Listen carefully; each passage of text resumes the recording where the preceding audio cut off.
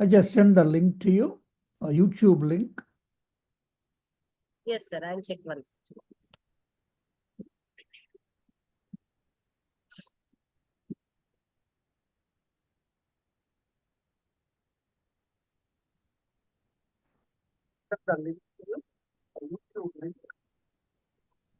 Yes, sir. I'll check once.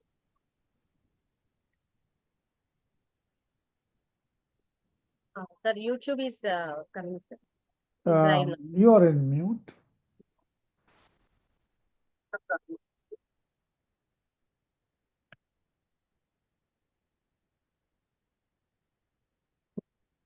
Okay, Yes, sir. Yes, sir. I can hear you now. Did you get the link for the YouTube? You may want to play it just to make sure that.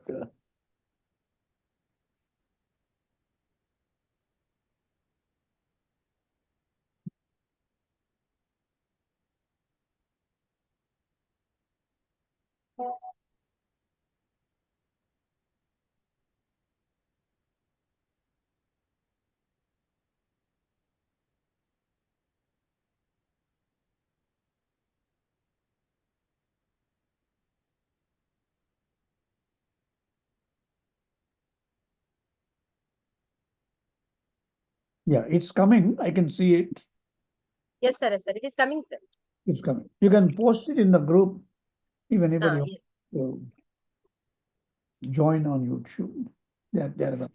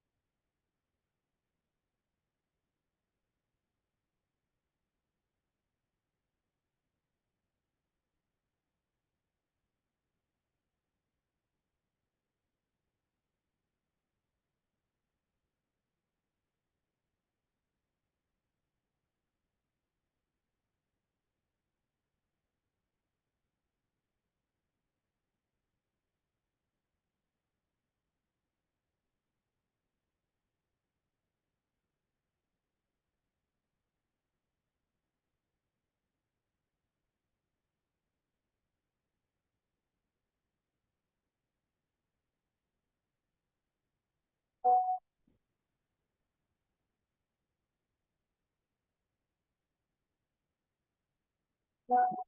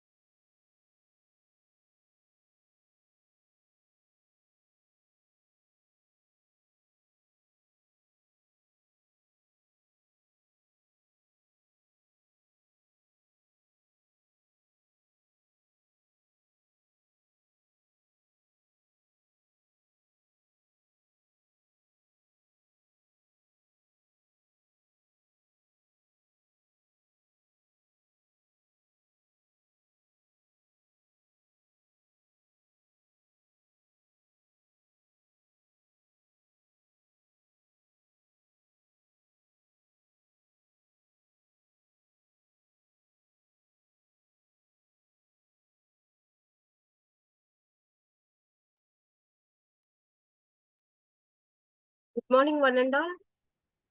I request college authorities and organizing team, if anybody are there in the meeting, please start the meeting. Already we are running out of the time.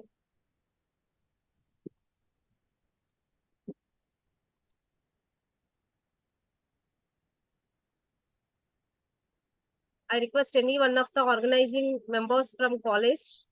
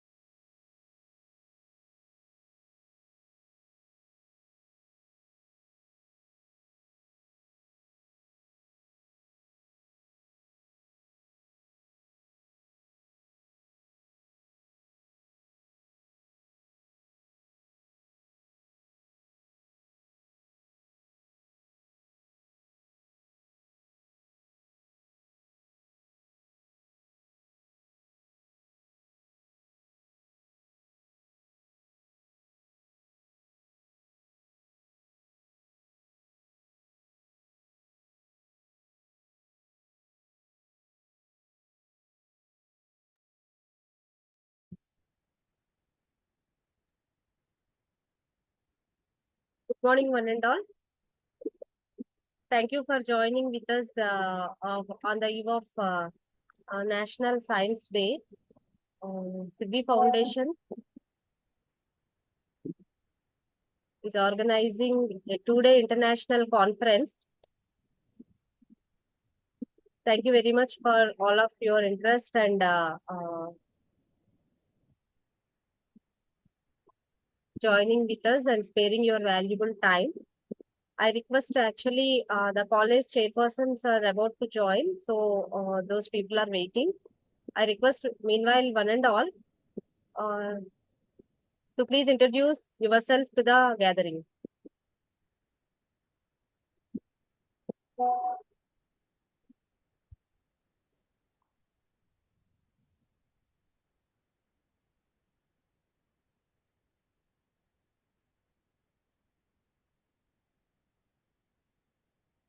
Yes, sir, Pradyumna, sir. Yeah, very good morning, ma'am. Myself, Morning. Pradyumna Keche. I am working as an assistant professor at P.R. Kote Patil College of Pharmacy, Amravati. And my qualification is in pharmaceutics. I have completed my M.Pharm in pharmaceutics from H.R. Patel Institute of Pharmaceutical Education and Research, Shirpur. Uh, Now I am currently working as an assistant professor. Uh, I have six six research publications, four review publications. Uh, Now I am currently joining with Dr. Aruna ma'am, and since the student, I have I have attended a plenty of conferences of SIDVI Foundation. So thank you very much. Thank you, sir. Thank you so much for your interest on academics and research. I wish you all the best to achieve many more things in coming future. Thank you so much. I request any another participants to please introduce to the gathering.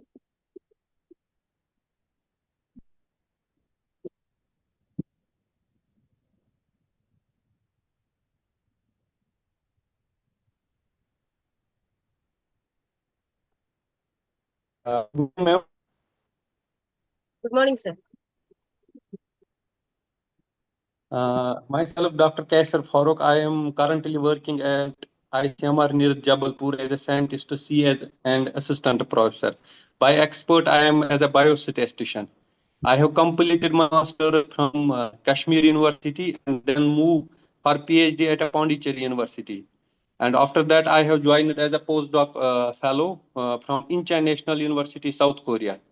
And currently, I am working in AI tools using in biomedical research. Thank you. Thanks a lot, sir. Thank you so much for being with us on this auspicious occasion.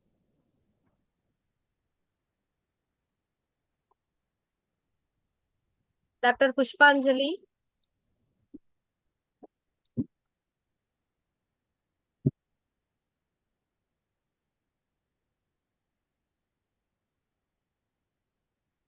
Dr. Pushpanjali, ma'am.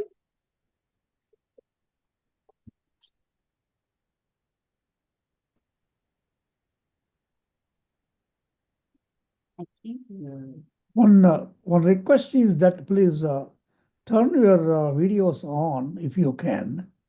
That way we know who is actually by the computer and who is not. Thank you. Now that helps.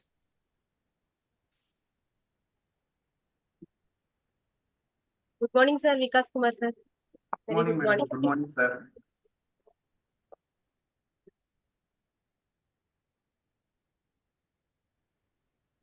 I request Dr. Pushpanjali, ma'am. Could you please introduce yourself to the gathering?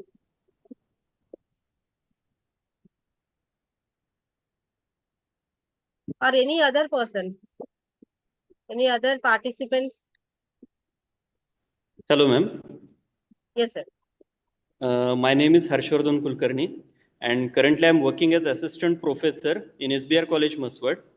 My subject is statistics, and also I'm pursuing my PhD in Dr. Babasaheb Ambedkar Marathwada University under the guidance of Professor Dr. Kavale, sir.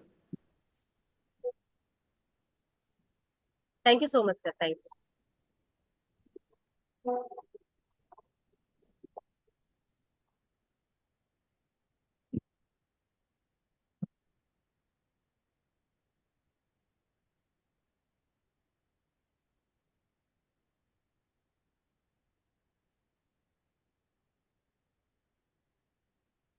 Our international speaker, Dr. Raiza ma'am, also joined with us. Welcome, ma'am. Very good morning. Welcome, ma'am. Meet all our eminent personalities of SIDVI Foundation. Professor Prakash Rao Kollaram sir from USA, he joined, ma'am. And Dr. Vikas Kumar sir from New Delhi, India. And Mr. Nagababu Abbaraju garu, our president, SSRD SIDVI Society for Research and Development. And some other participants from all corners of India, they have joined, ma'am. We are very much fortunate enough to have you as a speaker today. Thanks a lot, ma'am. Could you please introduce, ma'am, to the gathering and please say your greetings, ma'am.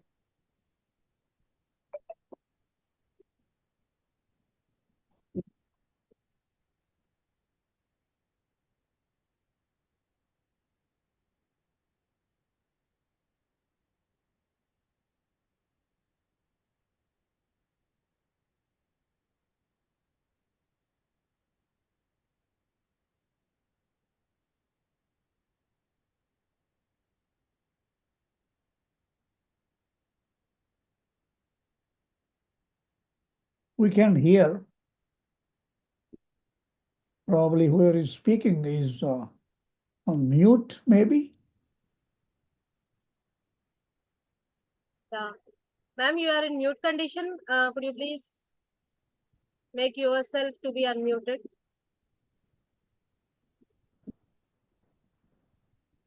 Introduction. Hello, Yes, ma'am. Yes, ma'am. Now you are audible. good ma'am. morning. Good morning. Good morning, ma'am. Good morning. How are you? I am Dr. Ressa Ma'am. from Medical University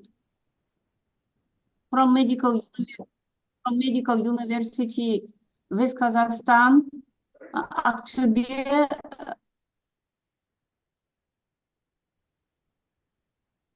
Could you please adjust your video, ma'am? I'm Slow it down. I'm professor internal disease, Department of Internal Diseases.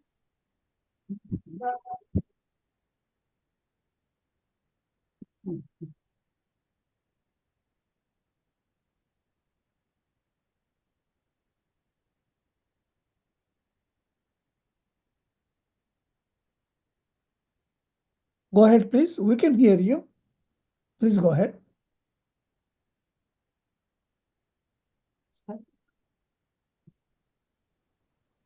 I am Dr. Ressa.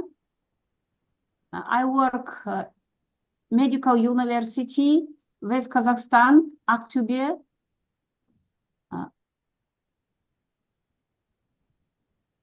I am professor internal medicine.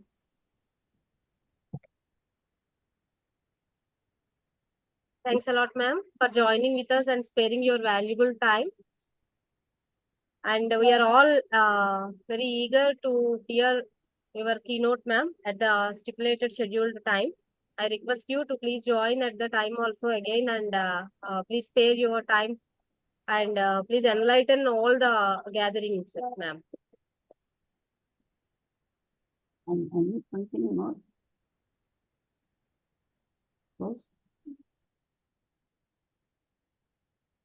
I request our Guru and founding member of SIDVI Foundation, Professor Prakash Rao Kollaram sir, please address the gathering for a while, sir.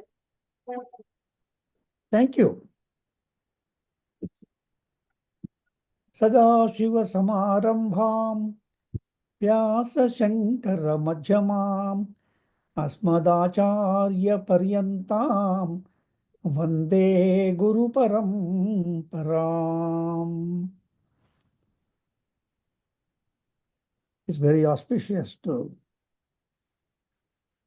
pray Lord Shiva, especially on the event of Shivaratri, a huge celebration in India we just had, not only India, across the globe. The meaning of this shloka, Sadashiva Samarambham Vyasa Shankara Madhyamam, that means starting from Lord Shiva, that is Dakshinamurti, who gathered all the rishis and taught them the letters, Akshara, Vedas, knowledge, the whole thing he gave to rishis and told the rishis to go to the world and teach people like you who assembled here, professors, teachers, and several of you who are students doing research, postdoc, whatever, or even in your undergrad or grad, you are all learning. And then eventually you will be teaching. One way or the other, you'll be teaching and contributing to the society. So that's the meaning of this very shloka.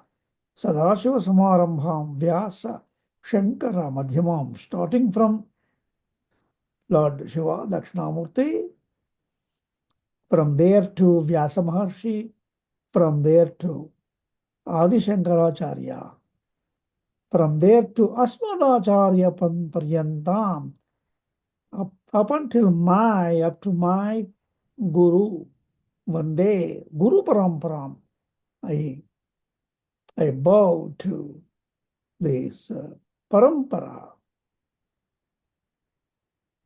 of all the Gurus. It is so delighting to be part of this conference, the 2-day conference, where researchers, inventors, innovators from all walks of life, from this multidisciplinary areas, they gather here on SIDVI Foundation's platform. Although many of you, including myself, I'm specialized in cybersecurity area, working in the United States, recently retired from the federal government in the United States about 3 years ago. Now I'm a freelance. So for all of us, there is a great platform that is SIDVI Foundation that we all are enjoying it and trying to accomplish what we would like to do. Those who do the research, you would like to present some papers. Those people like me who are in cybersecurity, I come here and give lecture on cybersecurity. There are so many people here from different backgrounds.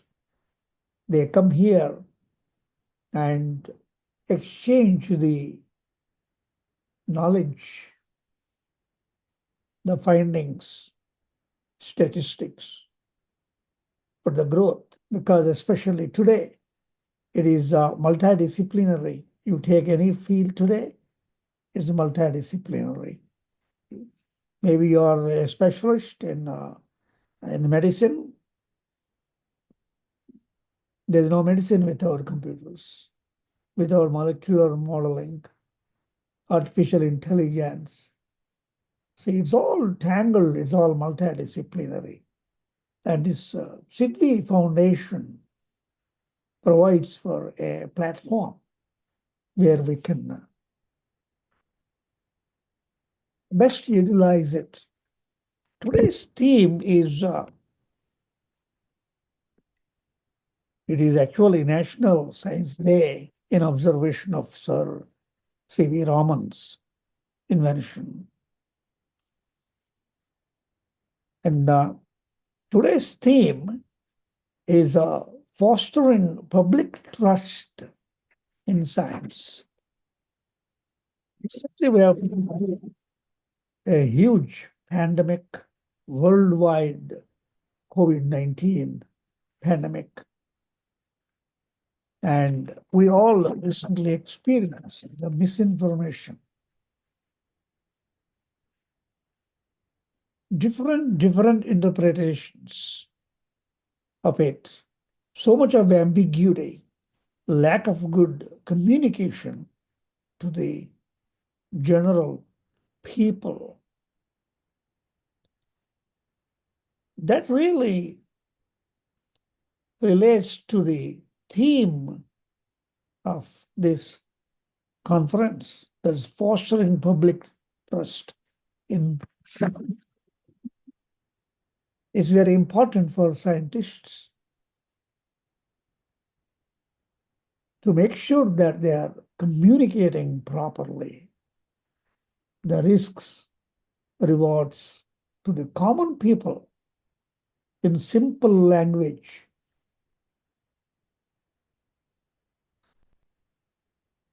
Scholars and scientists, they always talk to each other, but they don't talk to the common people. So one thing that there are many people here who are in university developing courses, coursework, and so forth.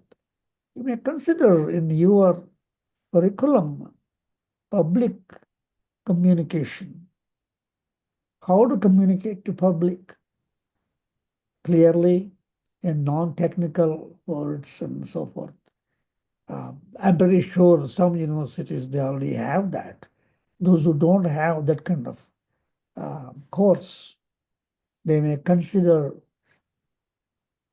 including it, if not in the regular curriculum, maybe through some seminars and that kind of extracurricular activities. Develop that particular faculty, which I believe is very important. And in the United States, there is a huge effort going on in that area, how to communicate to public. Having said that, I welcome all of you to the conference, a two-day conference, and hope you all enjoy and exchange your knowledge with one another. And don't stop it there. After the conference or during the conference also, after each presentation, ask plenty of questions. Take down the contact numbers, call them up, communicate with them, and see what you do in your research connects to other people. That way you take advantage of it. And we have a common person here right in the center, that is Dr. Aruna Kumari Nakella. You can contact her to get the information on anybody who is attending this conference and those topics, and then continue your discussions and get the maximum benefit out of these two-day conferences. Thank you so much. Thank you, Dr. Aruna Kumari garu. Thank you. Thanks a lot, sir. Just like Adi Guru, you are the Guru Brahma to all of us. So your blessings and your innovative talk to all these people, we can encourage ourselves to be active such type of events and such type of academic and research oriented programs, sir. Thanks a lot, sir. Thank you for your blessings also. Thank you, sir. Now I request Sujit sir, are you ready for the inaugural session, sir?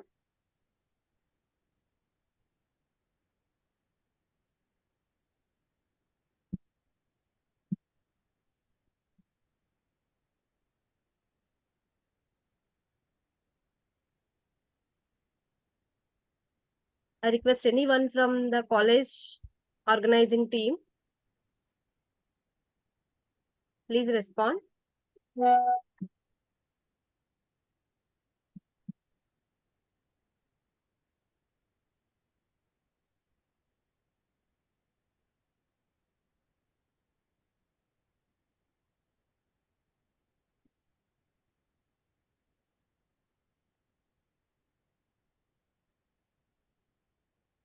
Looks like they haven't joined yet. There may be some issue at their end. Technical issue is possible.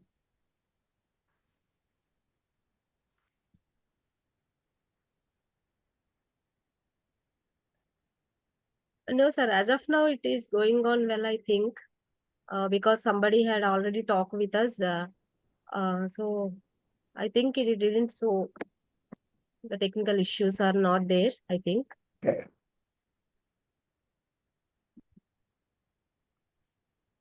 I request Dr. Vikas Kumar sir from New Delhi. Could you please speak a few words, sir, meanwhile, before starting the inaugural session? Good morning, ma'am. Good morning, sir. Good morning, sir. I'm Dr. Vikas Kumar here in National Institute of Agriculture Economics and Policy Research. I am a senior scientist in agriculture economics, and we are this institute is specially working on various agriculture policy issues of the farmers, and we are working on the national policies. What are different schemes agriculture schemes run by the government of India, and we analyze those schemes, how these schemes are working in the farmers field, what improvements are required so that we can increase the extension of these schemes and how we can make them better. So we analyze in a holistic manner from farmer to all the stakeholders involved in the scheme. Farmers, state level machinery, central level machinery, experts, different organizations. We collect the sample respondents, this data from all the stakeholders, and we guide make a kind of report and submit to the government, so that they can make an improvement in the scheme so that it will go little more better. So this is, and I have worked on the especially Pradhan Mantri Fasal Bima Yojana, and the impact of innovative farmers. What are the different innovations are done by the farmers? This is wonderful innovations done by the farmers, and because we cannot find the solution for each the issues in the villages. So we encourage the farmers to find the solution for their problems, and we promote them that the fund required by them, how they can promote their local environment. So we have worked on those small innovative farmers. Their innovations we have collected and documented. We have collected the information from the farmers, what support they want from the system, administration, so that they can work more for their locality.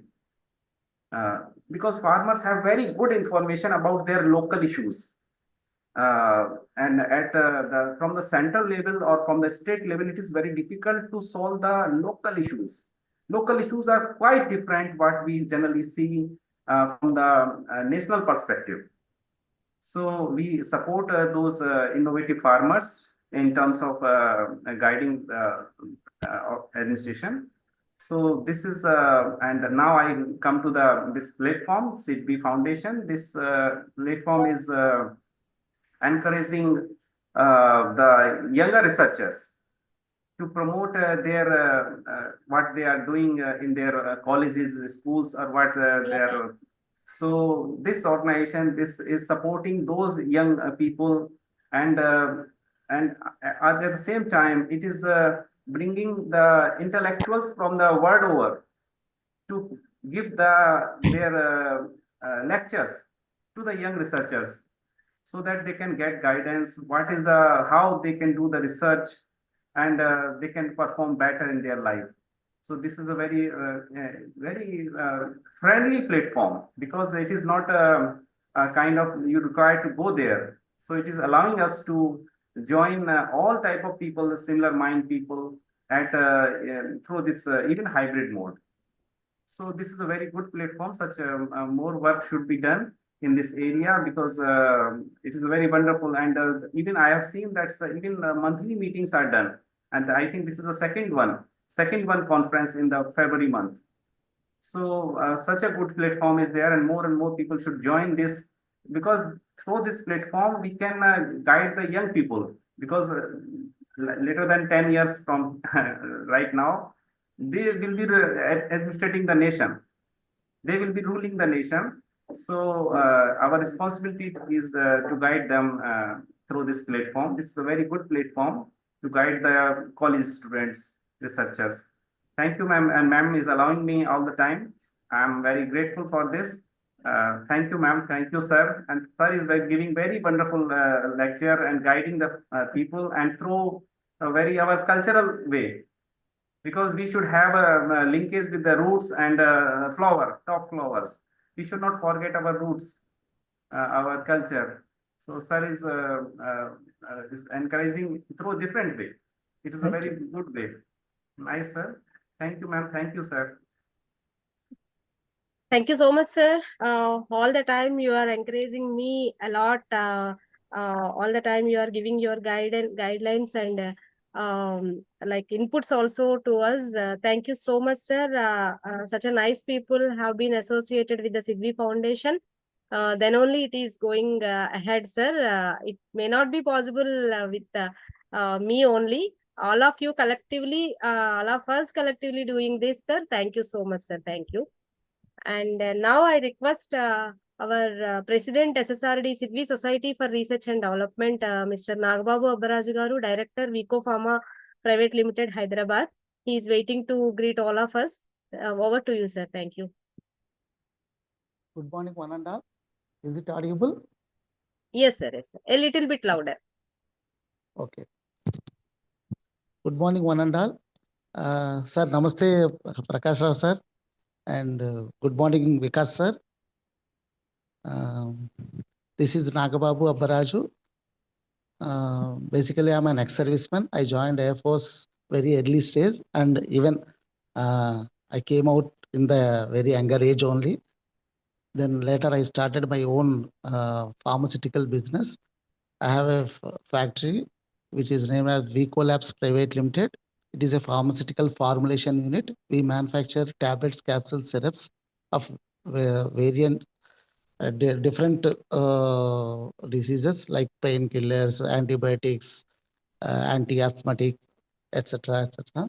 But today I came to know that this conference is related to pharmaceuticals also. Very nice that actually I'll be going to my factory today. I have visit, so in between I will join, and if possible, I'll I'll try to show the factory to the students whoever is there in the meeting.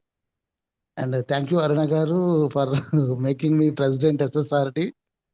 And yes, I will do my duty, whatever I can to support to the, as Vikas sir told that after 10 years or 15 years, these young people will come and occupy our seats. So surely this is the right time to encourage those students in this way, whatever we can. Okay, thank you, ma'am. Thank you. Thanks a lot, sir. Thank you so much. And Prakash Rao, sir, in 2024 August, we both came Hyderabad, sir. I came to Hyderabad, and along with Nagababu Garu, we both honored you, sir, there in the Telugu Grandhotsavam. Did you remember, sir? From that day onwards, Nagababu sir is very fond of your like commitment towards encouraging young minds, sir. Thank you, Both thank of you.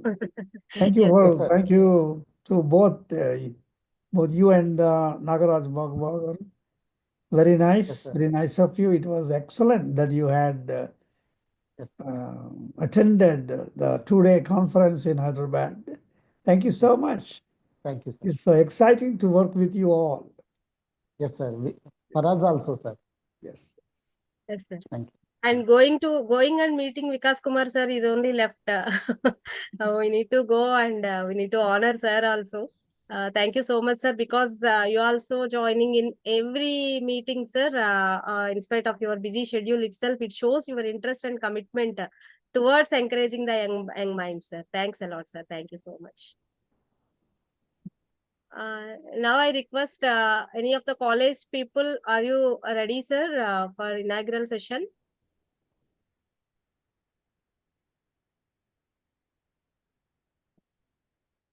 I request any of the college organizing team, please respond.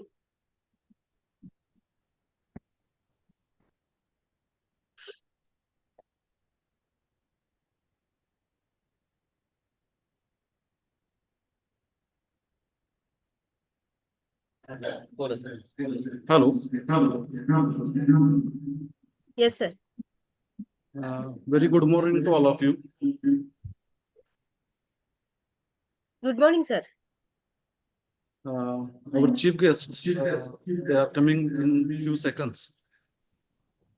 That is why we are waiting for them for inauguration of this function.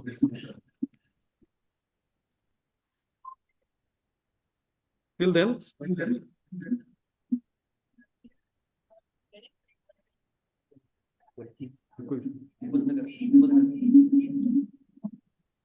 Hello? Hello? Hello?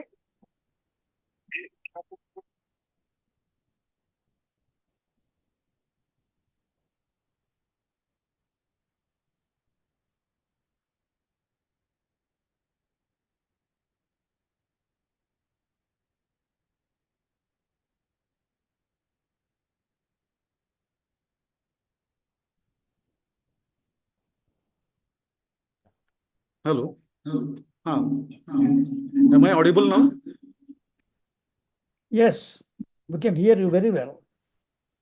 Good morning and welcome to all ladies and gentlemen and esteemed colleagues and honored guests for this particular International Conference on Science and Technology for Sustainable Development. We are having this particular conference in collaboration with the SIDVI Foundation.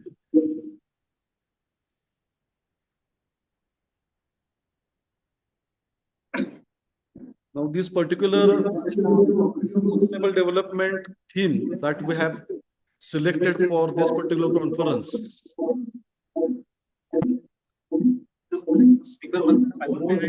selection is all we are now in the cutting edge of biotechnology and as well in agriculture sector. We have artificial intelligence. All these points considering or having in our mind, we have selected this particular theme, that is science and technology for sustainable development. We know well the role of science and technology in this endeavor cannot be overstated. The renewable energy sources are becoming affordable, more affordable and accessible, leading us closer to the sustainable energy future. As well, we reminded that sustainable development is not merely an aspirational goal. It is one of the most significant imperatives of our age. In this 2 days conference, we will listen to different delegates from India and from outside the India also. In these 2 days, we will listen different delegates, resource persons regarding sustainable development.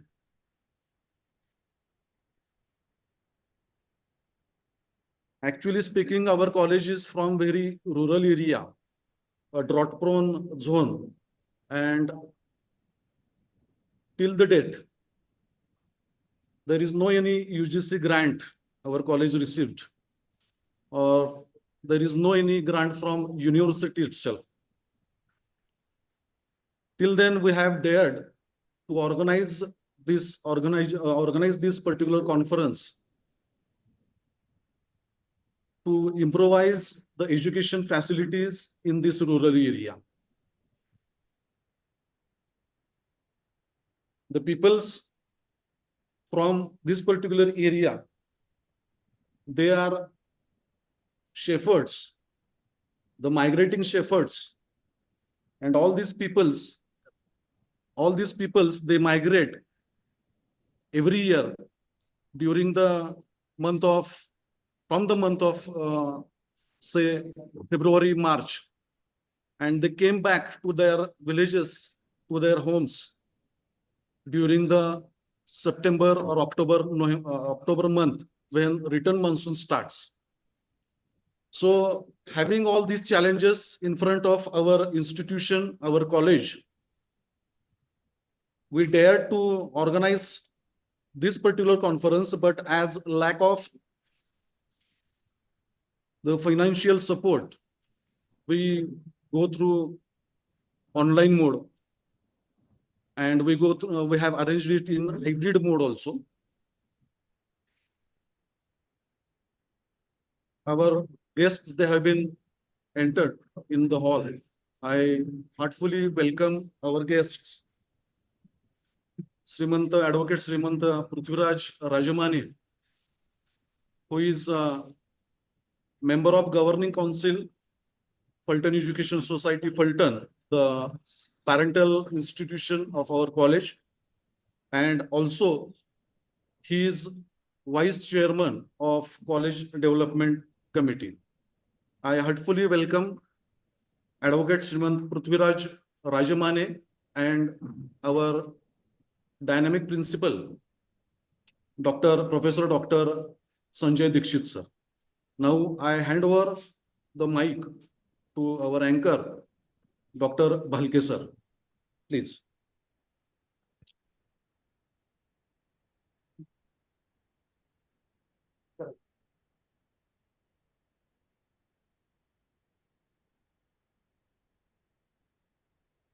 Good morning to everyone present over here.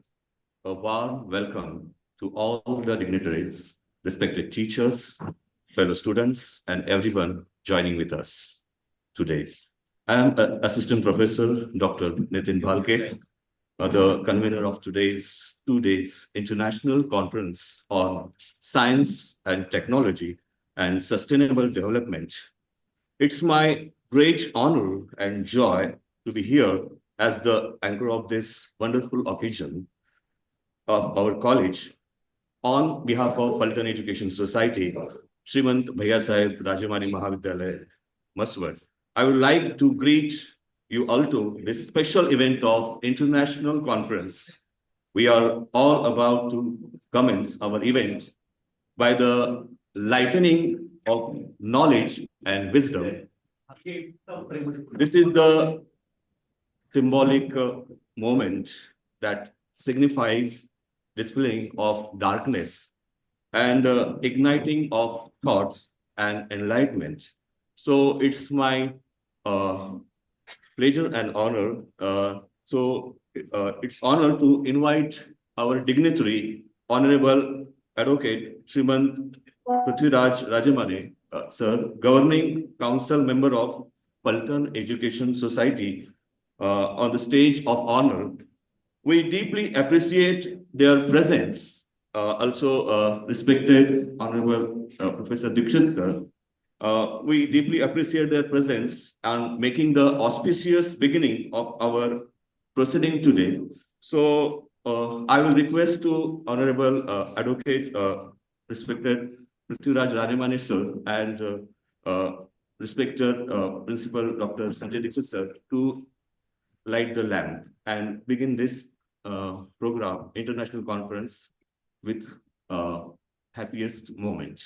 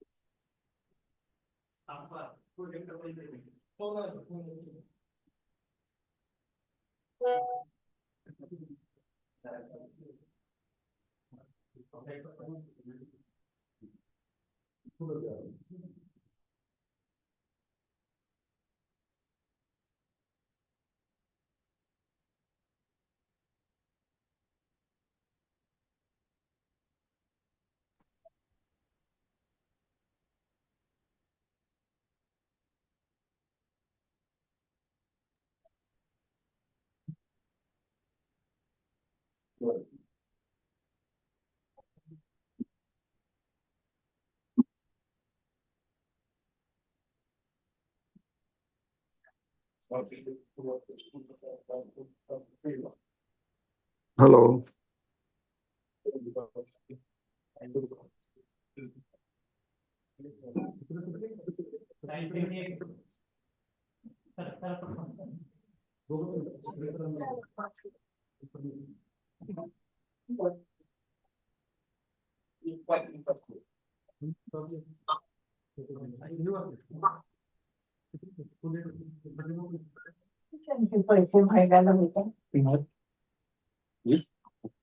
ही बाळ म्हणतात की गांगुलीला परत द्या, त्यांनी चुकीचं दिली. कारण मी त्यांना व्हॉट्सअपवर काल पाठवलं.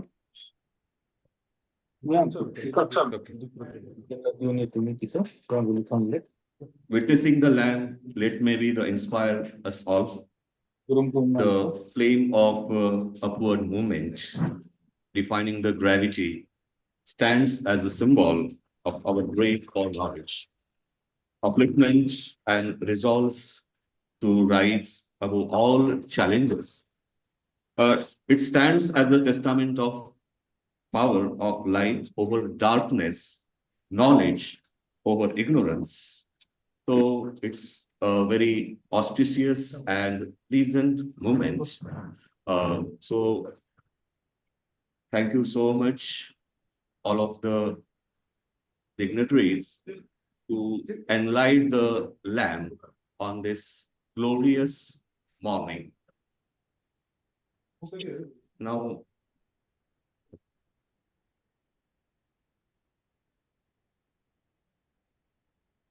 I will call on the stage all the dignitaries. Thank you so much.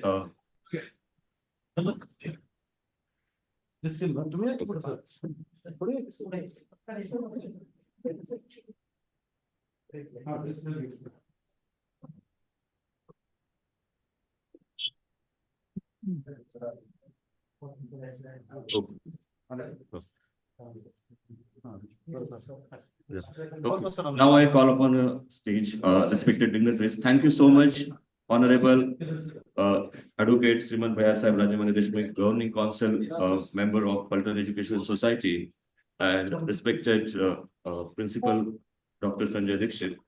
Heartfelt thanks to our esteemed guest, Honorable Advocate Shrimant Rajemane, on this auspicious beginning.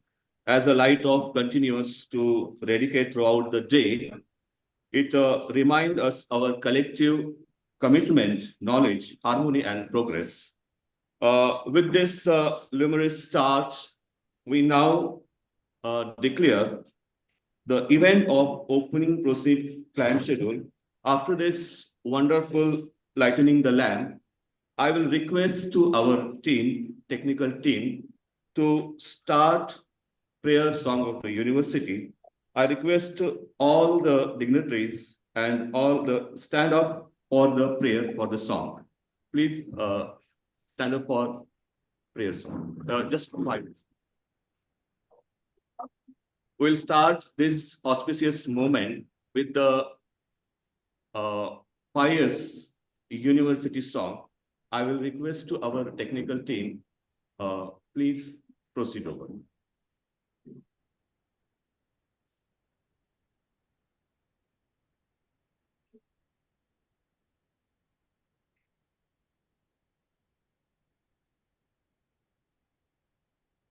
Music is the gift of God, and this is the pious song of our university. And we are very fortunate to university had introduced such a glorious song to all of us.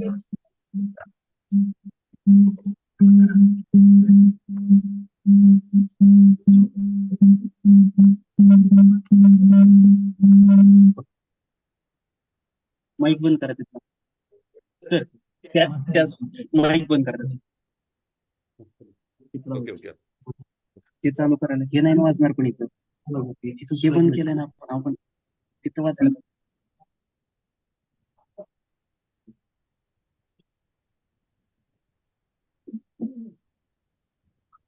Ausa एक चमचा अंग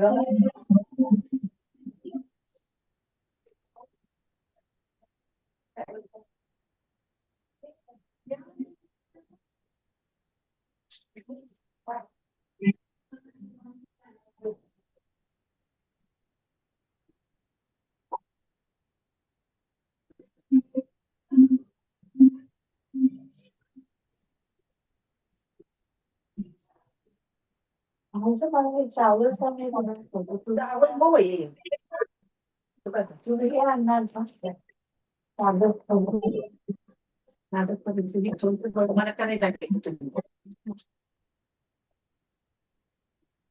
करायचं उपास येतं कोण खायला नाही चालतंय का हो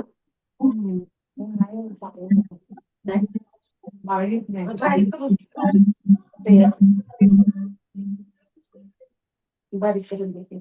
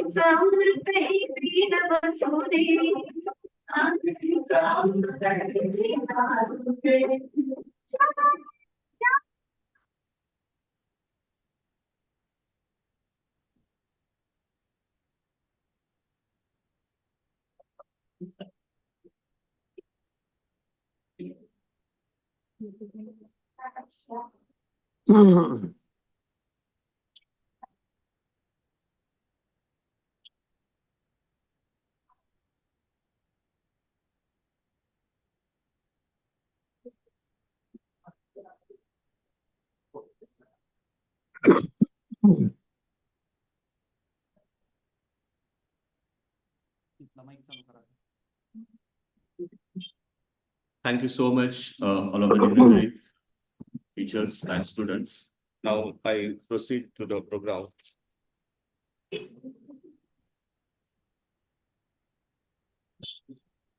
Now it's time to welcome the chief guest and guest of honor. I will, as it is an international conference, we are connected to the world, and so many eminent scholars are here. Among, I will first of all introduce of this conference the eminent guests we have got. Professor Srinivasa Rao, Senior Scientist, AVR Studios, Vadesa. Second chief guest, Sahiti Sri Prakash Rao, Polaram, USA. Third chief guest, Dr. Adam. He's an Educational Innovation in Science and Technology, Phnom University of Science and Technology, Ghana. Fourth chief guest, Dr. Veer Abhimanyu Kumar, Associate Professor, Environmental Education, DE, National Institute of Education, NCRT, New Delhi. Our next chief guest, Dr. Nagababu Abhimanyu. I welcome Dr. Nagababu also, President of SIDVI Foundation, and also a special invitees and distinguished guest speakers. I welcome Dr. Vikas Kumar, Senior Scientist, ICR, National Institute of Agricultural Economics and Policy Research, New Delhi. Our next chief guest, I welcome Dr. Kaustubh Kumar Shukla, Associate Professor, Department of Electronics and Communication Engineering, Great Noida, Uttar Pradesh, India. The next guest of honor, I welcome Dr. Jay Narayan, Head of the Department of Medical Lab Technology, Divine Mother College, Korkatu, Puducherry. Afterwards, our soul of institute, Honorable, I welcome heartily Shrimant Ram Rajanaik Nimbarkar, former Chairman, Maharashtra Legislative Council, Maharashtra, President of Halton Education Society.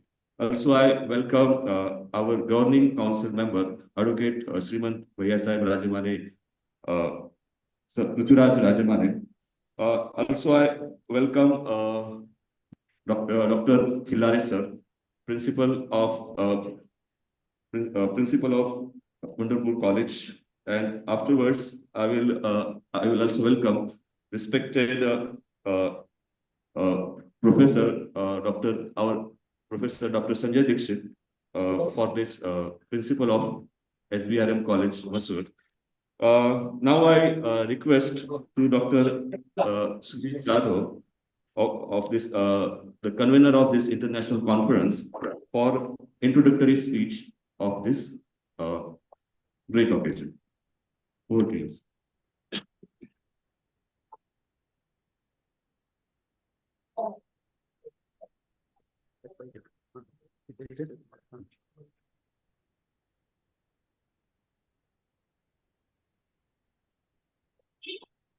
Good morning, all of you. Fulton Education Society, Fultons, Shrimant Bhaiyyasaheb Rajemane Mahavidyalaya Muswad, in association with SIDVI Foundation, Visakhapatnam, Andhra Pradesh, we have organized today's international conference on science and technology in sustainable development. This particular conference, we have chosen the subject sustainable development and the role of science and technology. Nowadays, we know well, the science and technology leads us to have an environment that will be helpful for the poor peoples as well as the entire world.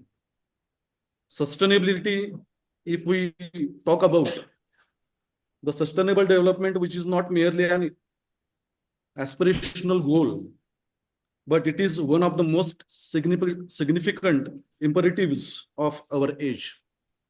This is as established by United Nations Sustainable Development Goals. We call to create a future that supports not just economic growth, but also social inclusions and environmental health. The role of science and technology in this endeavor cannot be overstated. Renewable energy sources are becoming more affordable and accessible, leading us closer to sustainable energy in the future. As our college belongs to a drought-prone zone, the agriculture in this area is a problem nowadays because of the scarcity of or availability of the water.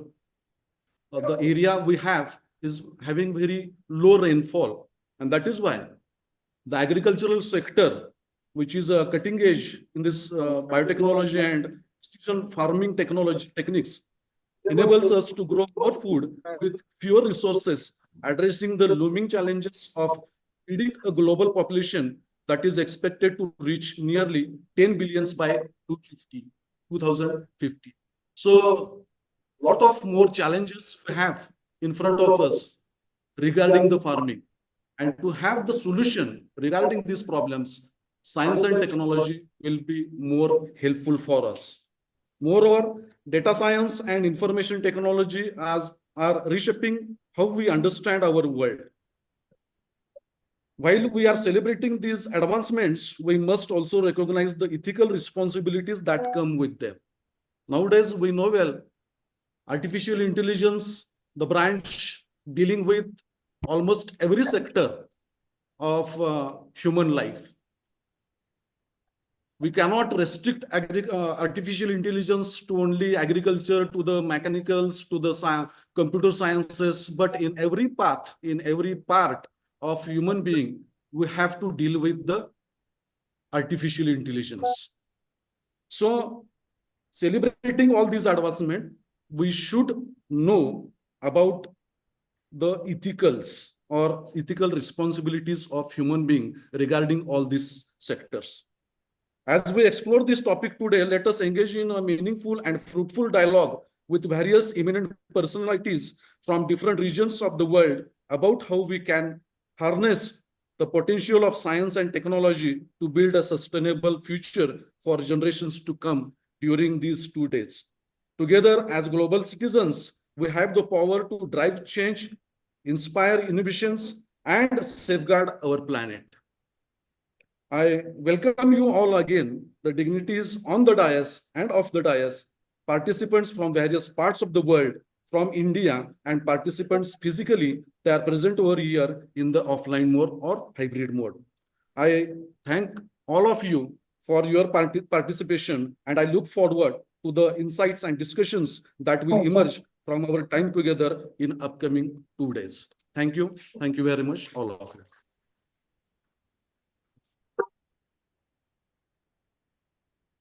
Thank you so much, respected Dr. Sujit Jadhav, sir. Now I will move forward, inviting our principal, Dr. Professor Dr. Sanjay Dixit for welcome speech. Before he reaches to the dais, let me briefly introduce our principal. He is serving at our institution from last 3 decades with a determination and broad vision to serve as an ideal teacher. He appraised himself from modest students to earn and learn scheme to the post of principal.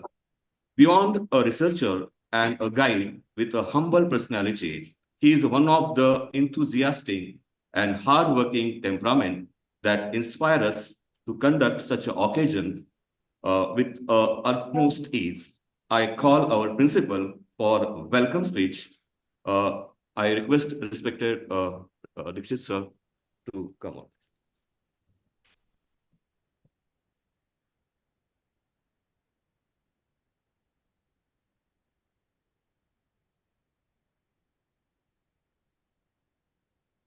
Good morning, all the dignitaries and participants present on this hybrid mode platform of International Conference of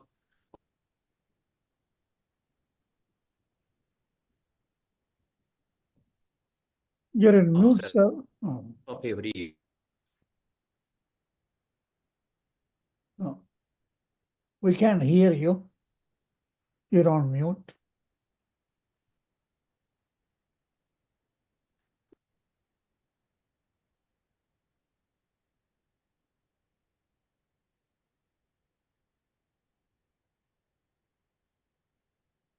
Please unmute yourself. We can't hear you. There's no audio.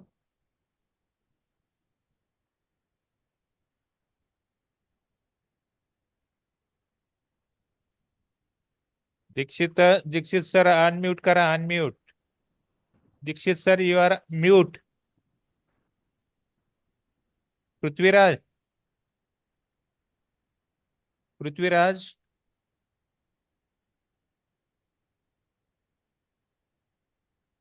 We cannot hear you. Please unmute yourself. Yeah, he is mute. Yeah, signal is okay. Now, I'm very much Dixit sir, happy you can to continue. welcome the academic scholars, especially Principal Dr. C.J. Khilare, former Dean, Faculty of Science, Shivaji University, Kolhapur, and Principal Sharashchandra Pawar Mahavidyalaya, Lonan, who is the keynote speaker of this conference, and the resource persons who are going to present their erudite views, who include Honorable Dr. Donkar, an international speaker, Dr. Pawanjit Kaur from Amaroha, UP, Dr. Dixon Adam from Ghana, Dr. Kaustubh Kumar Shukla from Greater Noida, UP, as well as Honorable Sri Amit Kulkarni, Senate Member, Shivaji University, Kolhapur, and all the dignitaries on the side of SIDVI Foundation. I welcome the invited chairpersons, Principal Dr. Bharat Shinde from Vidya Pratishtan's Arts and Commerce College, Baramati, Principal Dr. P.H. Kadam, Mudhochi College, Paltan, Principal Dr. Uttam Sahan, Agriculture College, Paltan, Principal Dr. Sagar Nimbalkar, Horticulture College, Paltan, and Principal Dr. N.G. Narve, Engineering College, Paltan, who are going to chair certain sessions. I'm delighted to welcome all the participants from various Indian states and also from across the globe. I welcome all the office bearers, especially Dr. Arun Nanak of SIDVI Foundation, Visakhapatnam, India, which is the knowledge partner today. I extend warm welcome to all members of organizing committee of my college, as well as the students who are in this August gathering. Let me share with you a few words about our management and the college. Paltan Education Society Paltan is one of the premier educational institutes in Western Maharashtra. It was established in 1952 by the visionary Shrimant Malojiraja Naik Nimbalkar, the erstwhile ruler of the princely state in India. At present, the society has more than 40 educational units, providing quality education to rural youth from KG to PG.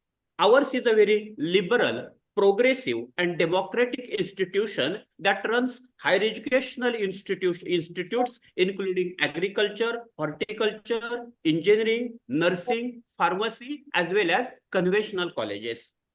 Shrimant Bhaiyyasaheb Rajemane Mahavidyalaya, Maswad was established in 1997.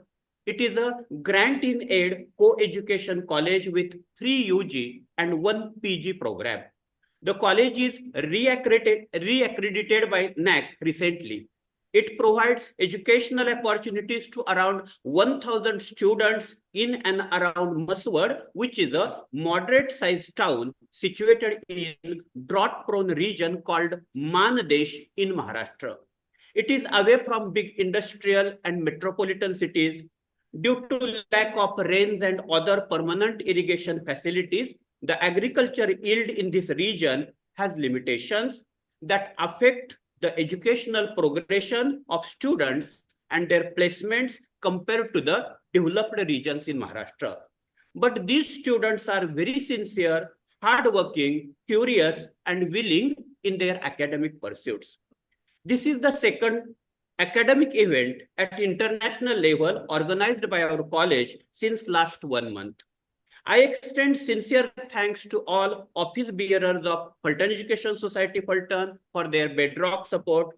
I congratulate Dr. Sujit Jadhav and the faculty of science departments, all the heads and their colleagues working in the science faculty of my college, as well as Professor Devendra Ranore, IQAC coordinator of my college, for the efforts taken for the organization of this academic event. For the second attempt also, we have received overwhelming response with nearly 150 scholars participating with paper presentations all around the globe. I'm sure that this will be a remarkable event in the history of our college. It will boost morale of other colleges and faculty members to organize such academic events and undertake interdisciplinary activities in such manner. I once again welcome you on behalf of the college and appeal to stay online and offline throughout the conference for today and tomorrow. Thank you all once again. Thank you.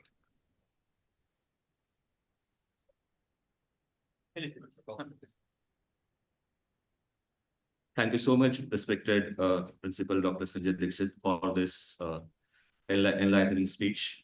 Now it's time to felicit to our chief guest. I will request to Advocate Rajemane sir to felicit our chief guest, Dr. C.J. Khilare sir, Principal, Sharat Chandra Pawar Mahavidyalaya, Lonat. Yes, with the auspicious hands of Prithviraj Rajemane sir. Sir, please.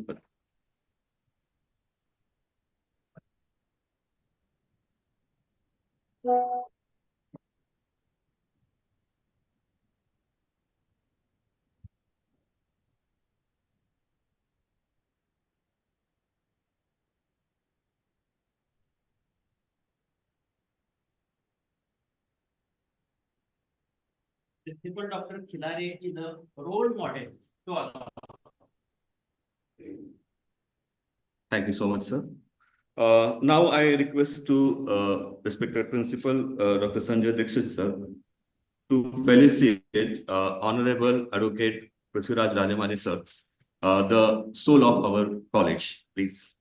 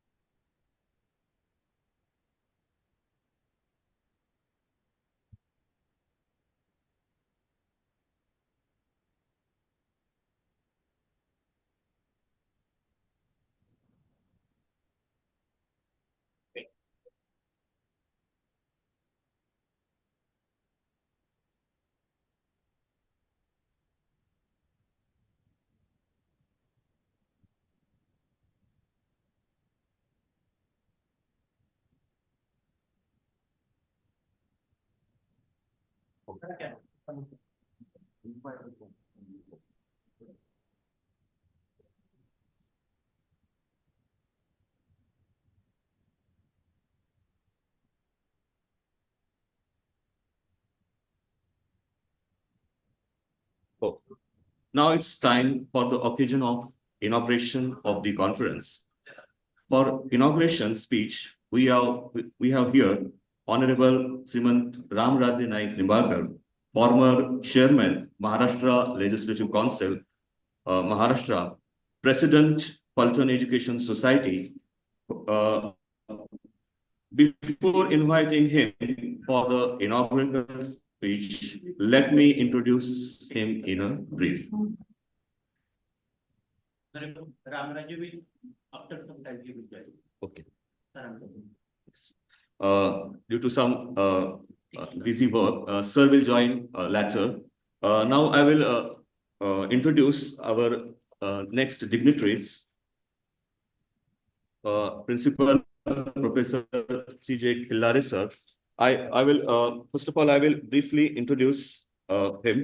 Professor C.J. Khillare, sir, is a principal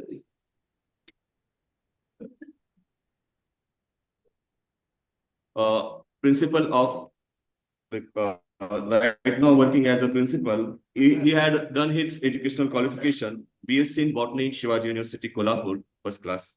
MSc in Shivaji University, Kolhapur, first class with distinction.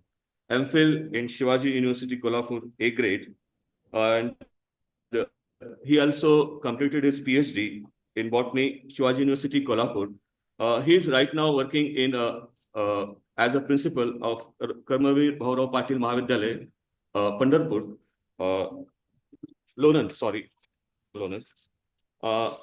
Also, he is a PhD guide, postgraduate teacher in Shivaji University, Kolhapur, Pune. I will request, he has 36 years experience for UG and PG for 25 years. I request Principal C.J. Khillare, sir, to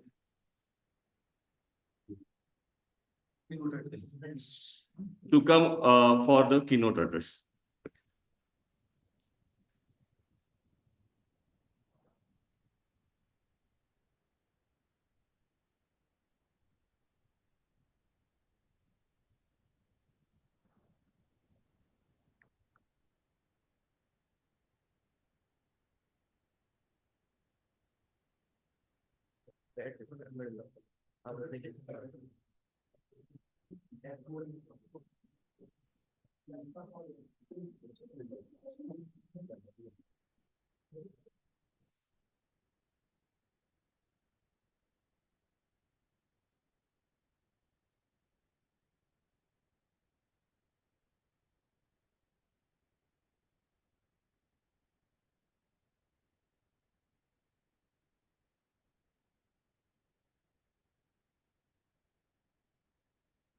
Respected Shrimant Raje Naik Nimbalkar, sir. On this occasion, we have Advocate Prithviraj Rajemane on the dais, the person who is working in the capacity of principal of this college, Dr. Dikshit, the coordinator of this international conference, Dr. Sujit Jadhav, all the faculty members of this college and the delegates who have joined this international conference on science and technology for sustainable development. And dear friends, it is an honor to be a part of this wonderful event. I am also delighted to have an opportunity to give the keynote address on the occasion of this international conference. First and foremost, I would like to congratulate you all that you are participating in this international event. Let me, at the very outset, put on record my congratulations to Principal Dikshit and his team. And I also give the best wishes to the entire members of this college for playing an important role to organize such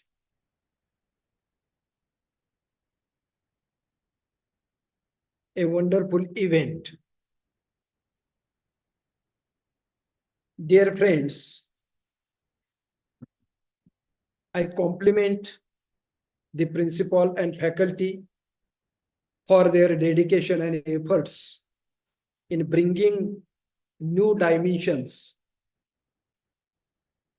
to bring the institute at national level, because recently this college has been accredited by National Assessment and Accreditation Council, Bangalore. Hence, once again, I congratulate all the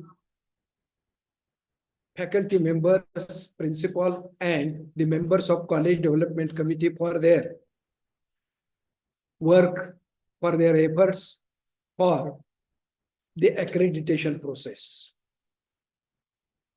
Dear friends, during last 250 years,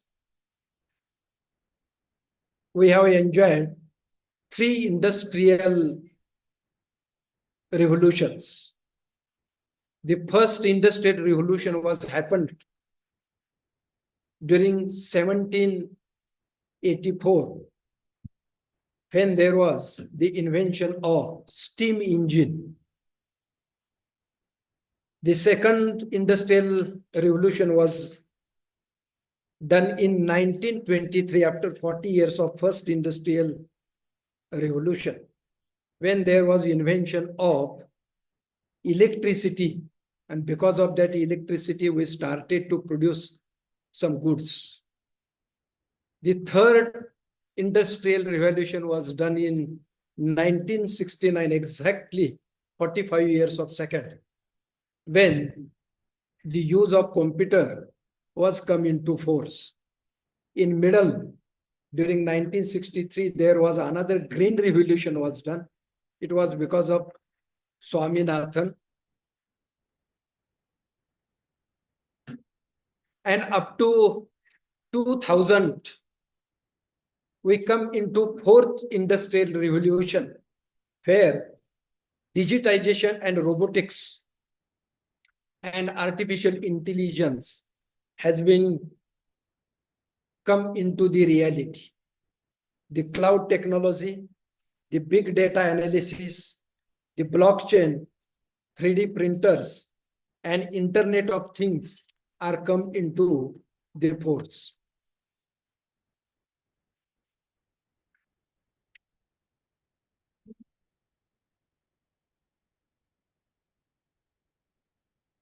Dear friends, agriculture is a backbone of our society.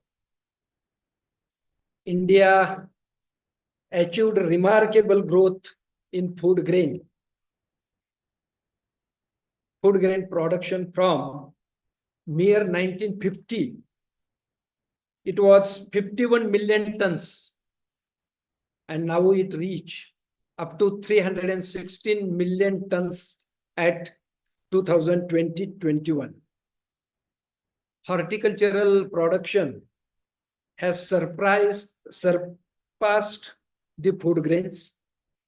In fruits and vegetables, the country achieved the production of 103 million tons in 1950, and now it goes around 200 million tons. And we occupy the second position in the world.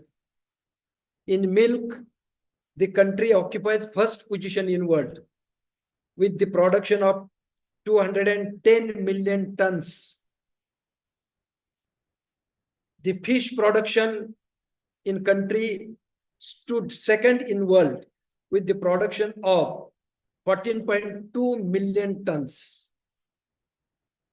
It is only because of the skilled human resources, that lead to generation of new technology, their refinement and dissemination, the sound government policies and high receptive of farming community.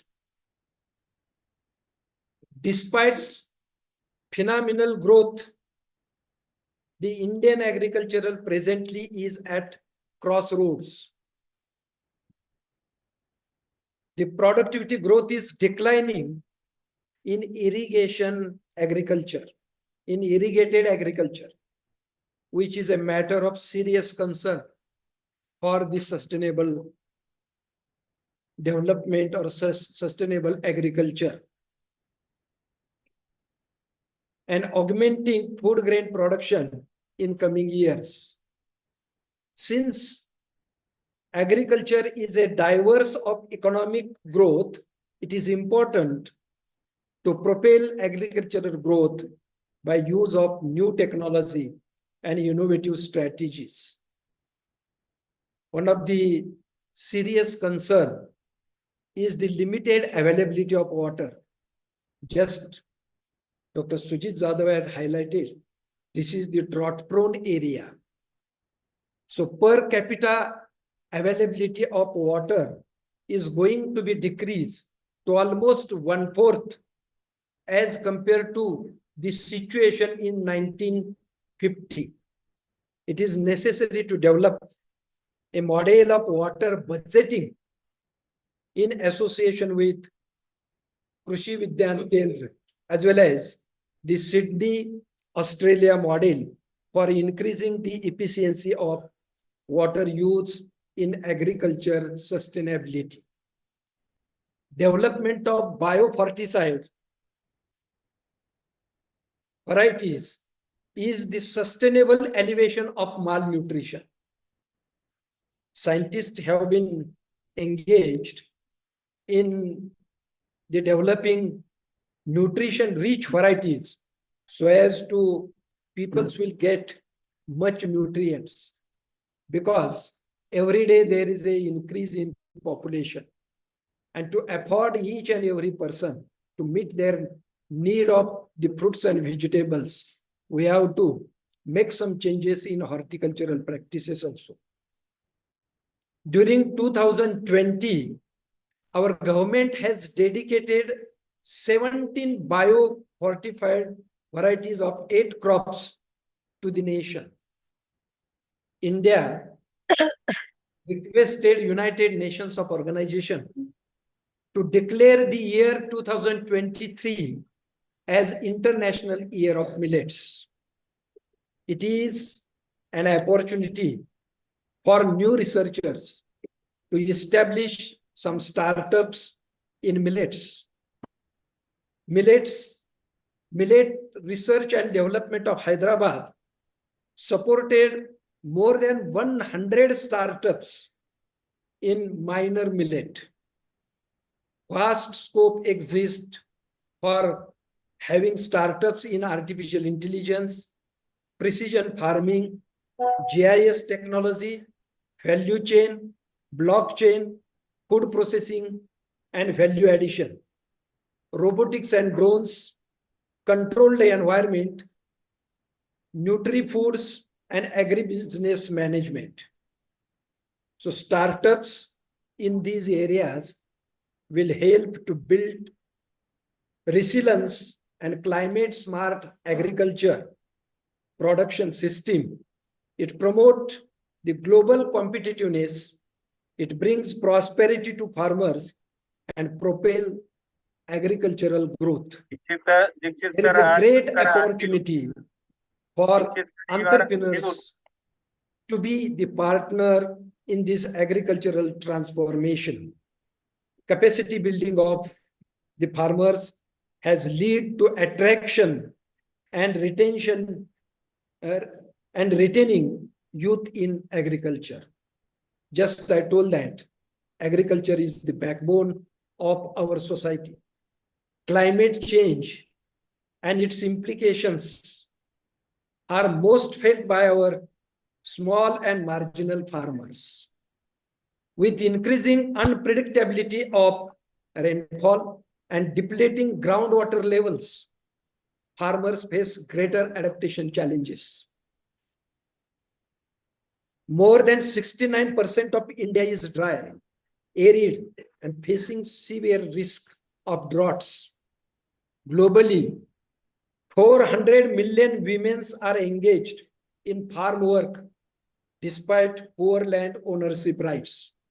Dear friends, 85% of rural women in India are engaged in the labor-intensive processes of farming, such as sowing, winnowing, harvesting, etc., with limited access to approximate technology, finance, skill, and policy making. So technology innovations have to happen to make small holding farming attractive and remunerative active, especially for the many women engaged in it. Financial products need to be synced with the needs of women and other marginal farmers. Another big challenge that we are facing is the biotic stresses, including insects, pathogens, nematodes, and the weeds that limits the realization of yield potential of croplands. It is also linked with climate change, the changing agricultural practices, the environment, and more intensive cropping pattern. Croplands over the coming years will be threatened by completely new strains of pests and diseases.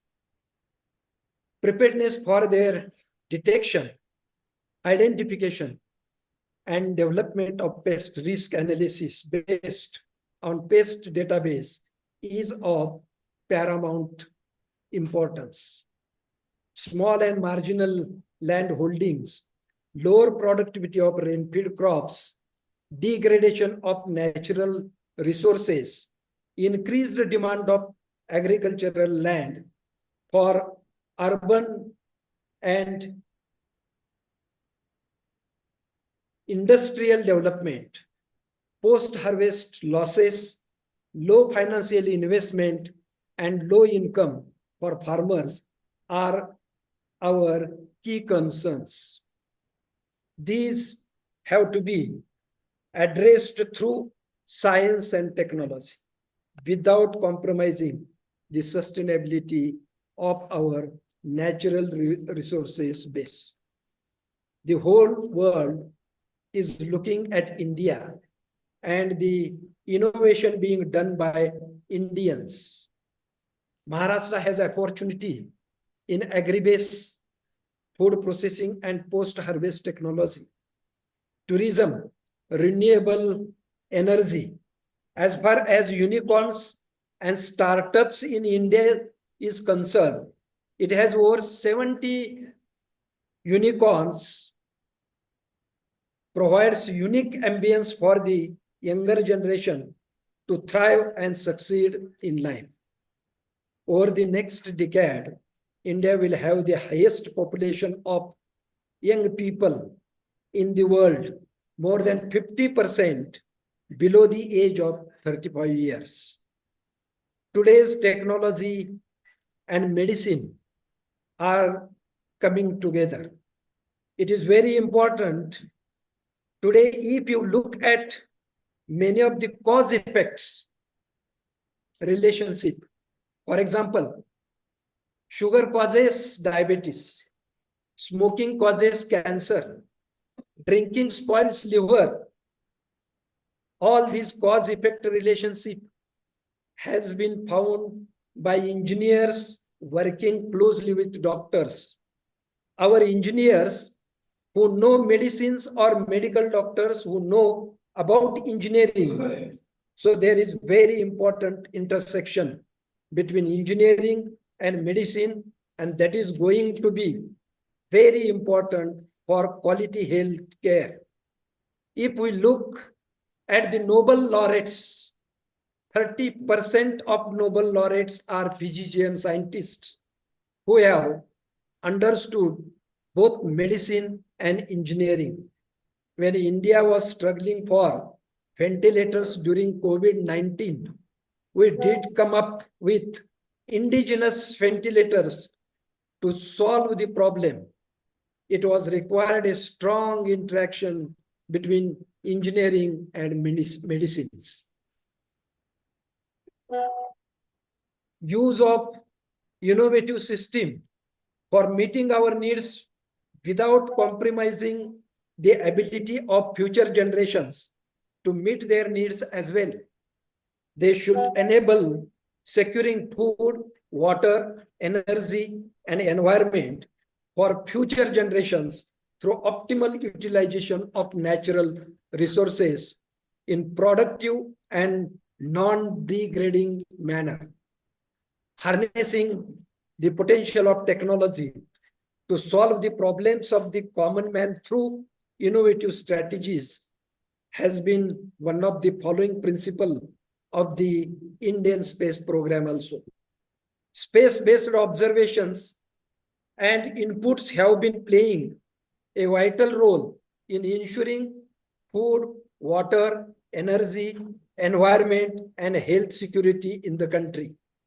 Indian satellite provides inputs for observing or mapping of air quality, land use cover, forest cover, wasteland, biodiversity characteristics, soil, waste management also. It will be helpful for decision making for wasteland, watershed management, climate change research, forecast, pest management, and cropping pattern.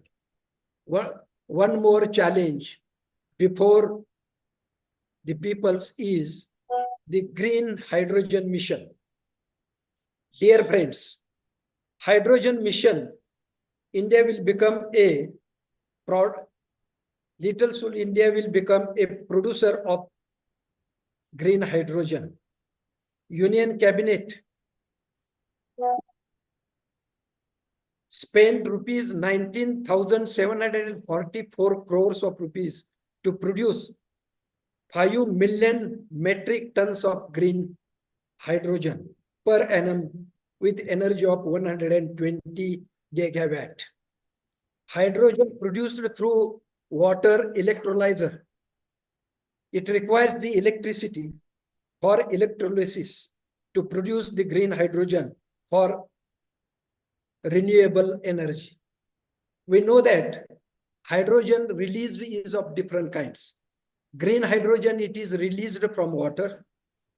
Gray hydrogen, it is released from diesel and petrol.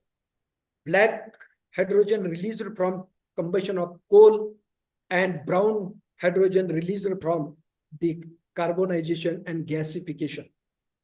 It is expected to save $12.5 billion from the fuel imports, averting 50 million metric tons of annual emission of carbon dioxide.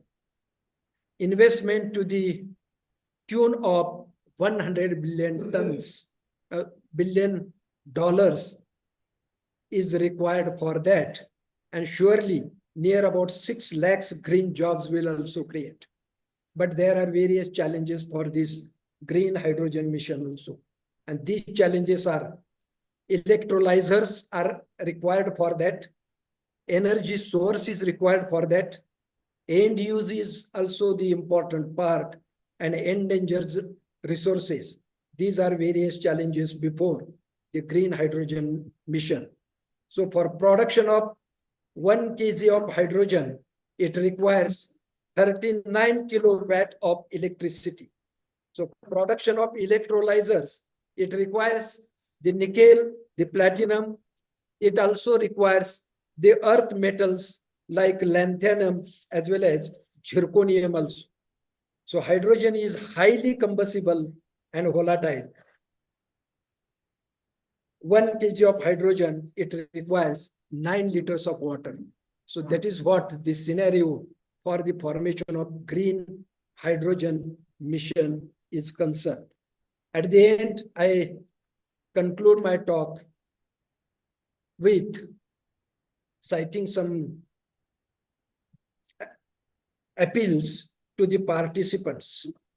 Dear participants, the knowledge that you will get or you will acquire from this international conference will only become significant if it is utilized for the benefit of the society.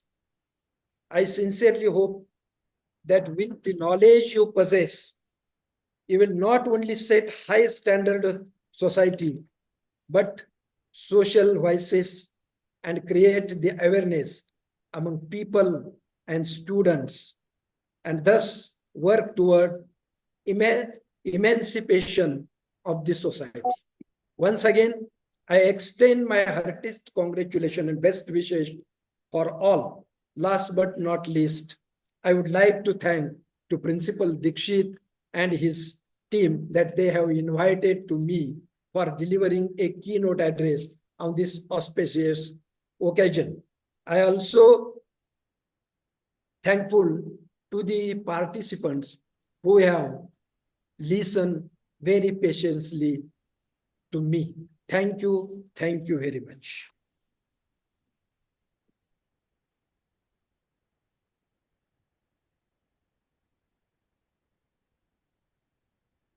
Thank you so much, Honorable Principal Dr. Hilary, sir, for this insightful keynote address. Sir, you had given us very valuable information regarding sustainable development. Once again, thank you so much, sir.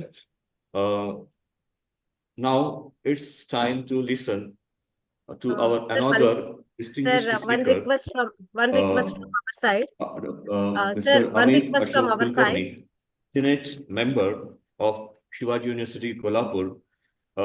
Before inviting him to deliver the distinguished speech, let me introduce him in a brief. Sir, sorry for the disturbance. Shri Ashok. Sir, sorry for the disturbance for a while. Sir, sorry for the disturbance.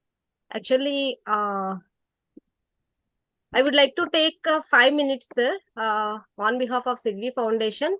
Our chief advisor, Professor Kollaram, sir, is waiting from USA. As it is the late midnight for them. So please give us 5 to 10 minutes for addressing the gathering. Sorry for the disturbance.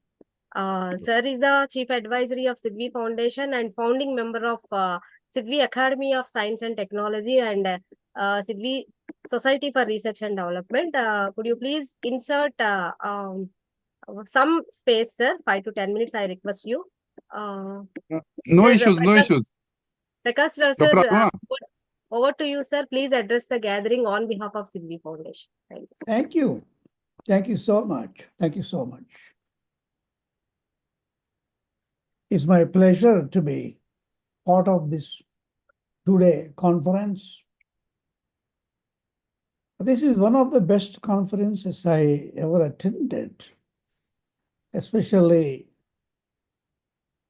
organized by SIDVI Foundation International, which is an excellent platform that brings the universities, students, scholars from India and other countries. And this platform provides a place for sharing wealth of information, wealth of knowledge. And I personally thank the hosting education institution today, which is facilitating a form of synergy, which is extremely essential, especially in today's environment, which is global in nature. If we go back about 50, 60 years ago, our educational institutions, the knowledge sharing was more localized. In Osmania University campus, for example, where I am a graduate from, the knowledge was very, very much limited to that. But today, it is all global. Sitting in India, as previous speakers mentioned, in a remote part of Maharashtra. And here I am sitting in the United States, near Washington, D.C., the capital city of the United States. We are exchanging ideas. So we came to that level today.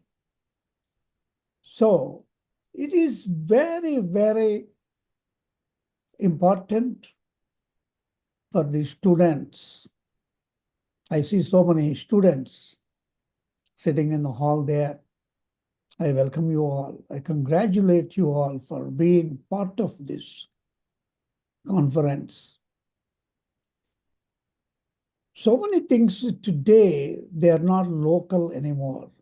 They're all global. And part of the globalization has risks and as well as rewards. So we need to be aware of those risks and rewards and maximize the rewards and minimize the risks. But how can we do that? That is with the knowledge, sharing of the knowledge. Learn what you don't know, because today the technology, the disciplines in any field, they became so much interdisciplinary. When I was attending school in India back in 1970s, it was mainly focused. If you are electronics major, main concerns was only electronics. But today, that's not enough.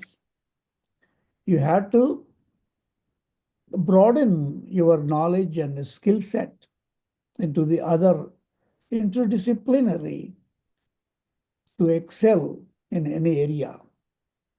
My field of specialization is cybersecurity. And I worked in the United States for the past 40 plus years. Cybersecurity for the past 25 years. And that is the value I bring to this, to the SIDVI Foundation. With all my knowledge in the management, administration, and technical specialization as cybersecurity. And today, you look at the banking industry, they have to use cybersecurity. If you have a computer, you've got to have cybersecurity. So it is no more just a solo, but it is interdisciplinary. One thing I wanted to offer is that after my retirement from the American government, I give lectures now at universities. Recently, I gave lectures at BITS Pilani Hyderabad campus and MS Ramaya Institute of Technology in Bangalore and SIDVI Foundation conferences and so forth. So I welcome any of the organizations, academic institutions participating in this conference to contact me if you want me to give a lecture to your students or faculty on cybersecurity, sharing my experience from the industrial perspective. I welcome you all again. And I thank again the university that is facilitating today's conference and tomorrow's conference as well. Thank you all. Thank you for the opportunity. Thank you so much, sir, for giving your wonderful insights to this two-day conference. Thanks a lot, sir. Thank you. And now I request Dr. Bir Abhimanyu, sir, please speak a few words for a while, sir.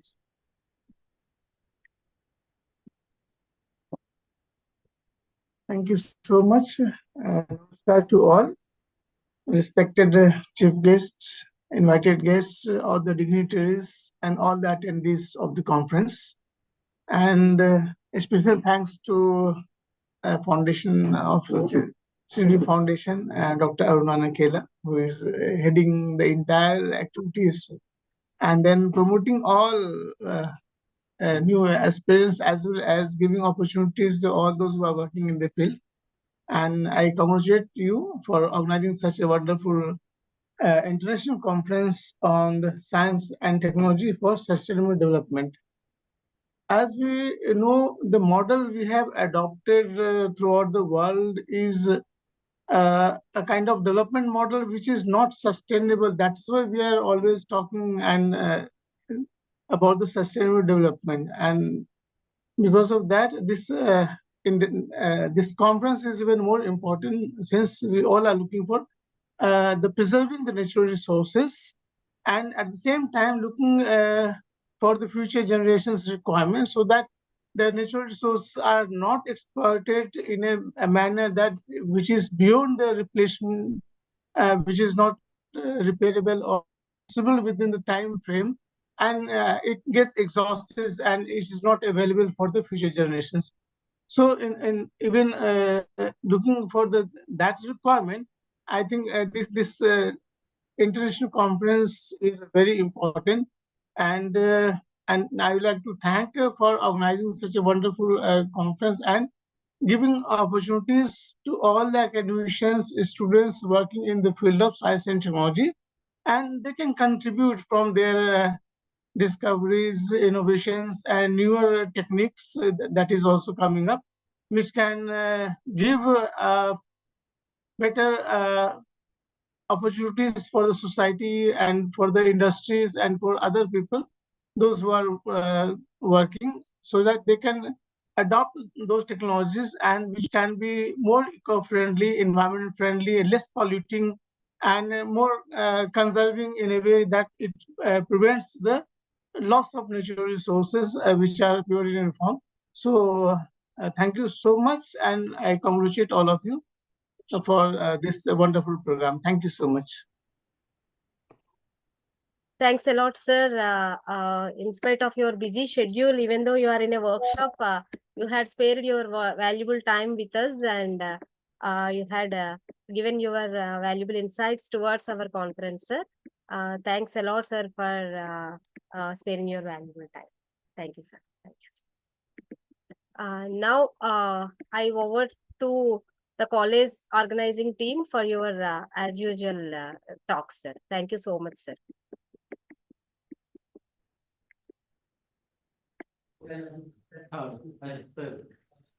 Thank you so much, Professor Gurudev, sir. And now it's time to listen another guest, distinguished speaker, Amit Ashok Kulkarni, Senate member, Shivaji University, Kolhapur, for distinguished speech. Before inviting him to deliver the distinguished speech, let me introduce him in a brief. Yes.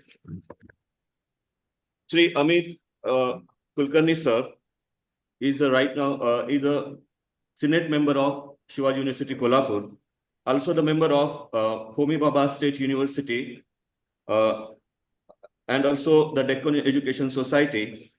He is also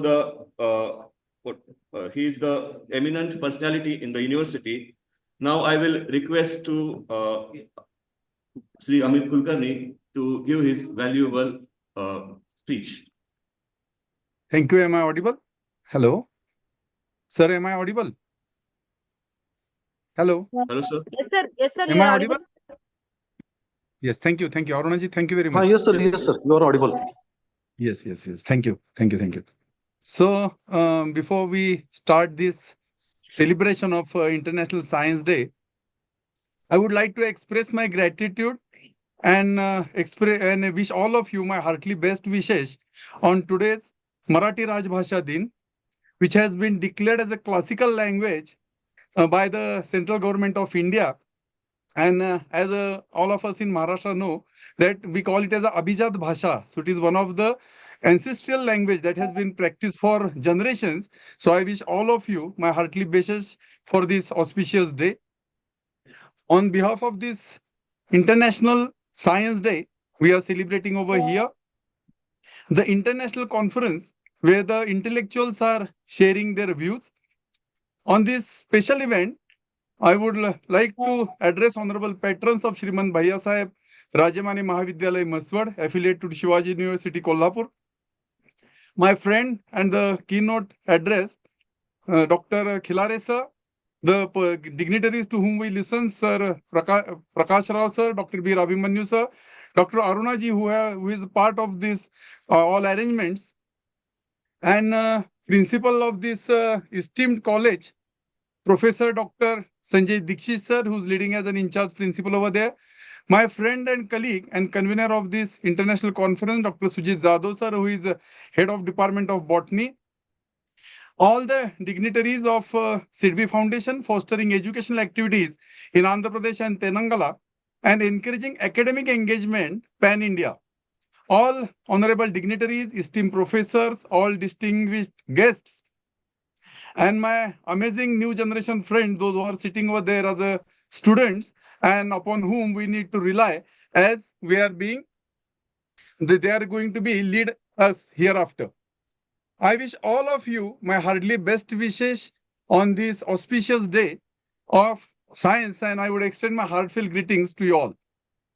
It is an immense privilege to stand before such an esteemed gathering of academicians and intellectuals to discuss a subject of paramount importance, and that is the role of science and technology in sustainable development. Over here, I would like to share my PPT, and I hope it is visible to all of you.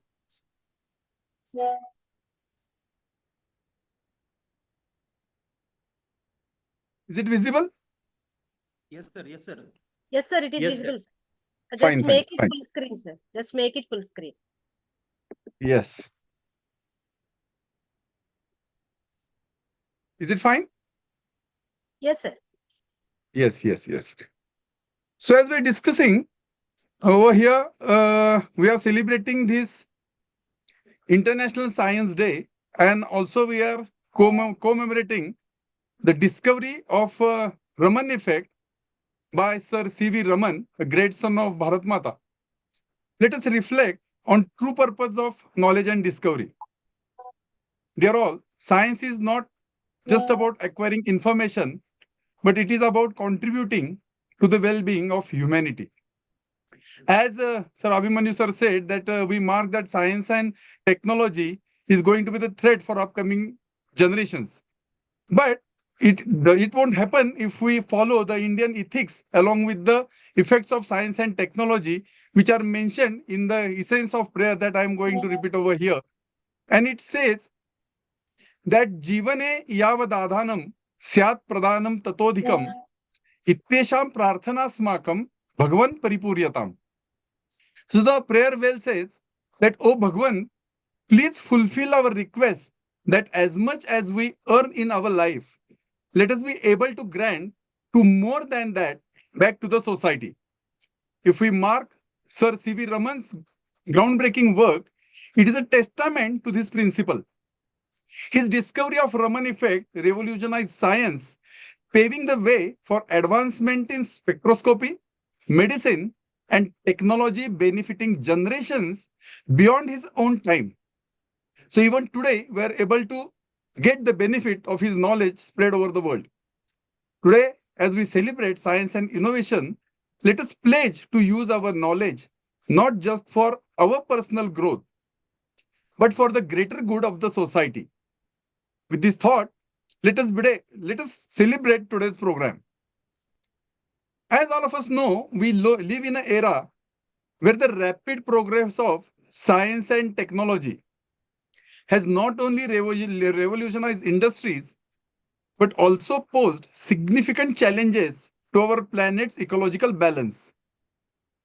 The fundamental question we must ask today is, how can we harness the power of science and technology to ensure a sustainable future for the generations to come? If we are going to live in this world, we need to live in such a way that we are going to hand it over this globe to our future generations. Given that this esteemed institution is located in a region facing a severe water scarcity, as mentioned by Dr. Khilare sir, and drought conditions even, this discussion must not be just for a theoretical purpose, but it is deeply personal and urgent even. We must explore how science and technology can provide tangible solutions to our local community while fostering broader global sustainability. To illustrate the impact of innovation, let me share a story. Under the leadership of revolutionary personality, Shri Popatrao More, the people living near the area of Mandesh, all of them, we know him very well. He's a son of Hivre Bazar, a village in Maharashtra, where water resources were depleting rapidly. Scientists introduced AI-driven water conservation techniques, including underground reservoirs and IoT-based water monitoring systems. Within 2 years, along with the great participation of the residents over there, the village saw a 40% improvement in water availability. This transformation exemplifies how science and technology can directly impact our lives and bring sustainable change, especially in the drought-prone areas like Mandesh and some part of Satara district. Over here, let us try to understand what we mean while we are proceeding as a sustainable development. As a definition, we can say that a sustainable development is a holistic approach that aims to meet the needs of the present without compromising the ability of future generations to meet their own needs. It integrates economic growth, environmental stewardship, and social equity with a unified framework. Science and technology serve as the bedrock of this. This is a transformative journey. Even considering the scope of this subject and time allotted me, I would like to prefer to focus on 5 key aspects, as the role of science in sustainable development is a vast area, but considering the view and the approach of this international conversation, I would like to focus on 5 important elements. So, first thing is water conservation and management. As like local, it is even a global challenge. Water scarcity is one of the biggest global challenge, and for the regions like ours where we reside, it is an immediate crisis. Science and technology have provided innovative solutions such as desalination, rainwater harvesting, wastewater treatment, and smart irrigation techniques even. The integration of IoT-based monitoring in water conservation ensures that this precious resource is efficiently managed for both urban and rural populations. As an example, we can mark that Singapore has pioneered water recycling with its New Water program, which treats wastewater to the potable standards. Significantly, it has reduced its dependence on the imported water. Even for our region, we need community-driven initiatives. The participation of community is the most important factor in every activity we do as our college. And that initiatives can be implementing rooftop rainwater harvesting systems in every educational system, institutions, and even awareness in the public at large. Developing AI-powered leak detection systems in the interest of local body for municipal water pipelines. So this would help local body to mark its lacuna, and we can encourage for the better situation for its performance. Even we can encourage farmers to adopt drip irrigation technology, reducing water wastage by up to 60%. As educators and students, even we have a role to play. Can we pledge today to initiate a local water conservation project as a part of our academic commitment to the sustainability? Second thing I would like to touch is renewable energy and green technologies. The dependence on fossil fuels has led to climate change and ecological imbalances that we call as a threat. Scientific advancements have given us alternative resources of energy. It is solar, wind, hydro, and bioenergy. Innovations in battery storage, smart grids, and energy efficiency have made renewable energy more accessible and even cost-effective. As an example, we can mark over here that in Morocco, the Noor Quadrazet solar complex, which is one of the largest solar farm in the world, powers over 1 million homes. Locally, what if our college becomes the first in the region to be fully powered by solar energy? I won't suggest that the institution should take this financial burden, but such activities we can get completed by the participation of CSR even. Initiating a campus solar project could not only reduce costs, but also serve as a live educational experiment for the students. Smart agriculture is one of the important factors in this total revolution. Addressing food security in arid regions, it is priority part. With growing water shortage, agriculture suffers the most. Science has introduced precision farming, genetic engineering, organic farming, and hydroponics to enhance agricultural productivity. AI-powered monitoring tools can optimize resources, its utilization, ensuring minimal water wastage. And as an example, we can look the performance of Netherlands, that despite its small size, Netherlands has become the second largest food exporter in the world by adopting high-tech farming solutions. For our region, introducing drought-resistant crop varieties can be one of the better solutions. Conducting workshops for the farmers on IoT-enabled soil moisture monitoring can also be the second part that our college can play over there. Setting up hydroponic greenhouses on campus as an educational and research model is one of the parts that our college can contribute for our area. Always it is a very, what we can say, very burning issue, that climate change mitigation. We are marking that overall the climate change is taking place in a very rapid manner.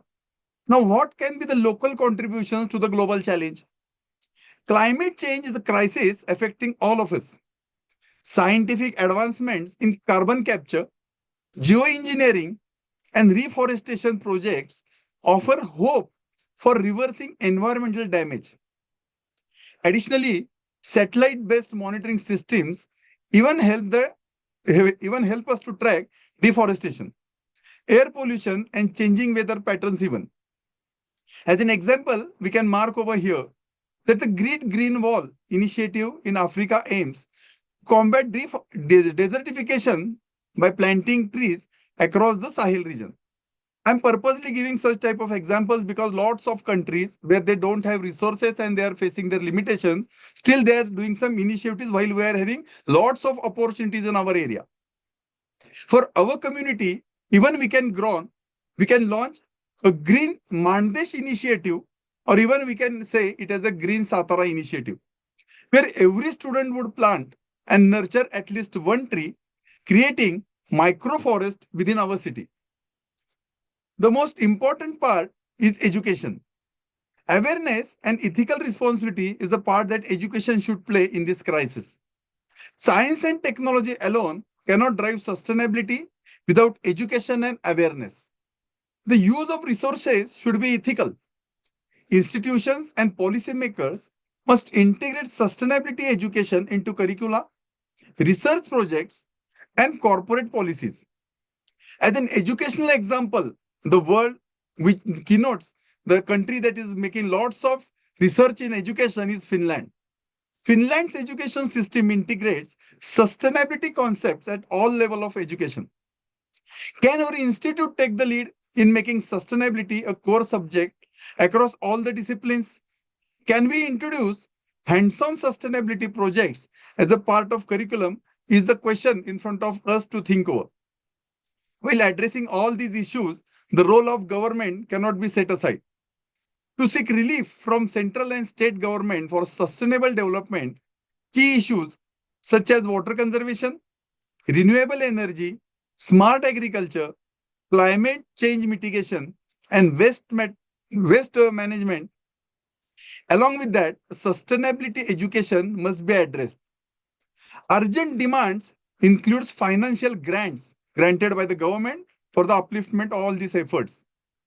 The grants should be issued for the rainwater harvesting, AI-based water management, subsidies for solar and wind energy, precision farming support, afforestation projects, and smart waste disposal systems.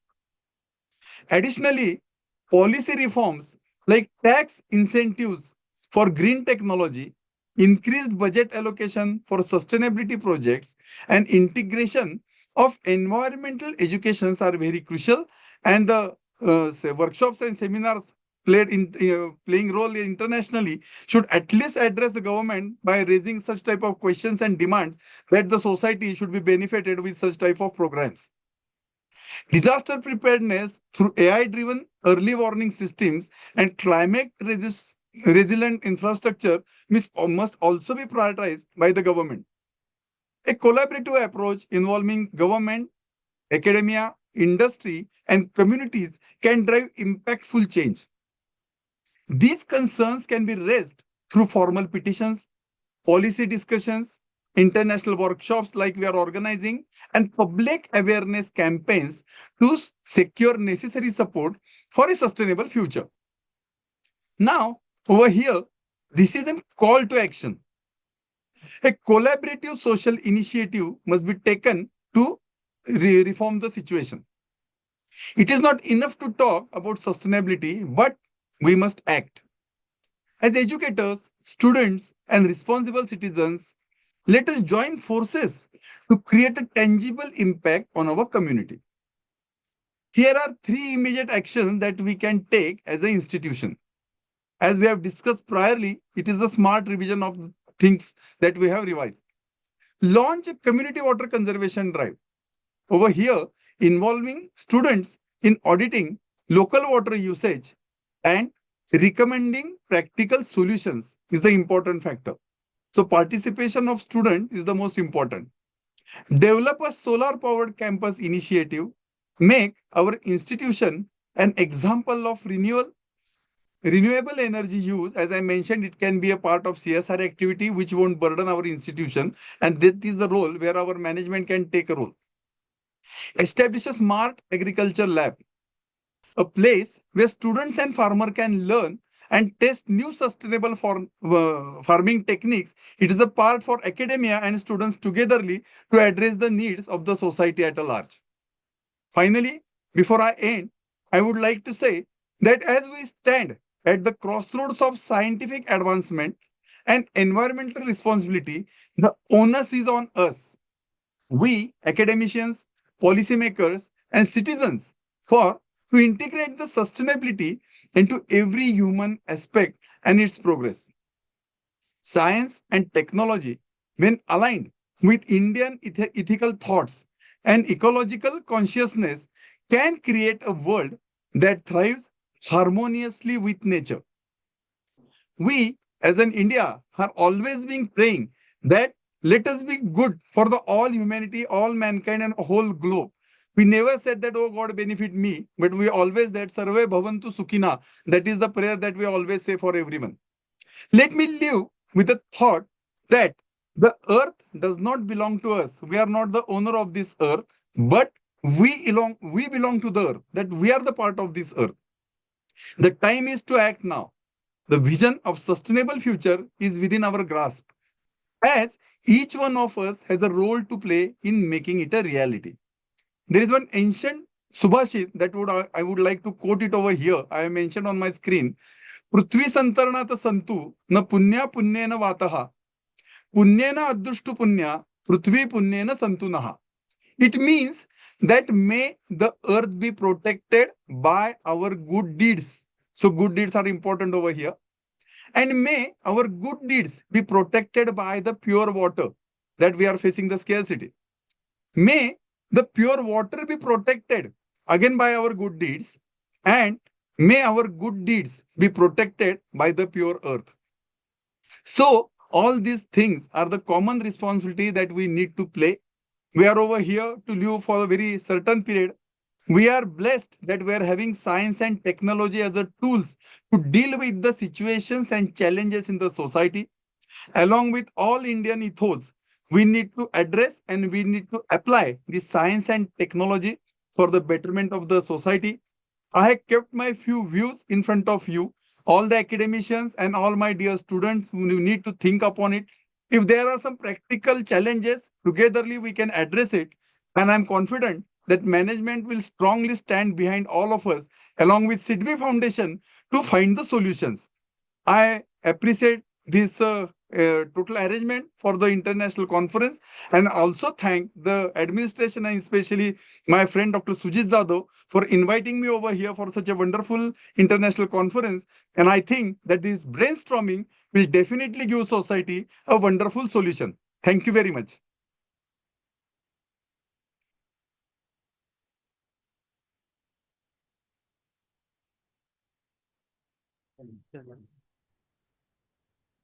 Thank you so much, respected Amit Kulkarni sir, for your valuable information about the sustainable development. Once again, thank you so much, sir. Now, yes. Now I will call upon the stage Professor Mahendra Chavan, Head of the Department of Chemistry, for vote of thanks.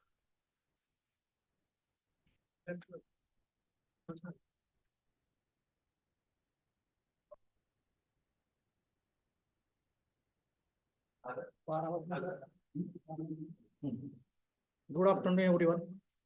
As we came to conclusion of insightful and enriching session of today's international conference, I am Assistant Professor Mahendra Chavan. It is my honor to deliver the vote of thanks on behalf of organizing committee and Shrimant Bhaiyyasaheb Rajemane Mahavidyalaya, Maswad. First and foremost, I extend our deepest gratitude to our esteemed Shrimant Ramraja Naik Nimbalkar, former chairman, Maharashtra Legislative Council, Maharashtra, President, Phaltan Education Society, Phaltan. Their valuable insights have significantly contributed to success of this event and have provided us much to reflect on. A heartiest thanks to our today's my spiritual teacher, Dr. C.J. Khilare, Principal Sharat Chandra Pawar Mahavidyalaya, Lonan, former Dean Science and Technology, Shivaji University, Kolhapur, for giving inspired keynote addresses. Sir has he told us about 3 revolutions: electricity, computer revolutions, agriculture, science and technology, fish production, and compared India's growth with the world. He also tell us it is necessary to develop water use as per Australia model.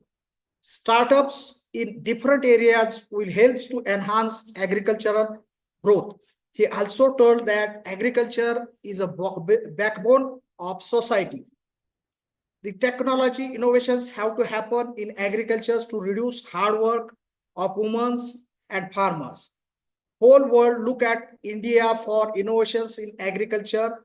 He also discussed the cause of effects of science and technology. He discussed different areas of agriculture, science and technology, and explained greenhouse gases challenges. Sir, we are very thankful for sharing your expertise and knowledge. Sir, your presentation and discussions have been incredibly informative and engaging, offering us new perspectives and ideas.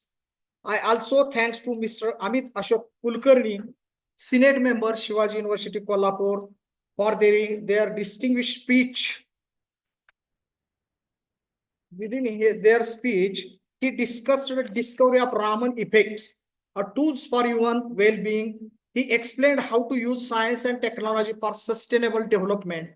Also, how science and technology can directly impact on sustainable development. He also explained challenges of the water scarcity and tells different technological projects to overcome water scarcity. He discussed energy sources like solar energy, biogas energy, etc. Introduction of handsome sustainable products like water conservations, renewable energy, smart agriculture, waste management, and education reforms. Sir, thank you for giving a speech, imparting wisdom and knowledge to us and nurturing our talents. We are deeply grateful to Amit Kulkarni sir for their captivating presentation, which not only informed us but also deeply inspired us. Thank you for your invaluable contribution to this event. Next, I would like to thank or to express appreciation to our guest, Shrimant Rajemane, Member Governing Council, Paltan Education Society, Paltan, Vice Chairman, College Development Committee, Shrimant Bhaiyyasaheb Rajemane Mahavidyalaya Maswat, who have given time of their busy schedules to grace this occasion with their presence. Your presence made this event more special. I would like to thanks to Dr. S.G. Dikshit, IC Principal, Shrimant Bhaiyyasaheb Rajemane College, Maswad, who gave us support and efforts for organizing this international conference and obtaining necessary approval for organizing this event in our college. My sincere thanks to Honorable SIDVI Foundation, all the members and dignitaries of SIDVI Foundation, including Dr. Neha Nakela, for their contribution to arrange this conference and give technical support and providing the platform. I would like to thanks to head of various departments and also teaching and non-teaching staff, students of this college who handle this event throughout and make it memorable one. I also thanks to all participants from different areas of India as well as outside India. Lastly, I would like to thanks all of you present here for making the time to be with us today and helping us make this session a grand success. Thank you all. Thank you.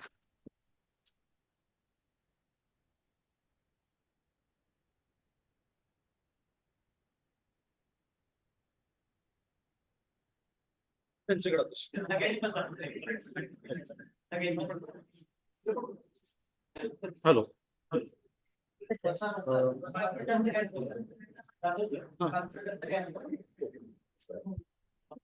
Madam, now the mic is over to you now. Yes, sir. Yes, sir. As of now, meanwhile, the speaker from other than India join. Let us have some technical presentations, sir, because already we had running out the time. So shall we announce the presentation, sir? Yes, ma'am. Shall we announce some presentations? Meanwhile, our international speaker could join. So now we are starting with the presentation, or we are going for the lecture now? Yes, sir. Actually, it's time for international lecture, but already we got half an hour delay, more than 25 minutes delay. So I had called our international speaker. So meanwhile, her joining in this event, let us have some technical sessions, sir. Let us have some presentations because participants also waiting, no? Okay. Then we will proceed with the presentation. And Yeah, when that yeah. speaker is joining with us, we will go for that. Yeah, so that for this technical session one, we need to invite the chairperson, Dr. Shivaji. Sir is available, sir? Dr. Shivaji, sir? Burungle. Dr. Shivaji Burungle. Yes, sir. I'm calling him and he will Okay. join soon. Yes. Okay. So what shall I do now? Actually, as of now, let me show our conference proceedings, sir, because we got ISBN number for our conference proceedings also. So I'm sharing my screen and I'm displaying the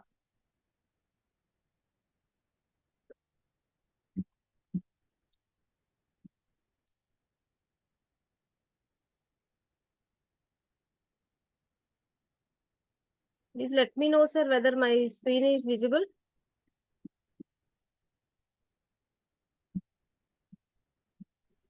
Yes, ma'am, visible. It's visible. Yeah, this is our conference proceedings cover page, sir. We got ISBN number also for this, and we are about to publish it after within 1 week or 10 days with more than 50 abstracts, sir. So it is my delightfulness to showcase this conference proceedings cover page now.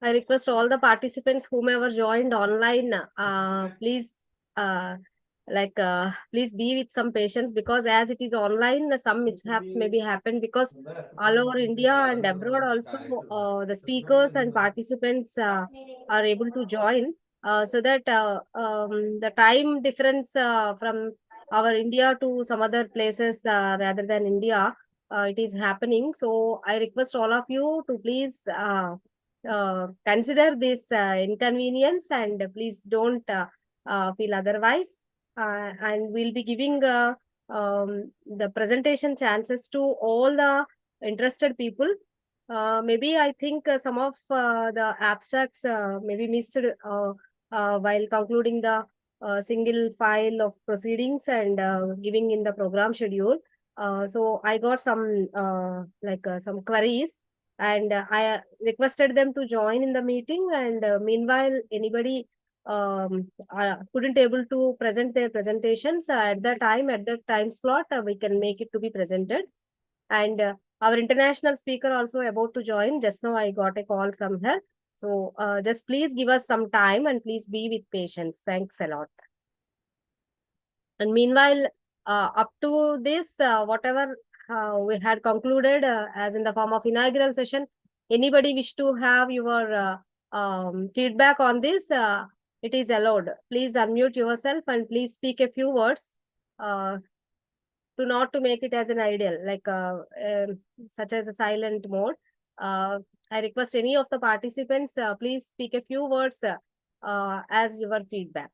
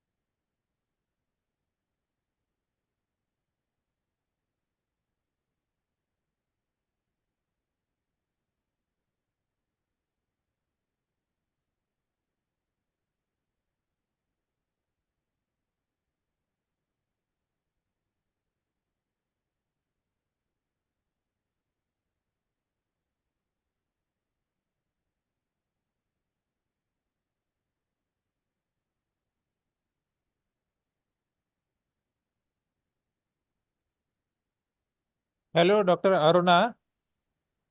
Sir.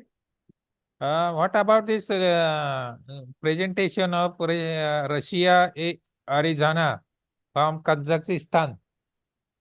Yes, sir. She's She is not- about to join. She is about to join. Actually, in our program schedule, we had given 11:30 to 12 slot for her. And at the time of inaugural session, she had joined, and afterwards she left, sir.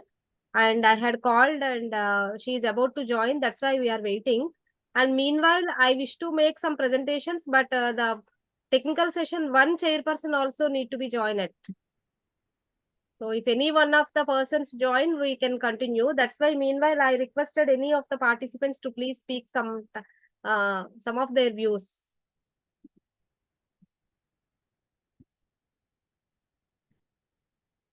I request the organizing team from the college is the chairperson of technical session 1, Dr. Shivaji Burungle sir had joined.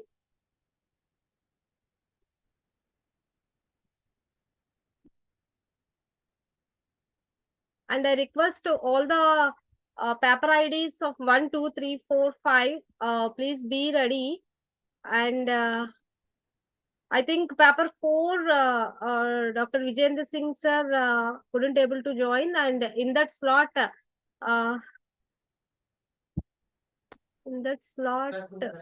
Rajemane sir can present their paper. Rajemane sir, you can be present your paper instead of paper number 4. That slot is vacant as of now. I request Sujit sir, is technical session 1 chairperson joined, sir?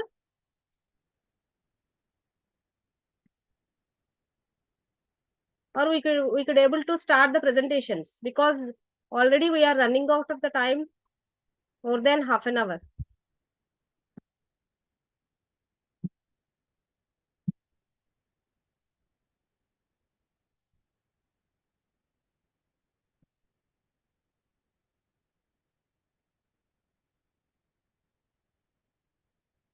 Rajanna sir, at what time you can present, sir? Already you had messaged me for that you are having a class. Madam, I'm audible? Sir. Yes, sir, you are audible, sir. I will present at the same time, whatever you have given in the schedule, 12:10. Okay, sir. Okay, sir. Okay, sir. Okay, But I'm actually, ready. we are running out of the time. Yeah, That's why I'm asking you. I can understand. I'm ready, madam. I'm available.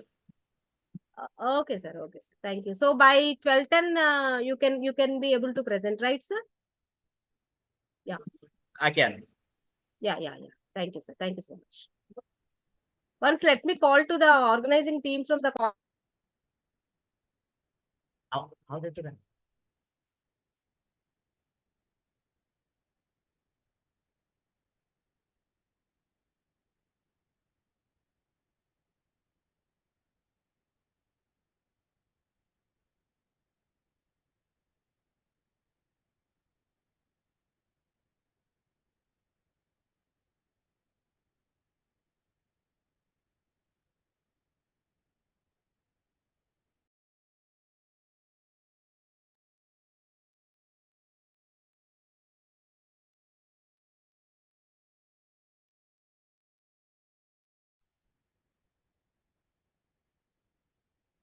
Sir, shall we start?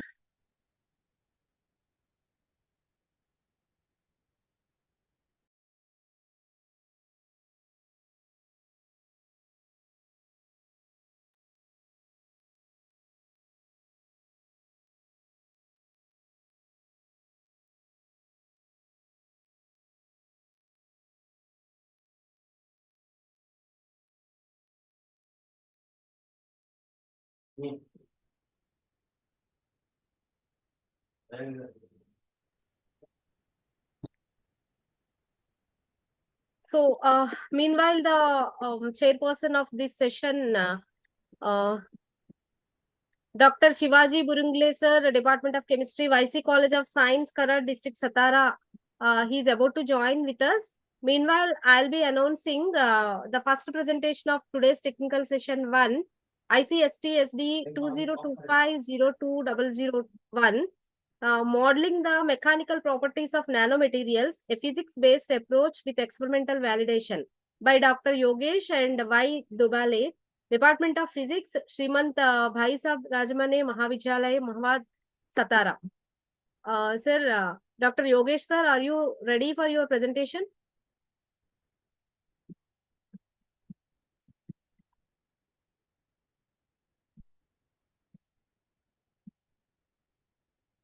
Okay, let us move to the next presentation, ICST-SD 2025-02002, Sustainable Fibers for Acoustics and Thermal Insulators by Rajana L. Gotipamal.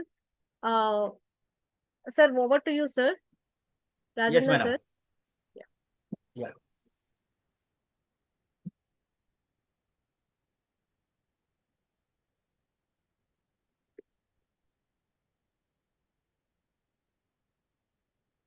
Am I audible? Yes, sir, you are audible, sir. Your screen also visible, sir. Please just Yeah, make thank- it full screen. Yeah. Is it now full screen? Yeah. Okay. Good afternoon, everyone. I am Rajana Gotipamal, working as a faculty in DKTA Society Textile and Engineering Institute, Ichal Karanji. Today's discussion for the very important topic, sustainable fibers for the acoustic and thermal insulators. Before going for the main theme, one of the biggest challenges for the 21st century is to maintain the sustainability at all levels of the resources available. Nowadays, awareness has been increasing for the eco-friendly, environment-friendly or healthy materials, because we are motivating people towards the use of natural and recycled fibers or the materials. So the question comes now, what is the sustainability? Because that is a buzzword as on today. It's very important for the eco-friendly textiles. If I talk on the sustainability definition given by the dictionary, so it is given on the slide. The definition is like that: of relating to or being a method of harvesting or using a resource so that resource is not depleted or permanently damaged. The second definition given by the commission meets the needs of the present without compromising the ability of future generations to meet their own needs. So this is very important sustainability, and everybody should think of to conserve environment. So sustainability means there are three main mantra for the sustainability. 3R: recycle, reuse, and reduce. So that is the mantra we should adopt to conserve environment, so that we can make the balance between the technology and production, ecosystem and demand. It's a very important creating the balance between in the society for the total ecosystem. If I talk on the textiles, your textile fibers are very important, and I'm from the textile department of textiles as a faculty. There are some textile fibers are there very important for the acoustic and thermal insulation because of their structure morphology. By using the morphology, we can make the fabrics, and those fabrics are acting as insulators. And thermal is the trapping the even blocking the air, reducing the heat transfer from one place to another. Acoustic is the same, absorbing sound, and sound is the unwanted noise, that is the area. If again acoustic sub definitions are given by the standard methods. Acoustic is the study of the sound, which includes the effect of reflection, refraction, absorption, diffraction, and interference. Sound, it is a alternation of the pressure that propagates through an elastic media such as air, which produces an auditory. Noise, I told you, is an unwanted sound that we have to control at the public places. See, this is a very simple mechanism when I use the textile fabrics, porous textile fabrics, maybe nylon fabric, maybe woven. So sound absorption is the kinetic energy absorption. It is a transmission of the kinetic energy to the heat energy. And because of heat energy, that can be evaporated to the atmosphere when the sound strikes on the cells of the fabric or fibers. So this is the one research proposal we are thinking on that. In the market, in the commercial market, separately insulators are available for the thermal and acoustic, separate. But we are thinking, why not we can combine thermal insulator and acoustic insulator in one fabric, in one textile fabric, and that fabric name is nonwovens. And this is a very interesting proposal. We are thinking of that, where combinedly we can control the heat and noise transfer. So this is the slide, very important. It shows the various textile fibers, natural and the manufactured fibers. Manufactured fibers are those synthetic fibers which are not very useful for the acoustic and thermal. We are thinking of the using of natural sustainable fibers, biodegradable fibers. For example, very important is the cotton fiber. That is the fiber known as king of all the fibers, where flax is there, jute is there, rami, sisal, banana, pineapple, bamboo, wool and silk. It is from the animal origin. So we are thinking only natural fibers which are sustainable in nature, right, and biodegradable. So it's very popular. Natural fibers are very popular for the acoustic material. So this is the one structure, very important structure for the of the wool fiber.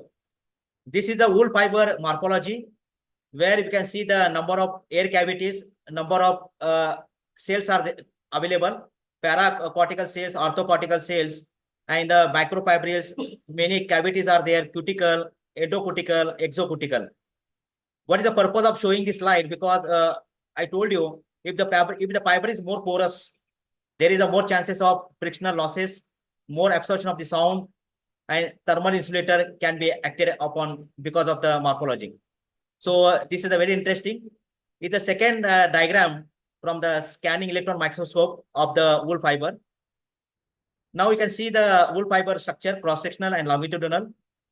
You can see in the cross-sectional again, orthocortex, paracortex, and number of air gaps are available in terms of protofibril, microfibril. And you can see the scales are available on the surface of the wool fiber. That is a prominent feature of the wool fiber.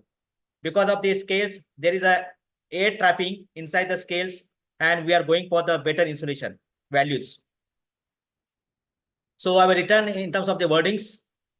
It is a wool fiber like a spindle-like cortex structure, which allows effective sound absorption because of the more number of air pockets.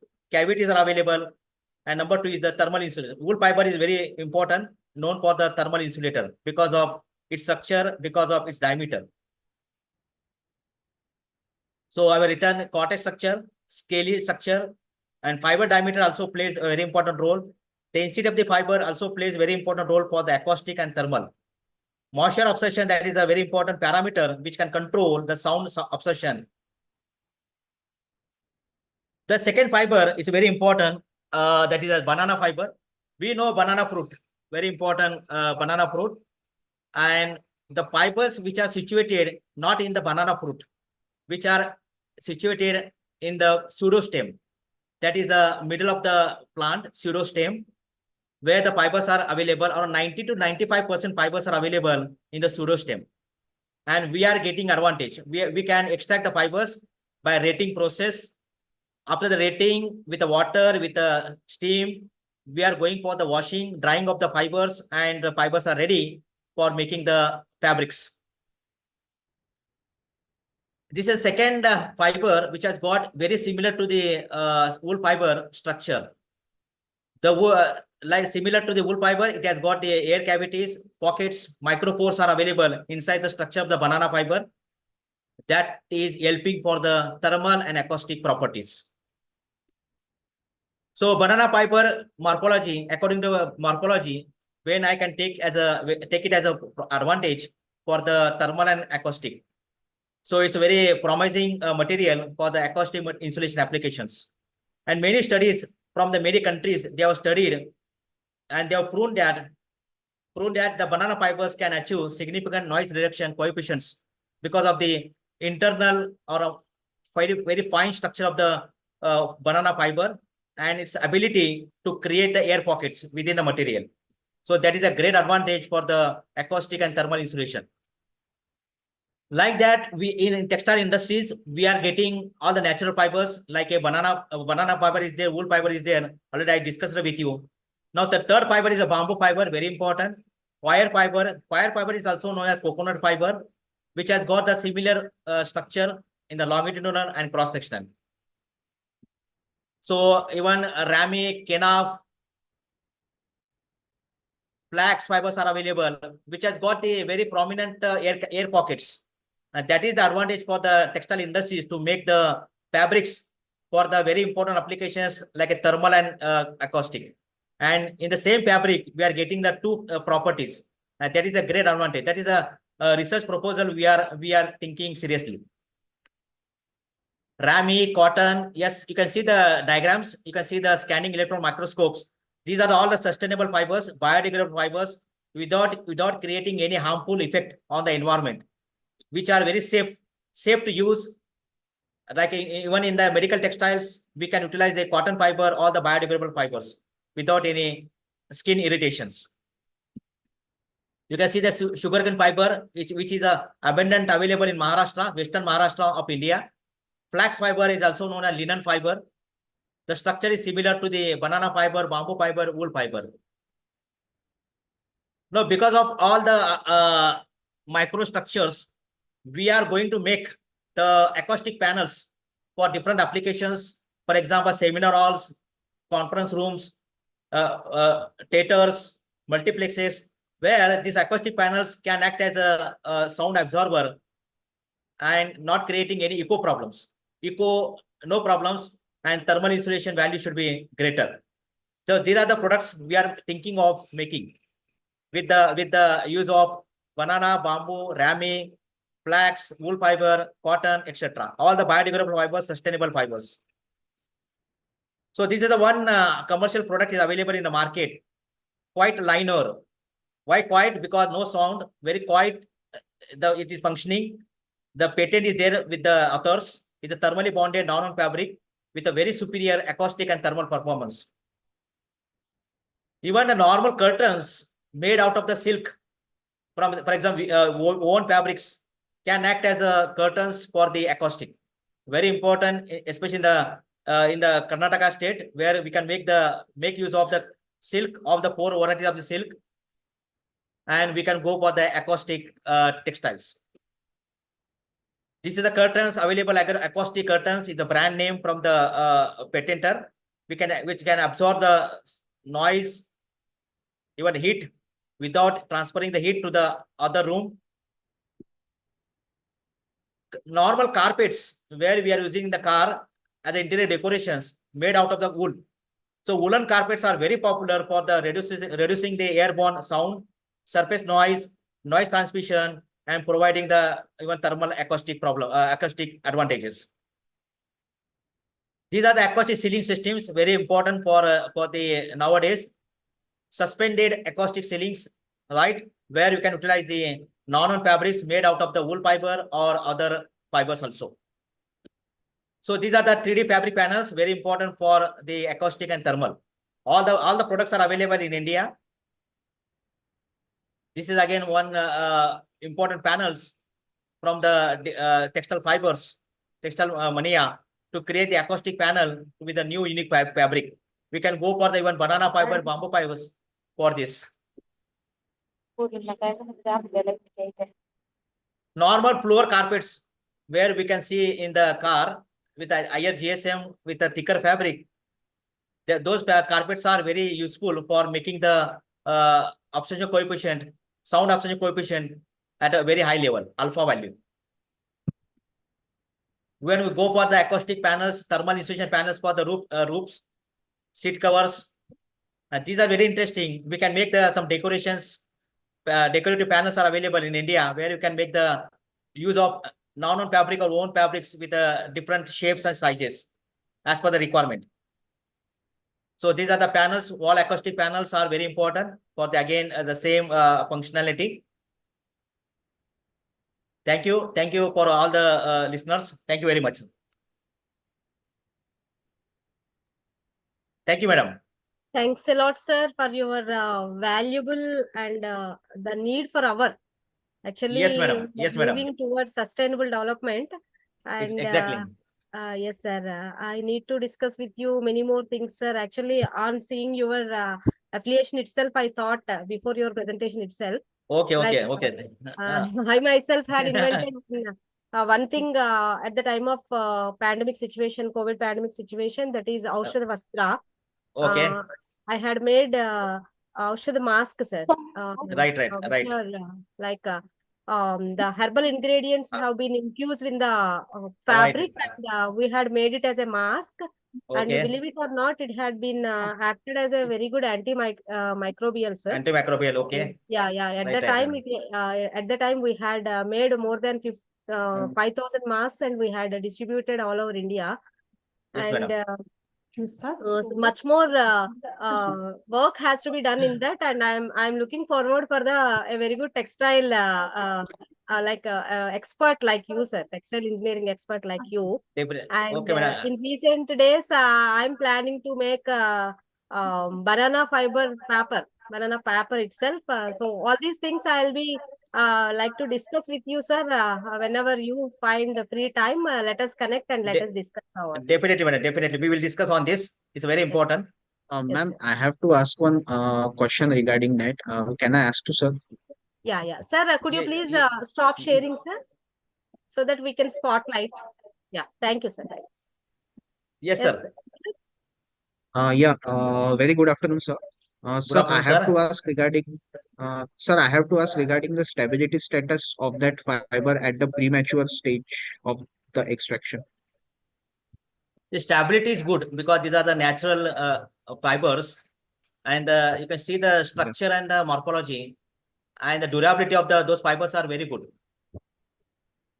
Okay, sir. Yeah. Okay. Thank you very much. Thank you, sir. Thank you very much, sir. Thank you, sir. Thank you so much, sir. Okay. And, Thank you. And I think our international speaker, ma'am, had joined. Ma'am, are you able to give your talk now, ma'am? Shall I announce, ma'am? Good afternoon. Just my joined to you. Congratulate for Women's Day. Your members of participants. Yeah. Thank you so much, ma'am. It's time to listen from our international speaker, Dr. Reiza A. Arinjagina, Professor of the Department of Internal Diseases, #1, West Kazakhstan, Marat, Ospanov Medical University, Kazakhstan. A very warm welcome to you, ma'am. It's our delightfulness and pleasure to have you. Over to you, ma'am, for your talk.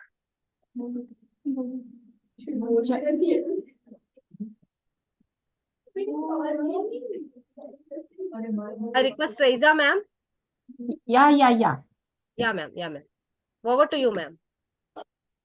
We joined. Just congratulate participants for Women's Day. I don't prepare specific. I don't prepare specific topic. Okay. I just joined to congratulate members of participants. Your conference. Okay, ma'am. Thank you so much, ma'am. Thank you for sparing your valuable time, ma'am. Thanks a lot. Good afternoon, everyone. I would like to congratulate members of Foundation. We celebrate International Women's Day, a time to honor the strength, resilience, and achievements of women everywhere. Women shape our world as leaders, progressive environments, and change makers. Yet the fight for equality continues, and it's up to all of us to ensure every woman can live, dream, and there without limitations. Let's commit to supporting and uplifting the women in our lives, not just today, but every day. Happy Women's Day, everybody. Thanks a lot, ma'am. Thank you. And now it's time for having our next speech, next presentation of technical session 1. That is ICST-SD 2025-02003, application of GIS with remote sensing technique in land use and land cover changes in India, by Dr. Tilekar, Associate Professor and Head of the Department of Geography, Shrimant Rajemane College, Maswad, Kolhapur. Is Tilekar sir ready for your presentation, sir?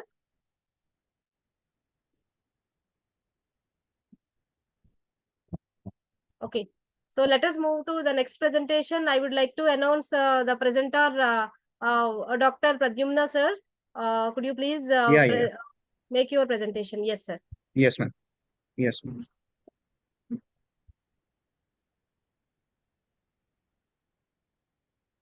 After this presentation, I request Dr. Devajit sir. Are you able to present, sir? Devajit Datta sir. Ma'am, my screen is visible? Yes, sir. Your screen is visible. Yeah, okay, ma'am. One second, sir. I request Dr. Devajit Datta. Are you ready for your presentation, sir? After this presentation. Okay. Yeah, good afternoon. Myself, ready actually 2005. Okay, sir. Let us have a talk. Let us have a Yes, ma'am. message in WhatsApp. Yeah. Pradyumna sir, Yeah, please. yeah, Carry ma'am. on. Yeah. Sorry for disturbance. Ma'am, 2005, 2005. I am ready. hello. Yeah, Yeah. I'll announce, sir. I'll Ma'am, announce that. yeah. Okay. Good afternoon to all. Myself, Pradyumna Keche. So I am from Amravati.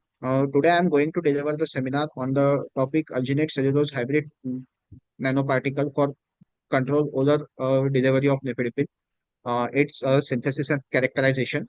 Ma'am, is my PPT is visible now? Yes, sir. Yes, sir. It is visible, sir. Yeah. Okay. So these are the content. So we all know that nifedipine is the BCS class 2 drug. It has a low bioavailability, and we are going to formulate the nano formulation. So this is the brief abstract. So what is the need? Again, it is mentioned here. So it is the need that it has. Swami sir, join అయ్యారండి మన Yeah. Hello. And so we all know that nifedipine is the BCS class 2 drug. It has a low solubility. So we are going to formulate the nano formulation. Also, there is the effect of the first pass metabolism. So these are the objective. Uh, so before the formulation of nanoparticles, first of all, we have to design the fibers of the banana, which we have extracted from the leaves of the banana by using the autoclave and the sodium hydroxide. First, it was in the hydro form. Then we will convert it into the nano form by using the probe sonicator. After that, we have added into the water. Then we add sodium alginate. Then drop by drop, we add the solution of CaCl2 dihydrate as a cross-linker. Then we load drug into that. After that, the cloudy suspension we got. Then we kept it for the lyophilization, which is mentioned here. After that, he got the powder. And before the process of a lyophilization, we again sonicate it in the sonicator for decreasing its size. So this is the formulation table as we prepare the 11 batches, out of which we got one of the optimized batch by using the design expert software. So these are the pre-formulation parameters like the melting point. This is the FTI analysis of the nifedipine. It consists of 1,4-pyrrolidine ring. Again, it is the differential scanning colorimetry. This is the XID of nifedipine. This is the UV visible spectrum of nifedipine in ethanol, and this is in simulated gastric fluid at pH 1.2 and at pH 6.8. This is in the ethanol and water solubility studies. It has low solubility in water and highest solubility in ethanol.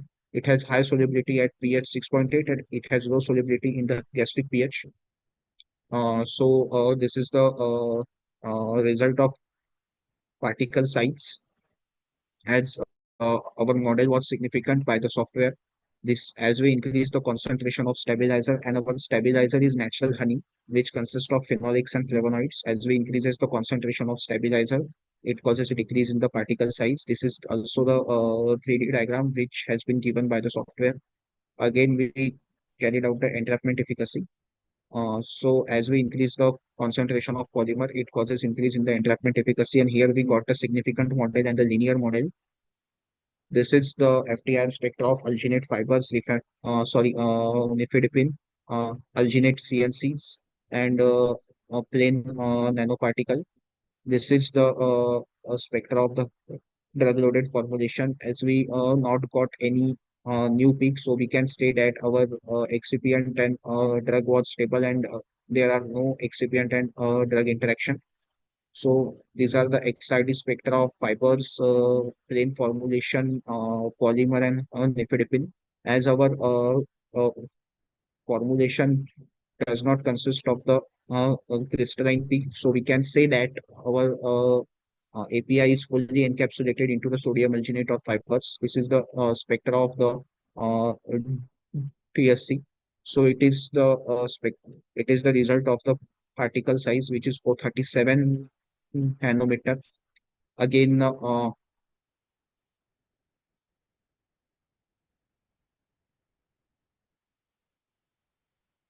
again, it is the these are the result of encapsulation efficiency and the zeta potential. As the zeta potential is negative, so we can say that our formulation is stable. And if the zeta potential is above, it's a positive, it can cause the cytotoxic interaction with the cell membrane.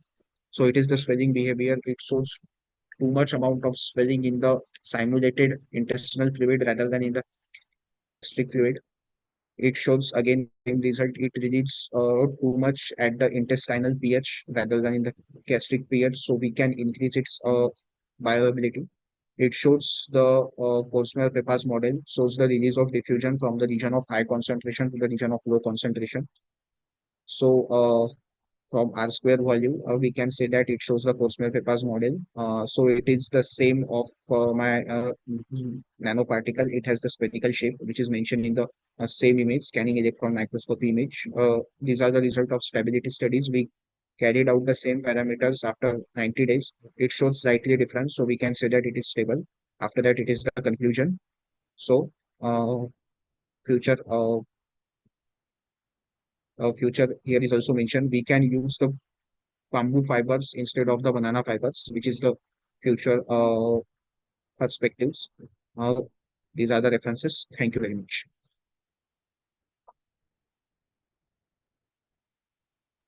Thanks a lot, sir, for Hello. your wonderful presentation. Yeah. Any Again, I have questions? to say special thanks to SIDVI Foundation for giving me this golden opportunity. Thank you very much, Aruna ma'am, and thank you once again. Thank you, sir. Thank you, sir. And I appreciate your interest towards your academics and research orientation. Thanks a lot, sir. Yeah, I wish many more emoluments and many more feathers need to be added into your crown. Thanks a lot, yeah, sir. yeah. Now I request any one of the participant side, are there any questions to ask Pradyumna, sir?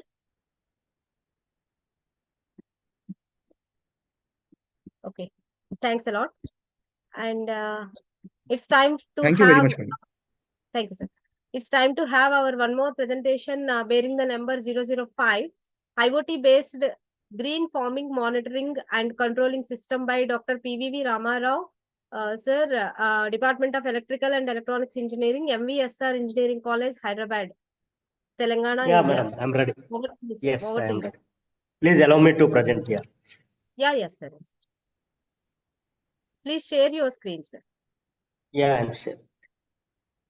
Hope now it is ready. Yes, sir. Yes, sir. So I entered in from the two devices actually, one for, hello? Yeah, am I audible? Yes, sir. Yes, sir. You are audible, sir. Yeah. Yeah. Yeah, entered from two devices actually. One device, of course, desktop. Desktop actually the video is not available and audio is not available in my college. And mobile. From mobile, I am talking and video is presenting. And of course, my PPT is from desktop. So please. Yeah, both are little visible, bit, sir. You and your both are PPT visible. is Thank you. visible. Thank you. Yeah, thank you, madam. Yeah. So without wasting much time, actually, I take this opportunity first to welcome this SIDVI Foundation and this SBR Mahavidyalaya for what you call just conducting this kind of hybrid mode, especially because nowadays need of the hour. So conducting hybrid mode and because offline we are facing a lot of difficulty.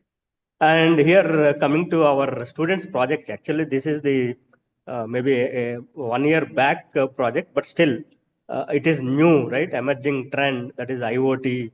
And we are hearing nowadays a lot of buzz around the IoT and AI, and then blockchain, cybersecurity, etc. And this is the project actually from the IoT based farming, actually. The what you call the technology support extending to greenhouse farming.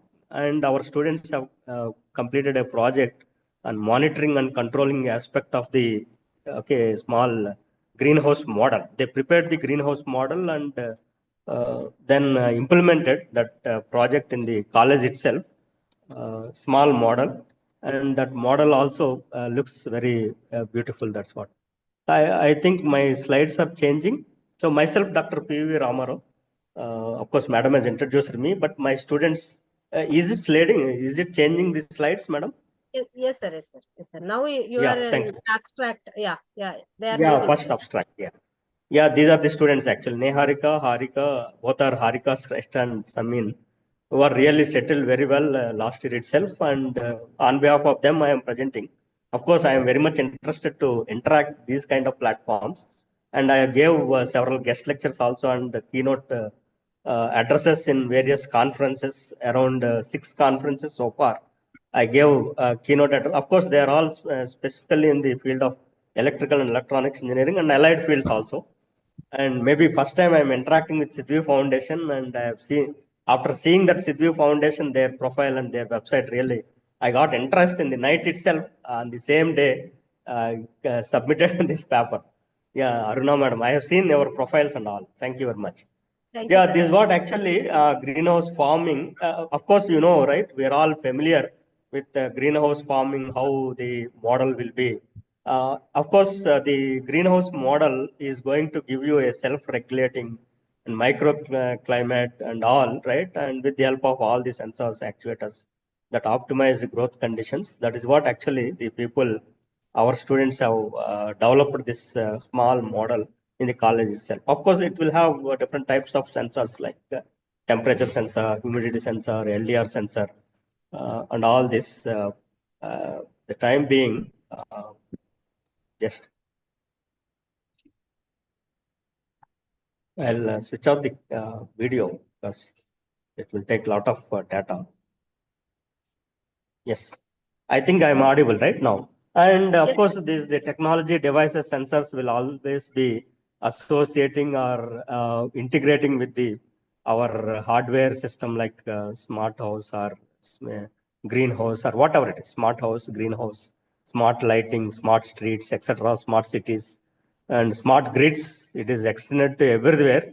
Even smart hospitals we are going to see very soon. Smart hospitals also, because hospitals are maintaining a big network and data, and a smooth flow of data is taking place in between the hospitals and various associated houses, kind of thing. That's what even blood and all this eye banks, blood banks, etc. Nowadays, it is all integrating that in a small network, or a small network. What I can say, maybe network is not small, but it will be made like Wi-Fi network, something like that. That is what. And what is IoT, Internet of Things? We all know that very much. And connecting various physical objects or software objects or electronics and all those things embedded within their architecture in order to communicate the interactions or data collected or data sensed or data processed.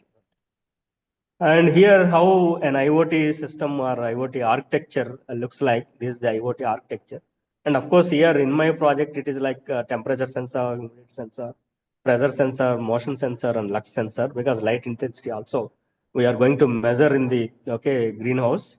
And see the IoT devices consisting of actuators, sensors, controllers, which talk to the cloud through wireless connectivity. That is also one of the salient feature what we can get it out of the IoT. And see, not only collecting, sensing the data, that's communicating, right? Collecting, communicating, creating, clouding, all those things. That all C's maybe you can understand. And like sending an alert also, right? Once the data is processed and monitored, and then what control action is need to be done or need to be taken So that's what actually, see, collecting, okay, and communicating, then controlling. That's what all these three C's are, okay, part of the, okay, this greenhouse monitoring project. And here, and nowadays we are seeing that the slowly the embedding the IoT in the agriculture sector and the farming sector, so that to enhance the growth or enhance the yield, okay, crop. So that's what make better informed decisions to improve the, okay, productivity, farm productivity in yield and respond more quickly. Okay, various see what you call dynamic conditions. You are going to see environmental conditions are very dynamic. Okay, and see even volatile conditions also sometimes we need to face. And this, okay, what you call the health condition, moisture condition, or the light condition, or okay, the drought condition, or the soil, okay, condition, right? Everything can be monitored, okay, through this IoT in agriculture.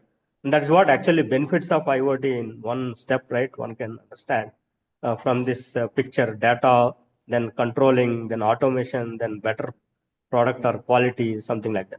And here, this is what actually problem. Of course, I might have presented this problem in the starting itself, but still, right?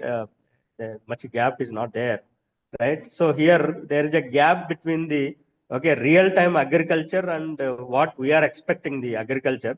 That's what. And here and there, right, we are hearing even through the various platforms, media, and even governments and the people and the farmers and the public.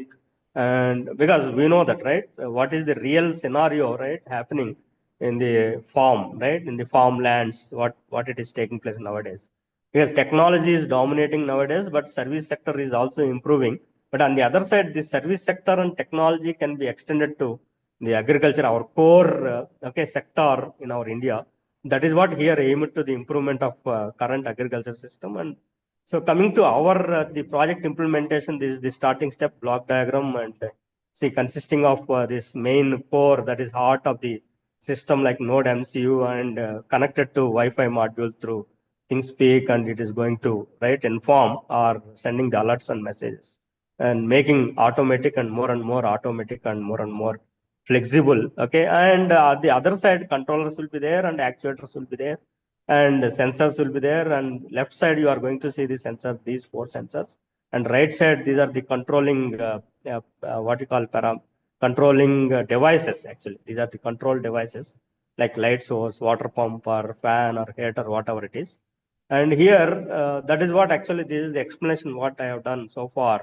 The Android, see, you can also develop on the other side some kind of, I think, I hope I am not, okay, too much fast, and also I am in line with the time. I think, madam, please, okay, check with the time.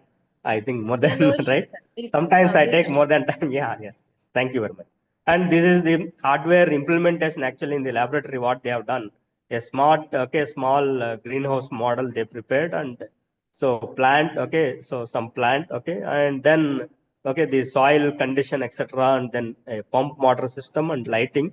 And the, so these various sensors like temperature sensor, humidity sensor, moisture sensor, and all going to observe, right? This is what actually here. Just let me take a few, one second. Just okay. So this is what actually we have done it, and the students are really successful. Hope it is okay, visible. The model is visible, and whatever the data collected is communicated through cloud with the help of ThinkSpeak, and the data is processed by the node MCU, that is Arduino. And on the other side, they have developed a small app. Of course, apps nowadays through GitHub, right? We can get it, the code and all. So Android mobile app, and whatever the sensors collected the data, and they are monitored, and they are given for the next the further process. So then sensing temperature, and if any abnormal temperature, something like that, then a message will be sent to the owner. On the other side, okay, the fan, okay, is automatically on, turns on, off, depending on the temperature scenario, right? The readings and all. Then humidity sensor, same like, but here then how we can control the humidity with the help of these sprays. There are certain sprays, okay, arranged in the greenhouse, so that, okay, based on the condition of the humidity, if humidity is more, then sprays are turned on, vice versa. That is what. Even light intensity sensor, that is measuring the lux light intensity inside the greenhouse, and then, okay, monitoring. Likewise, okay, soil moisture. Likewise, sending the data and receiving the data, receiving the alerts. So, okay, sending and receiving and communication. So, in that way, actually, it monitors continuously. Okay, even okay, irrespective of the time, it's midnight or early morning or evening time, irrespective of the environmental conditions, volatile conditions, and all, is going to monitor all the environmental parameters and stabilizes the conditions if it exceeds the threshold values. Threshold values will be set based on our previous experience and by taking from the farmers, all these things. These are all various advantages, no doubt, right? So plants will be at smaller risk, okay, sooner you discover the conditions in real time and take the actions fast, decision making, then is going to give you the high growth or yield, crop yield, okay. So creates a climate, and this is what the conclusion actually, one can go through that. Most importantly, okay, the farmer, okay, will be in the safe hands of technology, so that, okay, you can use, okay, the technology like IoT or artificial intelligence, which will save, okay, cost also, not only time, and the intelligence maybe, right, you can get the right intelligence at right time, so that, okay, he can reduce the time of effort or something like that, and you can make the farming maybe autonomous or automatic. Is like one kind of automatic farming. Like nowadays we are seeing that automation everywhere. Industry 4.0, industry 5.0, people are talking now. So that this meets the agriculture 5.0, I can say that. So thank you very much for giving me this opportunity. Thank you one and all. If any questions, please welcome. So I'm very happy to answer, right? This is the farmer side agriculture. So madam, over to you. Thank you. Yes, sir. Very informative and very in need of the hour presentation, sir, from your side. So actually, I'm very happy. One more eminent speaker like you is there, and tomorrow he is about to give his hands-on training on making robots, sir, by using artificial intelligence and robotic technology. So I could able to make both of you to be collectively do some socially useful productive work in future. I'll be making you, both of you, to be contacted each other on behalf of SIDVI Foundation. Thanks a lot, sir. Thank you. Thank you. And I request anyone from the audience side, is there any questionnaire to ask Ramarao, sir?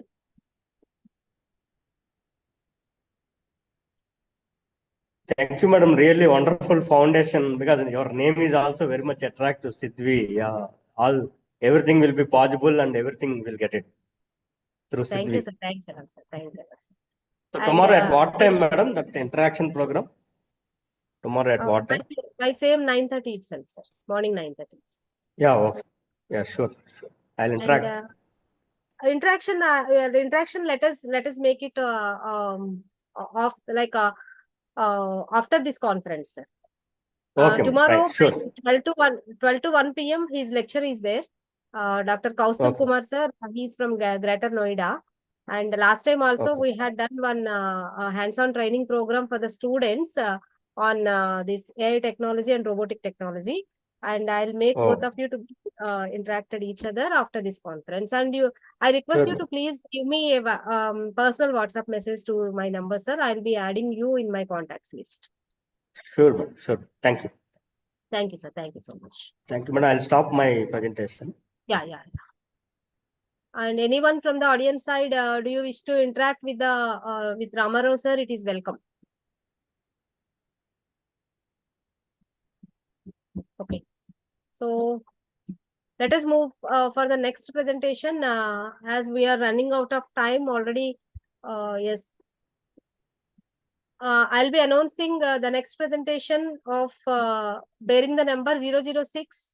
The title, A Baseline Study for Ichthyofaunal Diversity of Dhamdam and Krishna River. By Sachin K. Shakle by V.V. Deshpande. Sachin sir, are you available for your presentation? Is Sachin sir available for your presentation? I request Sachin K. Shalake sir. B.Y. Deshpande sir. Department of Zoology and Fisheries. Yashwantrao Chavan Institute of Science, Satara. Okay. Let us move to the next presentation, bearing the number 007. Tunable magnetic properties of nanomaterials for phenotrix applications. Mr. Bansode PV. Department of Physics. Shrimant Rajemane Mahavidyalaya, Satara. Bansode sir.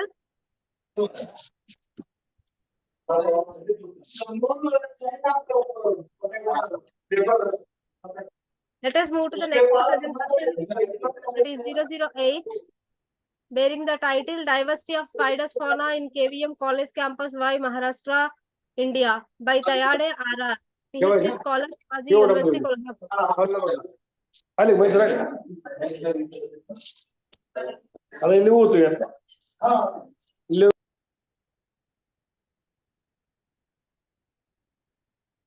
I request college organizing team to please call upon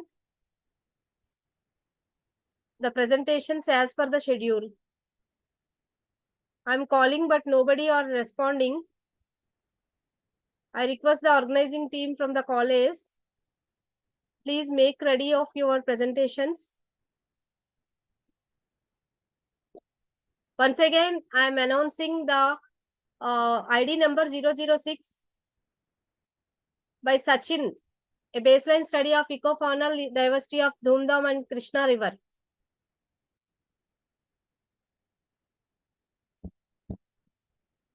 (007) Tunable magnetic properties of nanomaterials for sphenotix applications. Mr. Bansode. 008 Diversity of Spiders Fauna in KVM College Campus, Y, Maharashtra, India, by Tayade R.R. from Shivaji University, Kolhapur. 009 Molecular interaction study of DMA plus 1 propanol and DMA plus 2 propanol mixtures by Shivraj R. Manogapale, Department of Physics, Materials Research Laboratory.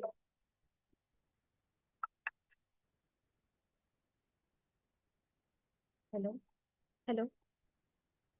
Yes, ma'am.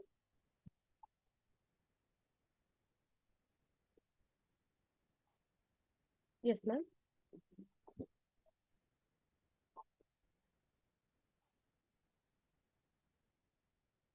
Ma'am, sorry.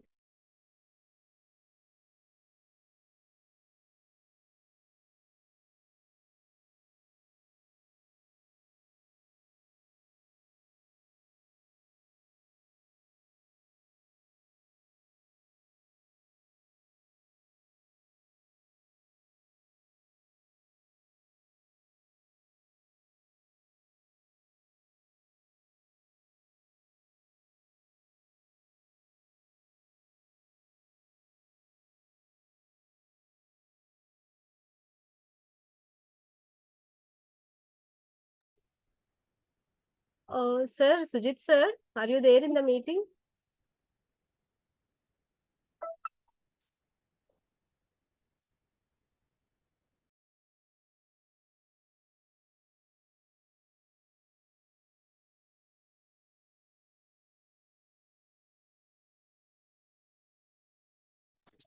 Madam, he is trying to join. Dr. Nimbakar is trying to join.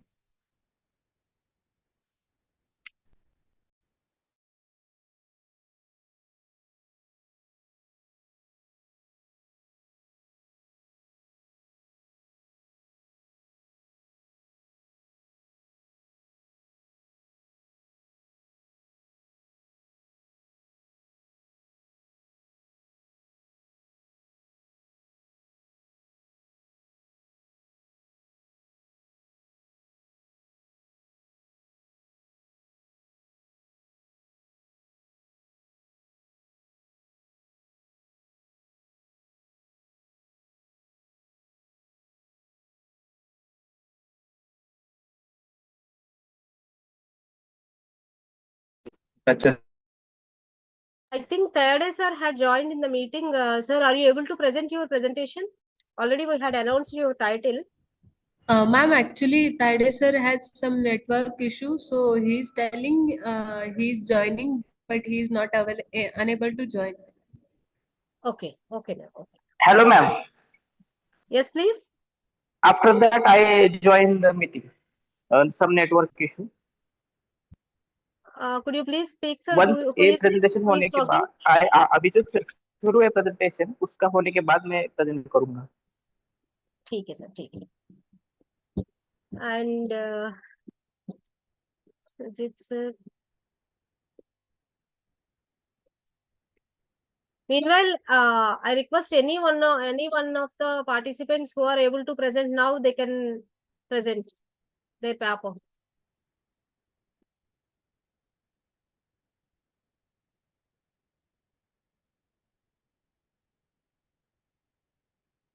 Irrespective of the program schedule, if anybody are ready for presentation.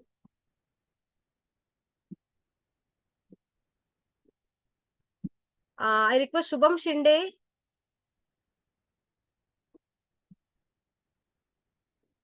Shubham Shinde is there in the meeting. A study on financial performance analysis at Satara DCC Bank. Are you able to present? Yes, ma'am. Yes, ma'am. Please give us 5 minutes only. Yeah. Hello. Okay. Yes, please. Yes, please. We are presenting. Yes. Yes, ma'am. Yeah.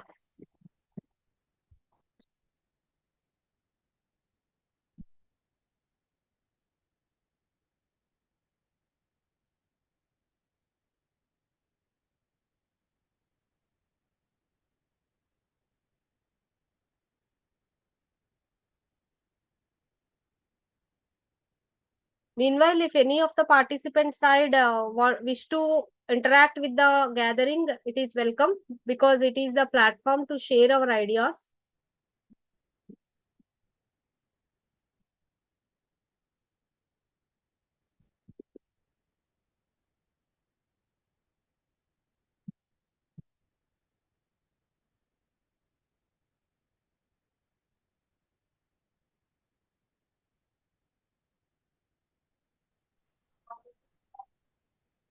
Hello, ma'am. Yes, please. Can I audible? Rahul Yeah, Tayade. yeah. Okay, I share my screen. Yes, sir. Yes, please.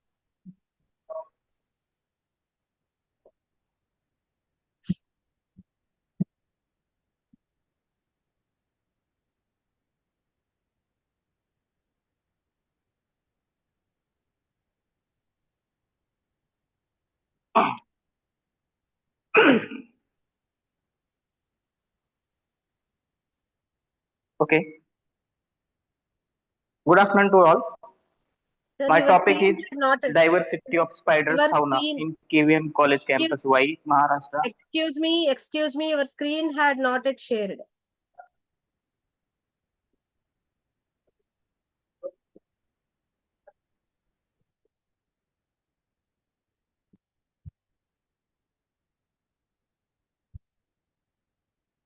Please share your screen.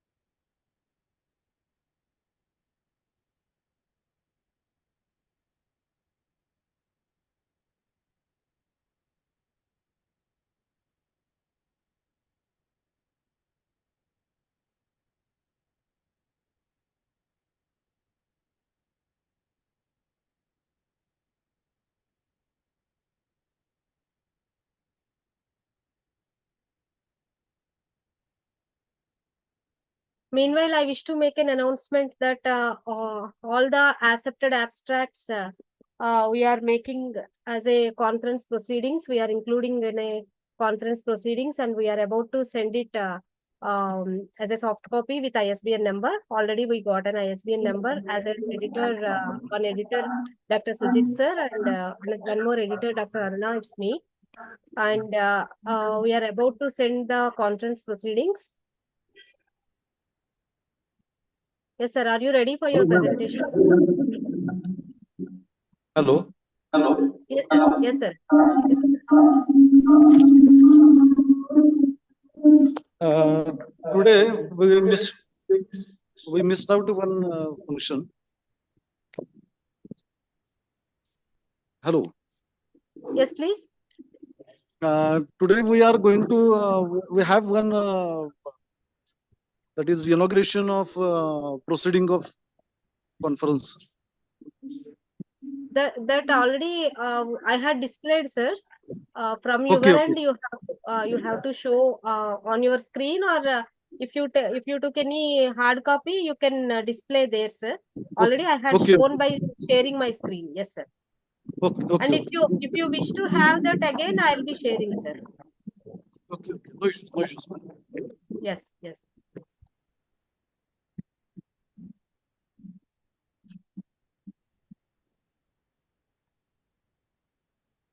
Third, sir, are you ready for your presentation? Yes, ma'am. Yeah, please.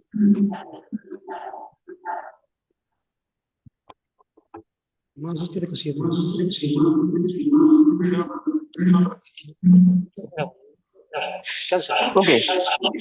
Am I audible, ma'am? Yes, sir. Yes, sir. You're audible. I think you Hello. had logged. You had logged from 2 Hello. devices. Just yes, yes, sir. Yes, sir. Yes, you are audible.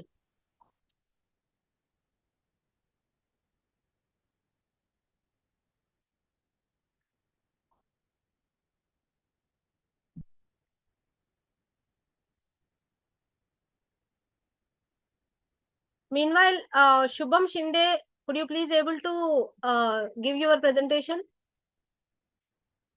I think Third sir has having some technical issues.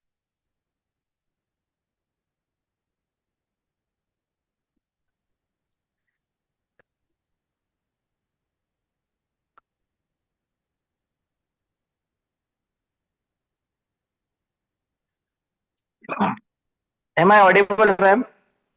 Yes, sir. You're audible, sir. Yes. Okay. My topic is the diversity of spiders fauna from Kissenville College campus, Y, Maharashtra, under the guidance of Dr. Bhaiyyasaheb sir. Okay. So we studied the diversity of spiders from Y area. In Kissenville College campus, we collected 20 spiders belonging to 6 families like Celticidae, Oxypidae, Theridae, Gnaposidae, Thomisidae, and Arenidae.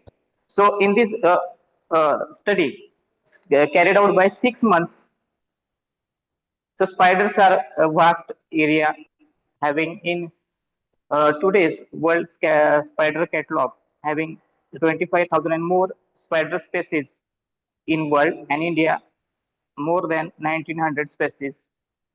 So this is review of literature. Then this is the study area at Kissenville College campus. So the collection of specimen, the collection is carried out in month of July 23, and the specimens are collected by various spiders collecting methods like beating methods, net method. So these are the some methods which carried out for the collection of spiders. Then specimens are preserved in 70% ethyl alcohol. And there is observation of specimens carried out by different taxonomic spiders identification keys. This is observation. This is a family Salticidae. This species is Reni flavicomans. Then this is Tilamonia demediate species, Salticidae family. Then Fidifus species from Salticidae. Chrysilla from Salticidae. Then Marquisa species from Salticidae, Handzea species. So these are the species of spiders. These are the Oxyopus species. This is Hemidoras from Oxypidae family. Then Theridae, Dracula species, Thomisus species from Thomisidae family. Then these signature spiders, or it is Algeo of Anisuja. So in this result, in the present study, total 20 spiders belonging to 6 families recorded in KVM College Campus Y. These are the some tabular formation. Then this graphical representation of the collected spider families. These are the species regional diversity index. The conclusion, the collection, the abundance of total spiders in month of June and July observed. The Shannon and Weaver diversity index is 0.85. It shows that the spider species are diverse in some extent in given area. So these are the some significance. The spiders are biological indicators in nature. These are the high artificial pesticide insecticides in agriculture ecosystem. An abundance of agriculture ecosystem benefit to agriculture by lowering the insect pest from farmland. These are the acknowledgement. I thankful Dr. Deshpande sir, Kulkarni sir, Honorable Principal Fagre sir, and all team VYD's friends to give supports and collection of spiders. These are the some references. Thank you.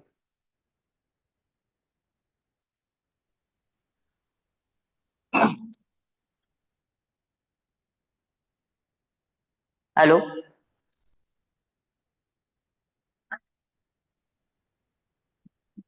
Thanks a lot, sir. Tayade sir, are there any questions from audience side or any interaction?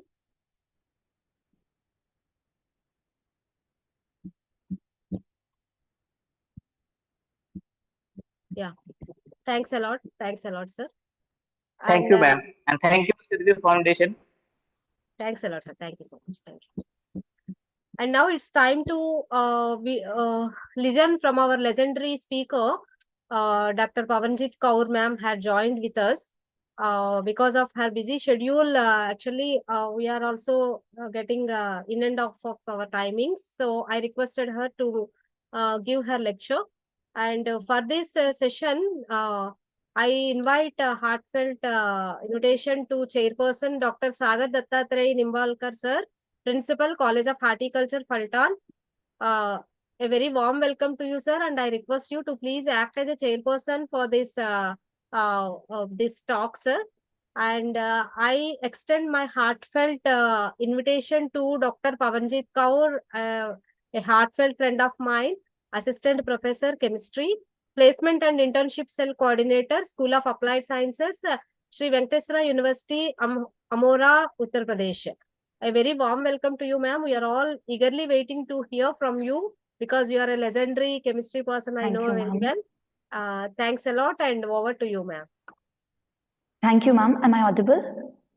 Yes, ma'am. Yes. Okay, fine. Let me just share my screen first.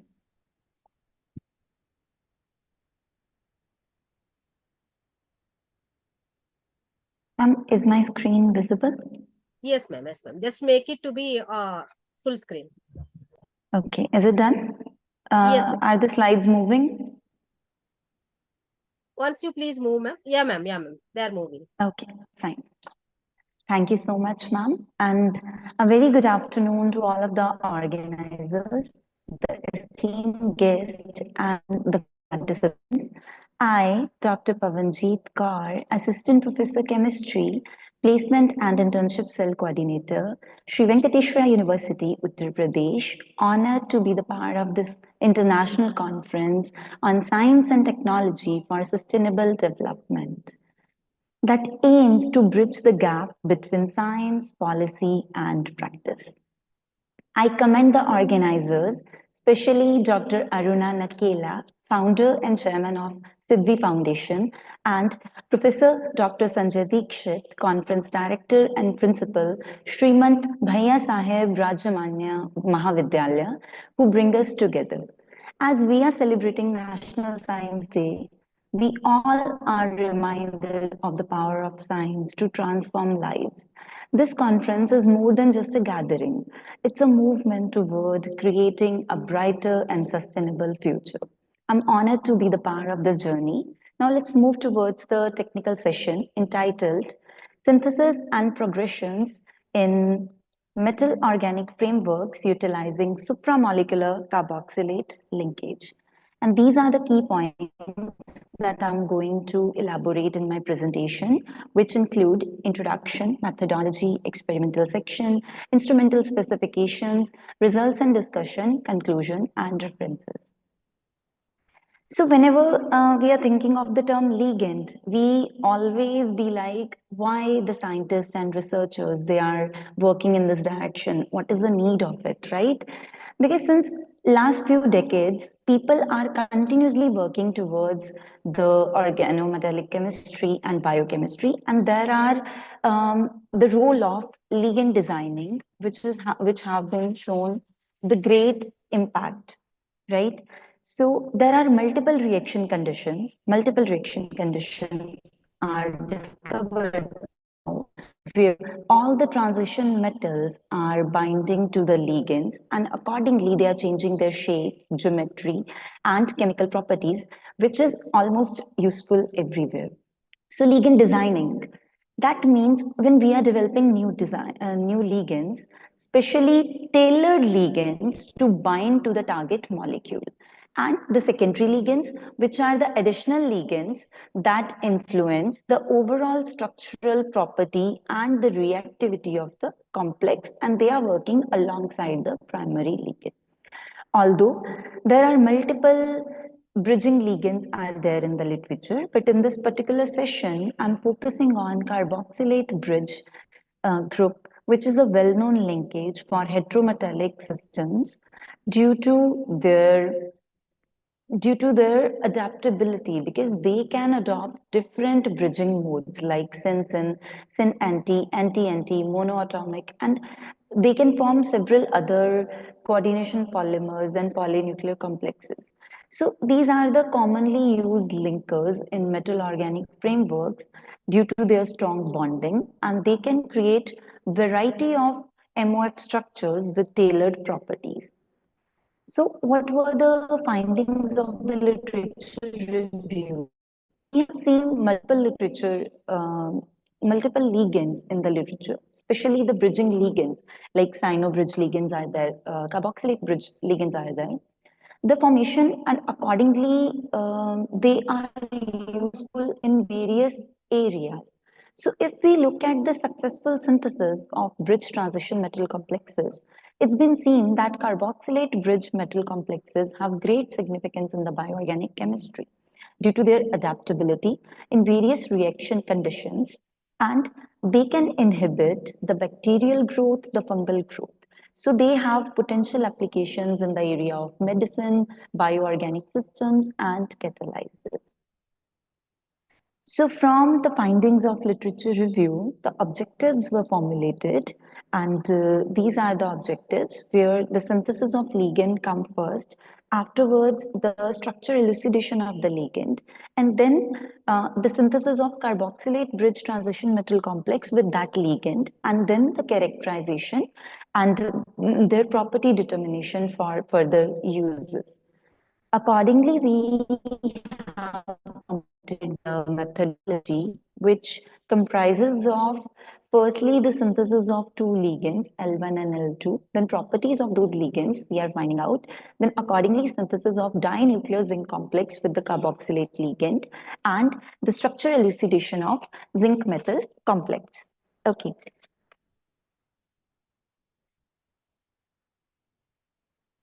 Okay, so these are the two ligands that we have synthesized. Let's discuss their synthesis first. So here, at first we have taken 6-methyl picoline aldehyde along with dimethylethane 1,2-diamine in ethanol and reflux it for 6 hours, followed by the reduction for 24 hours by sodium borohydride in methanol. After that, again, reflux it for 24 hours in methanol, and finally get it reacted with lithium salt. The yield was obtained was 72%, and here I'm showcasing the elemental analysis of this ligand. For the second ligand, we have taken benzaldehyde and pyridine-2-ethyl in ethanol and reflux it for 6 hours, followed by reaction with lithium salt, we obtained the lithium salt of our ligand 2. Here I'm showcasing the elemental analysis of this ligand. The complex was synthesized by dissolving the ligand into dry methanol and ethane nitrile in 1:2 and stirring for 1 hour at 298 Kelvin. Then it was concentrated in vacuum, filtered, and washed with dry ethyl ether. The single crystals suitable for X-ray analysis were obtained by slow diffusion of diethyl ether. These are the instrumental specification which I have used in this research. The elemental analysis, they all were obtained using Thermoquest Elemental Analyzer 1110 CHNSO. The spectroscopic measurements like IR was done by Bruker Vector 22, UV vis by Perkin-Elmer Lambda 2, and Agilent 8453 diode array spectrophotometry. 1H NMR spectra was obtained on Joule GNM LA400 spectrophotometer.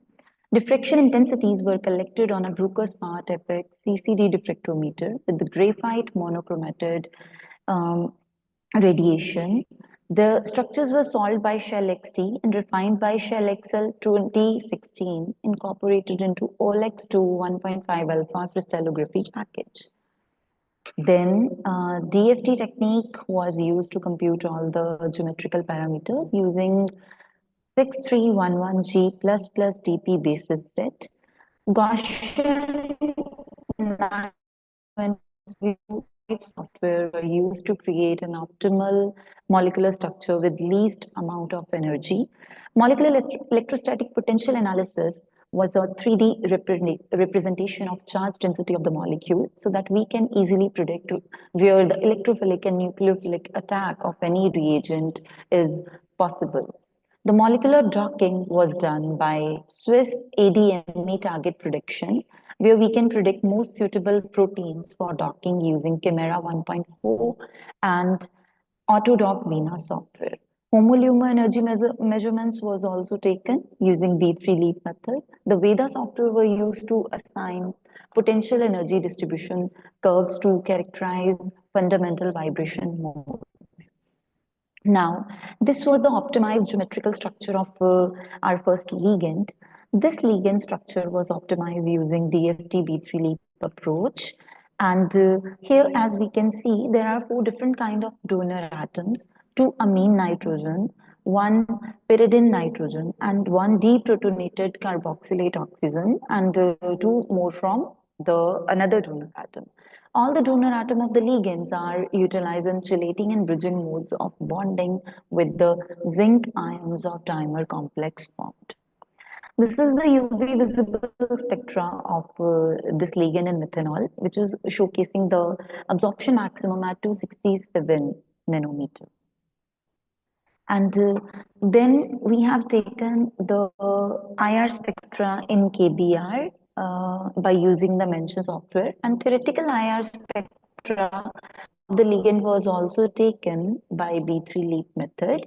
And as we can clearly see from here, the stretching vibrations throughout the carbon hydrogen range from 3200 to 3000 centimeter inverse. And the CC double bond vibrations fall in between 1300 to 1000 centimeter inverse. All the CC single bond vibrations are between 1700 to 1450 centimeter inverse. So it is very clear that all the carbon-carbon bonds fall in the suitable region as depicted in the theoretical values obtained from B3 leap method. So this is the NMR spectra, and it is quite clear from both the studies, like theoretical and experimental studies, it's quite clear that there is a high correlation between experimental and theoretically computed values. Now, if we talk about the homolume depiction, we can calculate the homolume energy gap here we obtained 4.61 electron volt, which is a small energy gap, which suggests that good electron transportation is taking place in between the molecule. And the chemical hardness of this ligand was discovered to be 2.305, which gives the molecule stability. And from the DFT calculations, the low chemical softness was obtained, which was 0.34, and hence it is clear that it is a non-toxic molecule. So we have done MEP analysis as well for this ligand. The charge distribution of the molecules are shown in three-dimensional form on this MEP to predict the molecular interaction and the chemical bond nature. Here we can see the strongest repulsion is shown by the red color, which is suggesting the electrophilic attack, and the strongest attraction is indicated by blue color, which is showcasing the nucleophilic attack. And here the nitrogen atom has a negative electrostatic potential, but all the hydrogen atoms coupled with nitrogen have a positive electrostatic potential. Then we have the ELF, electron function theory, where we are showcasing the hydrogen bonding region in ligand 1. Here, all the C double bond O and C single bond C covalent bond region have high ELF values, which depicting the high degree of electron localization in that position. The blue color area, as we are showcasing here around the nucleus, illustrate low electron localization zone between inner and valence orbitals of heavier atoms. So this is the molecular docking analysis that we have done by using Chimera 1.14 and Autodock software. The ligand was docked with 4 KBO, 4 XPD, and 5G19 proteins. The best binding energy was showcasing was minus 6.3 kilocalories per mole, which depict the bioactive nature of this ligand. Then we have 2D molecular docking of this ligand, and the results of the molecular docking demonstrate that this ligand is an effective antimicrobial agent with binding energy minus 6.3. Now this is the second ligand. We have used the same DFT-B3 leap approach for optimizing this structure. Here it's quite clear that they have 3 different kind of donor atoms, one amine N, one pyridine N, and one deprotonated phenyletto O. And this is the UV visible spectra of ligand in 3 of the solvents, methanol, DMSO, and chloroform, because we want to see whether there is any effect of solvent on the UV visible spectra or not. And the results are almost similar. Then we have calculated the homo-LUMO energy gap here as well. And here we got the energy gap for 4.8 electron volt, and the chemical hardness was obtained, which was 2.4. The small energy gap is suggesting that good electron transport is taking place in between the ligand molecule. And here again, we got the theoretical and IR spectra for our second ligand. So it is quite clear that all the carbon-carbon bonds are falling in a suitable region as depicted in the theoretical IR spectra. Again, for ligand 2, we have obtained NMR spectra, theoretical and experimental, and the results are quite similar for both the things. So for ligand 2, MEP analysis was obtained, which is showcasing here. Again, the strong repulsion by red color is showcasing the electrophilic attack, and the blue color is depicting the nucleophilic attack. MEP analysis is also giving information about the intermolecular interaction, hydrophilic and hydrophobic nature of the ligand, and the chemical complex building capability that we can depict from MEP surface, which is useful for all the therapeutic application. Then we have obtained the ELF analysis, and here also the CO and CC covalent bond region, they have high ELF values displaying a high degree of electron localization, and the blue color area sorry, the blue color area is showcasing the low electron localization zone between inner and valence orbitals of heavy atoms. Now for ligand 2, we have obtained the 2D molecular docking in 7 different proteins. These are the 7 different proteins. So here the ligand molecule is docked with these proteins. The best binding energy was minus 8.0 kilocalories per mole. And the low binding energies are depicting the bioactive nature of this ligand. So this is the 2D molecular docking of our ligand, depicting its bioactive properties. So with these 2D figures of molecular docking, which we have done using the Discovery Studio software, we can easily see the different interactions like hydrogen bonding or pi-pi interaction, n-pi interaction or dipole-dipole interactions. And the minus 8.0 kilocalories per mole binding energy, low binding energy, which often depict that it is an effective antimicrobial agent.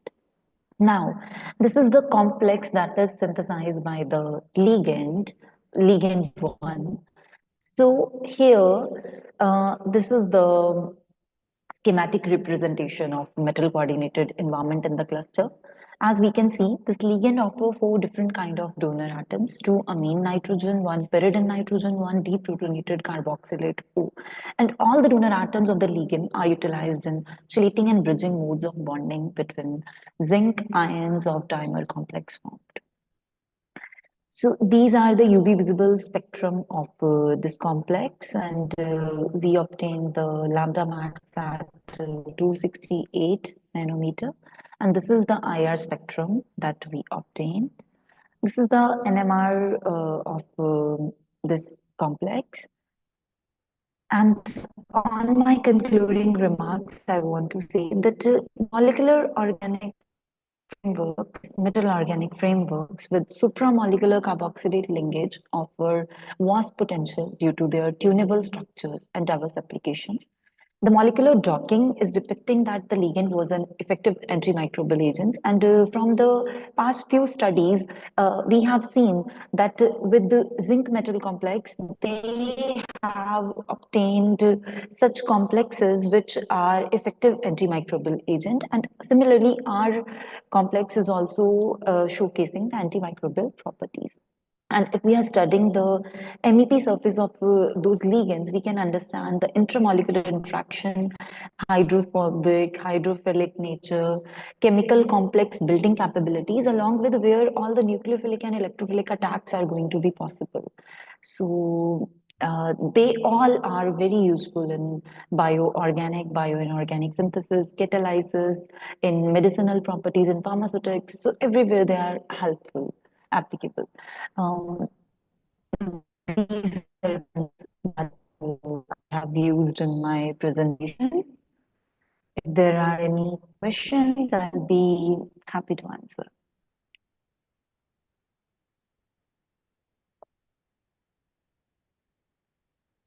And thank you so much, ma'am, and all the organizers for giving me a chance to deliver this talk. Thank you. Thanks a lot, ma'am. Very informative and very innovative Thank you, ma'am. presentation we had now. Thanks a lot, ma'am. Thank you so much. Now I request our chairperson, sir, Dr. Sagar Dattatreya Nimbalkar, sir, Principal, College of Horticulture, Paltan. Do you have any questions and interaction with Pavanjit Kaur ma'am, sir? It is welcome. And over to you, sir, Dr. Sagar, sir. Thank you, ma'am. Thank you, sir. First of all, thank you very much, SIDVI Foundation and Dr. Bhaiyyasaheb Rajemane College, Maswar, for inviting me as a chairperson of today's session. And it is very informative session by Dr. Pavanjit Kaur. In conclusion, I would like to say the biochemistry session today has been an insightful and enriching experience, highlighting the dynamic advancement and diverse application of biochemistry in modern science. We have explored cutting-edge research, innovative technologies, and emerging trends that are shaping the future of biochemistry. The discussions have not only deepened our understanding of complex biochemical processes, but also inspired new ideas and collaborations among professionals in the field. As we move forward, let us continue to push the boundaries of knowledge, embrace the interdisciplinary approaches, and remain committed to translating our findings into practical solutions that benefit both science and society. Thank you all for contribution, and we look forward to the continued exchange of ideas and progress in the exciting world of biochemistry. Thank you. Thank you very much. Thanks a lot, Thank you, sir. sir. Thank you, ma'am. I would like to say my heartfelt thanks to Dr. Sujit Jadhav, sir, who made me to meet all the eminent personalities like you, sir, today. It is my pleasure to have you as a chairperson also to our conference, and I got a chance to meet you on this juncture. Thanks a lot, sir. Thank you, And ma'am. Thank you. I extend my heartfelt thanks to my friend Dr. Pawanjit Kaur, ma'am, also for sharing her valuable time being a guide and an eminent professor at their college. She had find some time to stay with us. Thank you so much, ma'am. Thanks a lot. Thank you, ma'am. Thank you so much. Thank you, madam. On behalf of the host college as well as the chairperson for your valuable guidance, we are definitely grateful to both of you for your presence, and you have made it definitely very beneficial to the participants also. I will say that online there are less participants, but the whole team of my college, near about 48 people, they are attending, and some students of BSc 3 are also attending the whole session. Thank you. Thank you so much, sir.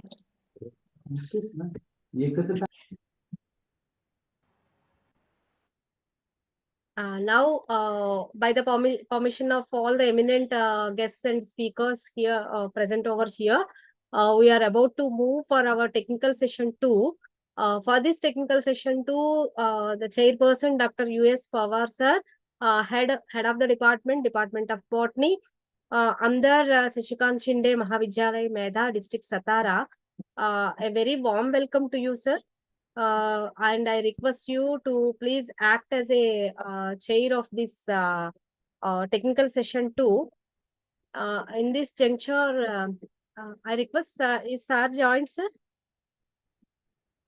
Pawar sir joined, sir? Yes, ma'am. Yes, I'm joining. Thanks a lot, sir.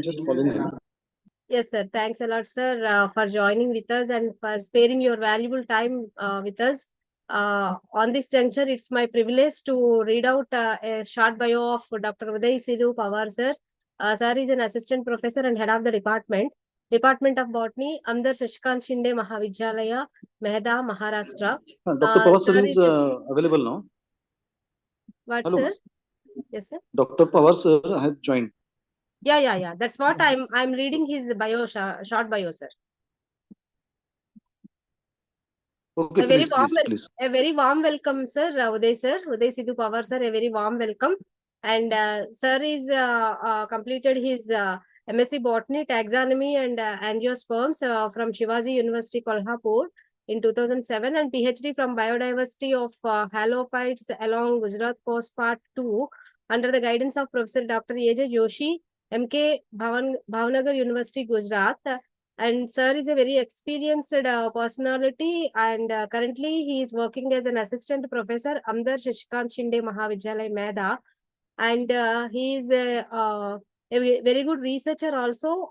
On his research credentials, he had 8 international research publications published and 2 international papers communicated, and he had presented numerous presentations in national and international webinars and seminars, and sir organized and participated various workshops about 31 national and international, and he conducted 12 seminars. And sir is a very good teaching experienced person, And his achievements are he's an NCC B and C certified person, and he's having A grade skills in NCC, and he's having good communication skills, and he's having phytoremediation, herbarium preparations, floristic studies, heavy metal analysis, and phytochemical analysis. And his interests are working towards biodiversity, taxonomy, diversity, and ecological studies of halophytes, and phytosociology and phytoremediation. And it is our pleasure to have you, sir, as a chairperson of this technical session 2, which is going to be presented some of the paper presentations now. And with the permission of you, I wish to start this technical session 2. Before that, if you could speak a few words addressing the gathering and to encourage the participants, it is highly welcome, sir. Over to you, sir. Thank you, ma'am. Am I audible?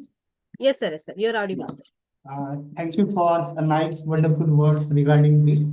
And I'm thankful for SIDVI Foundation as well as Bhaiyyasaheb Rajemane College, Maswad, for being me as a chairperson for this technical session.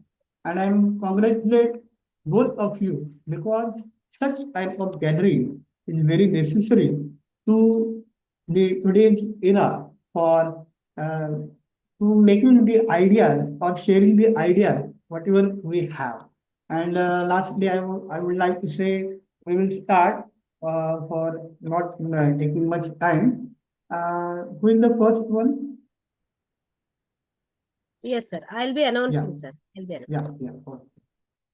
The first presentation of technical session 2 bearing the number 011, sir, and the title Impact of Climate Variability on Nectar Availability and its Effects on Pollinator Foraging by Mr. Anil M. Lam, Department of Botany, Shrimant, Rajemane, Mahavidyalaya, Maswad. Is Mr. Anil, sir, available?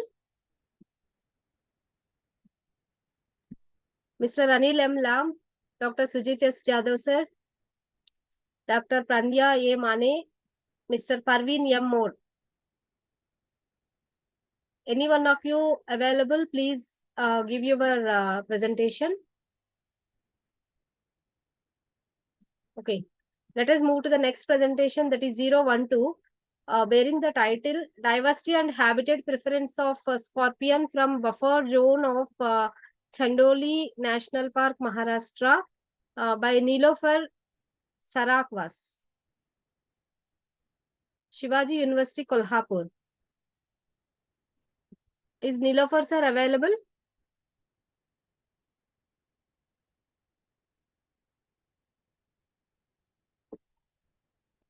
Coming to the next presentation, 013, Secure OTP-based voice biometric authentication with Edge AI and machine learning by Vinod Chippa, research scholar, Department of Master of Computers and Application, Engineering College. Yes, ma'am. Very good afternoon, ma'am. Yes, sir. Yes, sir. Good afternoon, sir. I am present, but ma'am, can you give me 10 minutes? I am just reaching in the conference hall for the presentation. Okay, sir. Okay, okay. Meanwhile, I'll be announcing the next presentation. Vinod, sir, is about to join. Meanwhile, I'll be announcing the next presentation, that is 14 also, maybe may not be available now. And 15, effect of copper nanoparticles and hybrid nanoparticles on blood flow through stenotic arteries by Nitin Sadasiv Bodke, Dr. B.N. Punardar Arts, Srimati S.G. Gupta Commerce and Srimati S.A. Mitwala Science College, Lonavala. Is Nitin, sir, available? Hello. Yes, please. Yes, madam. I am here. Yeah, yeah. Please do your presentation, sir. Okay.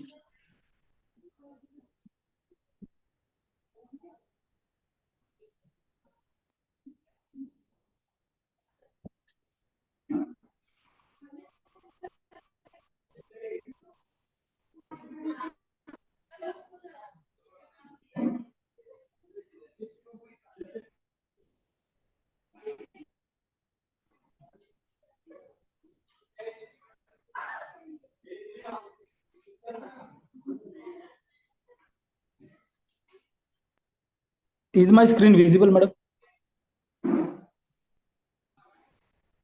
Yes, sir. Yes, sir. Yes, sir. It is visible, sir.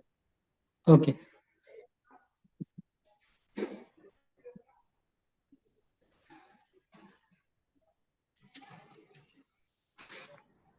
So the title of my presentation is Effect of Zinc Oxide Nanoparticles and Hybrid Nanoparticles on Blood Flow through Stenotic Arteries.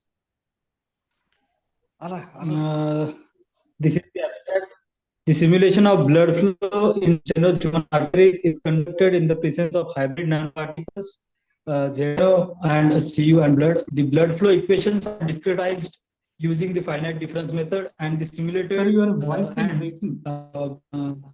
it is simulated in MATLAB. Sorry. Sir? Excuse me, Hello? sir. Your voice is not Hello? properly audible, sir. Okay, madam. Nitin, Wait for sir, a you are minute. not audible. Okay, okay, Nitin, sir. sir.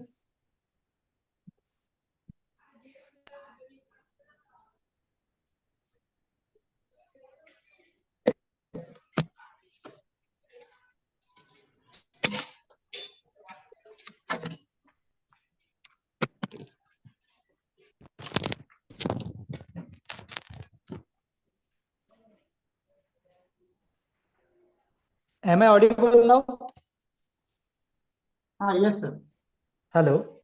Yes, Yes, sir. Yes, sir. Am I Please go audible? ahead. Please go ahead, sir. Please. Okay. The effect of zinc oxide nanoparticles and hybrid nanoparticles on velocity, flow rate, and resistive impedance to blood flow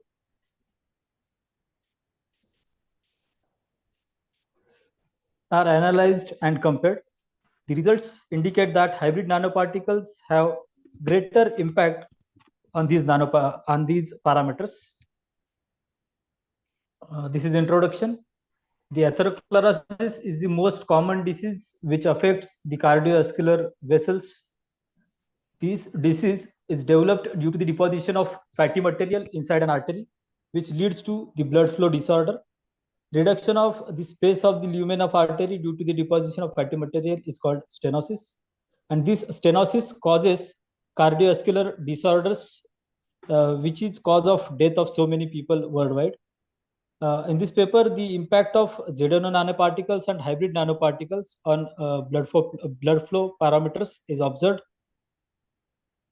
And this study, it may be useful in the development of therapeutics and diagnostics. This is the geometry of stenosis. This is the mathematical representation of a shape of the stenosis. This is the graphical structure of the stenosis. L is the length of the artery which is considered. Z is the axial direction. R is the radial direction. D is the distance where our stenosis starts. 2L0 is the length of the stenosis. These are the governing equations which are due to the conservation of mass, momentum, and temperature. These are some boundary conditions which are considered. Now let us move on to the results. This graph is the radial variation of axial velocity. On y-axis we are having axial velocity, and on x-axis we are having radial direction. For pure blood, and in the presence of ZNO as well as in the presence of hybrid nanoparticles, these graphs are plotted. Here we can see in the presence of ZNO nanoparticles, we can see the enhancement, or we can see increase in the velocity. And if we have hybrid nanoparticles, we have much more increase in the velocity. So when we have nanoparticles or hybrid nanoparticles, we can have, or we can increase the velocity in the region of the stenosis. This is axial velocity, variation of the axial velocity. Here also we can see there is increase in velocity when we insert nanoparticles. The middle one portion shows the graph, or the blood flow, or the velocity of blood in the presence of ZNO nanoparticles, and the upper one shows velocity in the presence of hybrid nanoparticles. Here also we can see the increase in blood flow, or increase in velocity due to insertion of nanoparticles. This is the flow rate along the length of the artery. Here also we can see the flow rate is more in the presence of nanoparticles. This graph shows resistance to flow along the length of the artery. Here we can see in the presence of only blood, in the presence of stenosis, in the region of stenosis, the resistance is more. When we insert nanoparticles, the resistance, it goes on decreasing, and in the case of hybrid nanoparticles, we have less resistance as compared to ZNO nanoparticles, and in the presence of, or for pure blood only. So these are the results. Then the conclusion: the presence of nanoparticles increase. The presence increases velocity and flow rate, and it decreases resistance to flow in the stenosis region. And the hybrid nanoparticles, they show better results, and this study, it will help to treat cardiovascular patients. These are some references. Thank you.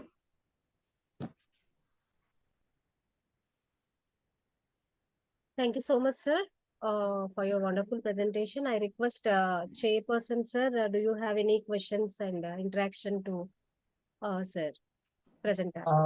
Okay, I have one question. Is it practically done work, or it is only theoretically work? Sir, this is a theoretical work. I have done simulation. Okay. I have simulated those mathematical equations. Right now, I am doing synthesis of nanoparticles in collaboration with the chemistry department. I am going to do it practically also. Nice.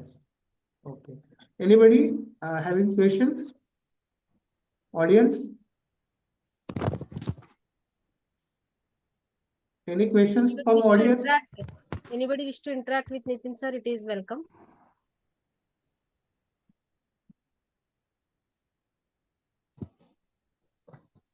Okay. So with the permission of Honorable Chairperson, sir, I'm moving towards the next presentation, sir. Yeah. I think Vinod, sir, have you joined, sir? Thank you. Vinod, sir? Yes, ma'am, I have joined, but ma'am, please give me 5 minutes more. Okay. And 15, Nitin over, and 16 is Poonam Nagesh Kale. Sir, are you able to present your paper? Poonam Nagesh, Ashish, and Shivani Jagannath Vikar. Effect of salinity and light conditions on seed germination of jawar, sorghum bicolor. By Poonam Nagesh Kale. Moving forward to the next presentation, 017, influence of salinity, stress and light on the germination pattern of Penistum glaucum, Taral millet. By Akanksha Uttam.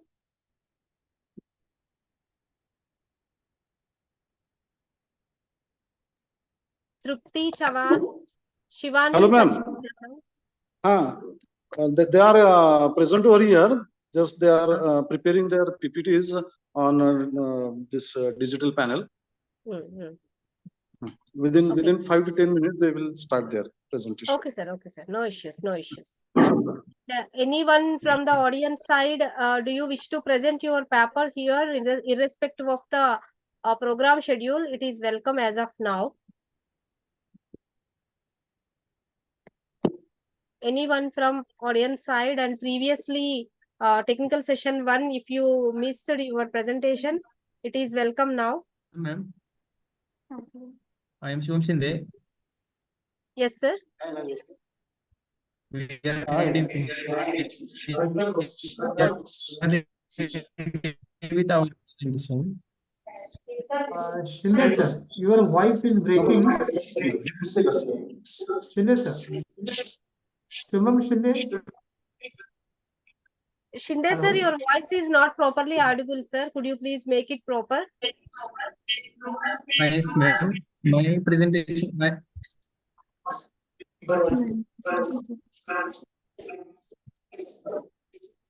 Are you ready now, sir, for giving your presentation?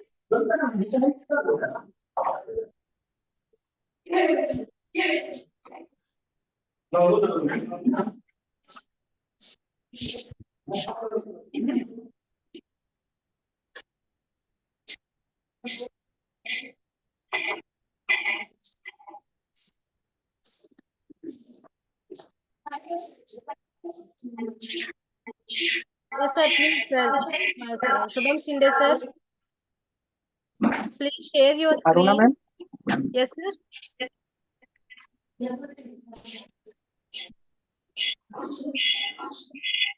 Vinod, sir, yeah, please tell me.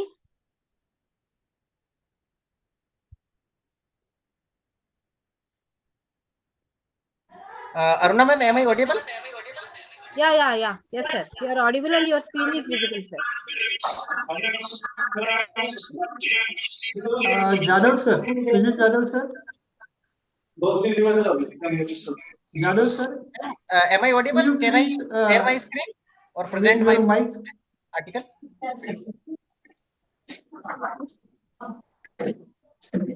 I think already Shubham Shinde, sir, is going to present, sir. Afterwards, you can present, sir. Okay. Thank you, ma'am. Thank you. Device चल रहा है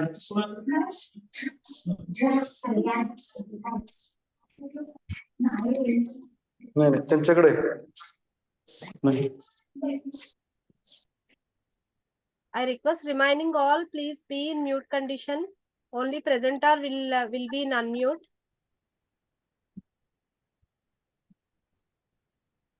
Shubham sir, please continue with the presentation, sir. Everyone, good afternoon. We are presenting the slides of presentation of study of financial performance analysis. This is Bank Satra. We have collected data from Satra. This is bank. We have make research paper on it. My further presentation will be continued. A little bit louder, sir. Your voice is not properly audible. Hello, ma'am. Yeah, please. Yes, good afternoon, everyone. Myself, Chaitali Kate. I am the project partner of Shubham Shinde. We are here to present our paper entitled Study on Financial Performance Analysis at Satara DCC Bank. We are grateful to our guide, Dr. Nilambari Madam, for her valuable support.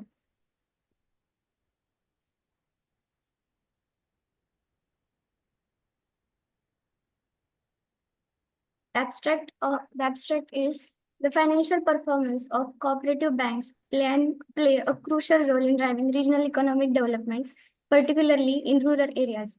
This study focuses on analyzing the financial performance of Satara DCC Bank, a key player in the cooperative banking sector.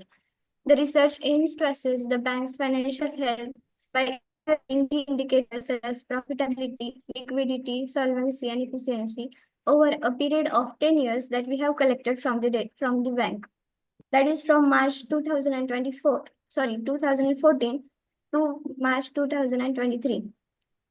The analysis employs financial ratios, trend analysis, and comparative performance metrics to provide an in-depth understanding of the bank's financial stability and operational effectiveness. Primary data was collected from the bank through the financial reports and other documents. Annual reports and financial statements forms the basis of the study.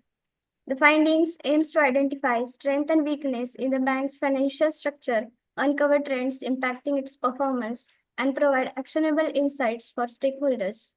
Study is expected to contribute to the strategic planning and decision-making process at the Satara DCC Bank and offer broader implications for improving the financial management of cooperative banks. So this is the introduction. Banks provide key financial data about the company's asset, liabilities, and equity on the specific data. We have also shown the income or loss to reflect the company's performance over a period of 10 years. Financial statements give a quick summary of company's financial health. Financial reports are essential for various users, including firm management, stakeholders, government agencies, and internal revenue services. Users of financial reports data do not need a comprehensive accounting knowledge, but should understand basic concepts and features of the financial account.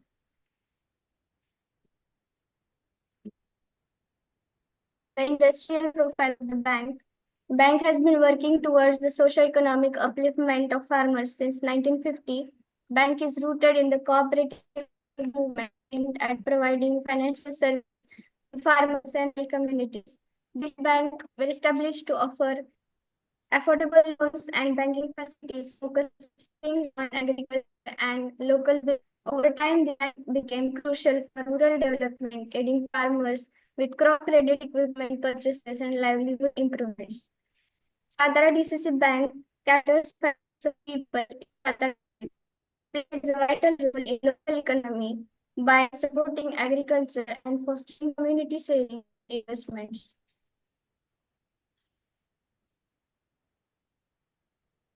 The objectives of the study are as follows: to know the growth and development of Satara District Cooperative Central Bank, to identify the financial position of the bank, to analyze the various ratios and effectiveness of working capital management of the bank using our statistic background, to study the working capital structure of the bank, and to offer pragmatic suggestions for major findings.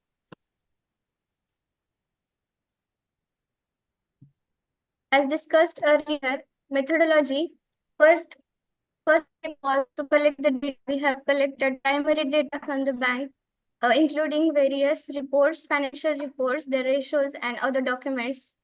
The statistical tools used were regression analysis and time series analysis. We have presented some graphs like line chart, clustered column chart, donut chart, scatter chart, etc.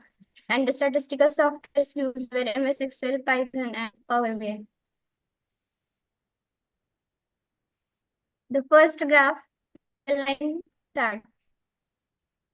We can see that both the net worth and working capital of the bank exhibits parallel growth strategies. This indicates that bank was growing faster. This chart is from 2014 to 2023. All graphical representation is for the period of 10 years. Next is clustered column chart. So from the clustered column chart, we concluded that the free reserves have consistently exceeded total reserves, indicating it a healthy financial position. This is the donut chart. Just from the donut chart, we can see that the high ratio, that is 53%, indicates CD ratio, which indicates that strong lending power. The next is 9.47. 9.47 is CIR, which indicates strong financial stability with liquidity 30.54%. Means that the bank focuses more on giving loans while having less cash on hand. It earns a moderate reformed asset and ensures financial safety with a strong capital reserve. Then the statistical analysis first is we have created a regression model where a dependent variable was cost of deposit and the independent variable was liquidity. The model has R square 69%, which means that 69% variation in the cost of deposit was explained by liquidity. We checked the assumptions of the model using various tests like omnibus, Durbin-Watson test, etc., and the listed here. We see that the p-value is less than 0.05, which means that the factor analyzed had a meaningful impact on deposit cost. This is a time series analysis plot. So from the first plot, we can see that deposit have shown upward trend from 2014 to 2023, indicating it is a positive or it is an increase in fund. And we can see that there are certain fluctuations in the graph. So we try to remove it using a simple moving average method. We smoothen out this time series by using moving average method and and thus concluded that there is increasing trend in the deposit value.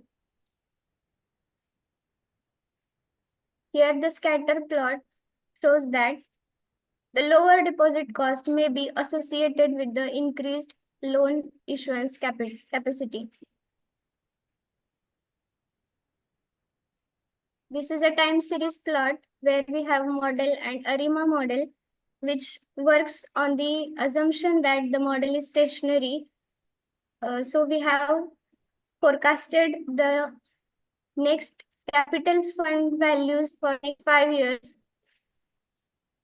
So these are for 2024, it is 51773.9, and the following are as follows.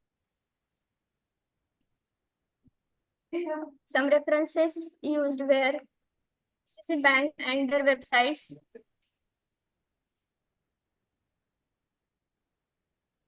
Thank you, ma'am.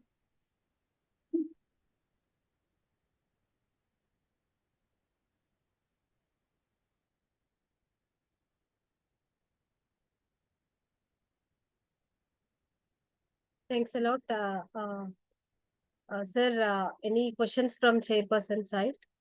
Yeah, you have a very nice presentation on financial performance analysis of disease events, etc. Can you explain what is the impact of NPA, non-performance asset, on the performance of bank to functioning very smooth? What is the NPA of that bank in last 10 years?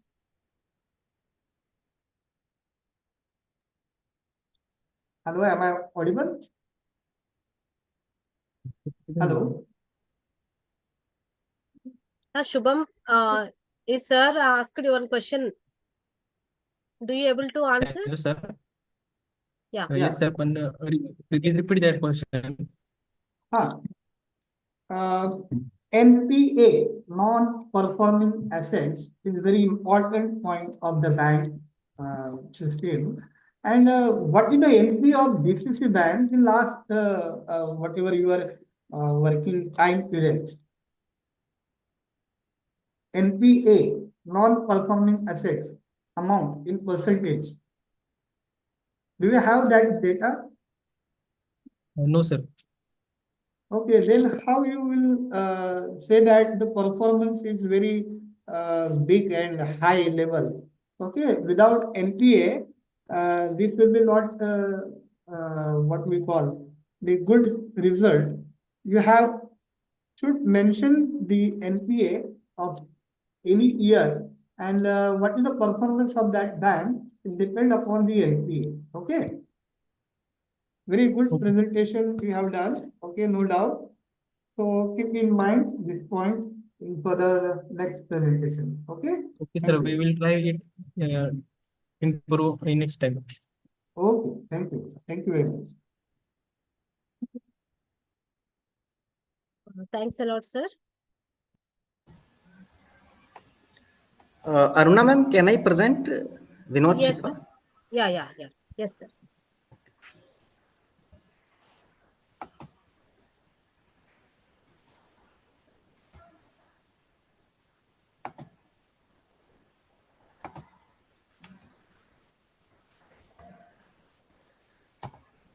Ma'am, screen is visible? Yes, sir. Yes, sir. Yes. First of all, I would like good afternoon one and all present on the digital hybrid platform of ICSTSD, International Conference on Science and Technology and Sustainable Development 2015. My name is Vinod Chipa and today I am presenting my research paper article on secure OTP based voice biometric authentication with edge AI and machine learning. And the aim behind this overall research paper is we are facing a lot of security problems and attacks in the traditional authentication system. So we are working on some enhancing security that we are using a machine learning based technology. So let's starting my abstract. In recent few years, digital technology is increasing in a high speed. Means most of the peoples are using digital platforms for their transactions, to access their accounts, and to log in somewhere for filling data. So all these platforms are on digital platforms. But the security is the one of the main aspect. So here we are using a OTP based voice integrated authentication system. As we know that only OTP is also facing a problem of reply, of just we can say man in middle attacks and phishing attacks and SIM swapping attacks. To overcome these problems, the main aim is to make our system secure and a user friendly, where the user can speak the OTP, and that OTP will be verified by the system as well as the user's voice. The two things will be verified, and that approach is, we can say, as a multi-factor authentication. That is the need of the current scenario in the we can say as in the digital platforms, and the everyone wants the security. As we know that security is not a product but a process. Means security is not available in the market, means we provide our system to security, and that is the aim, that is the work of the researcher, that is the work of the developer, and we are also a researcher, so we are working towards this approach. So here, first of all, as we know that voice is the widely used way of, just we can say, to input the data. Is maximum of the users are just they are just illiterate, but they are searching something content through their voice. They are just speaking something and they are getting the output. So voice is mostly used. Another thing, that we have already traditional methods of the authentication, like pin, password, and these methods, but they are not secure. As we know that pin and passwords have the problem of attacks. Another thing, that is we want a new approach that is natural and the simple for the user, and that approach can work on the mobile device, because the mobile users are increasing day by day. As we know that to type the password in the mobile phone, to type the OTP in the mobile phone, that may be just we can say uncomfortable for the users. And now we are just going to for the new authentication method, where the user will speak their OTP, and that OTP will be automatically just we can say automatically verified, and the OTP will be displayed on the screen through the user's voice. And there are two methods of the OTP transfer. First is the, we can say, we can transfer the OTP through the simple text message, and another one through the email. So in right now, in this approach, we are using a text messaging OTP authentication system, where the user will get the OTP through the mobile, through the text message on the user's device. So we can say that this is a hybrid approach, where we are using a voice as well as the one-time password, because both the things, only voice is also not secure, and the only OTP is also not the secure. So we are just working on the hybrid approach that can enhance the security of the system, and that can perform better in the real world platform. As we know that for the voice biometric, we are using the machine learning platform as AI. That AI is giving a better result as compared to the normal voice biometrics. Now we have current challenges in this current scenario, like the phishing attacks and SIM swap attacks are possible on the OTPs. We have also the problem of we can say just typing issues. But now we are trying to overcome these solutions. The first solution is, we can combine to enhance the security, we are combining the OTP as well as voice authentication. And another thing, we are using the Edge AI based machine learning platform. That platform will just working best for the audio model training and for the testing. Now the objective of our research, the first objective of my research is just to strengthen the normal traditional OTP based authentication system with the additional approach of the voice biometrics. As we know that both the things is creating a MF technique, that is multi-factor authentication. Another things, there are lot of attacks are possible, deepfakes attacks, but now we are trying as a spectrogram technology that will just prevent the users from the deepfake attacks. Now the overall aim is to design a such type of authentication system that can be fast, that can be a user friendly, and that can be a secure for the digital transactions, as the users are using UPI, phone pay, and all these platforms are just using the normal and traditional authentication method. But now this approach is not secure, as we are know that key in newspaper every day we got that key the account is hacked and the user's account have just credited debited automatically by someone. That problems are raising. And now the aim is to design a system that can perform better than the existing biometric techniques. So we are using AI technology, and that is a machine learning platform based.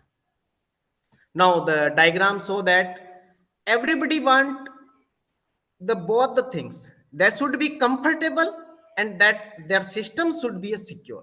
But if the security is high and they are not comfortable, that is not a good system.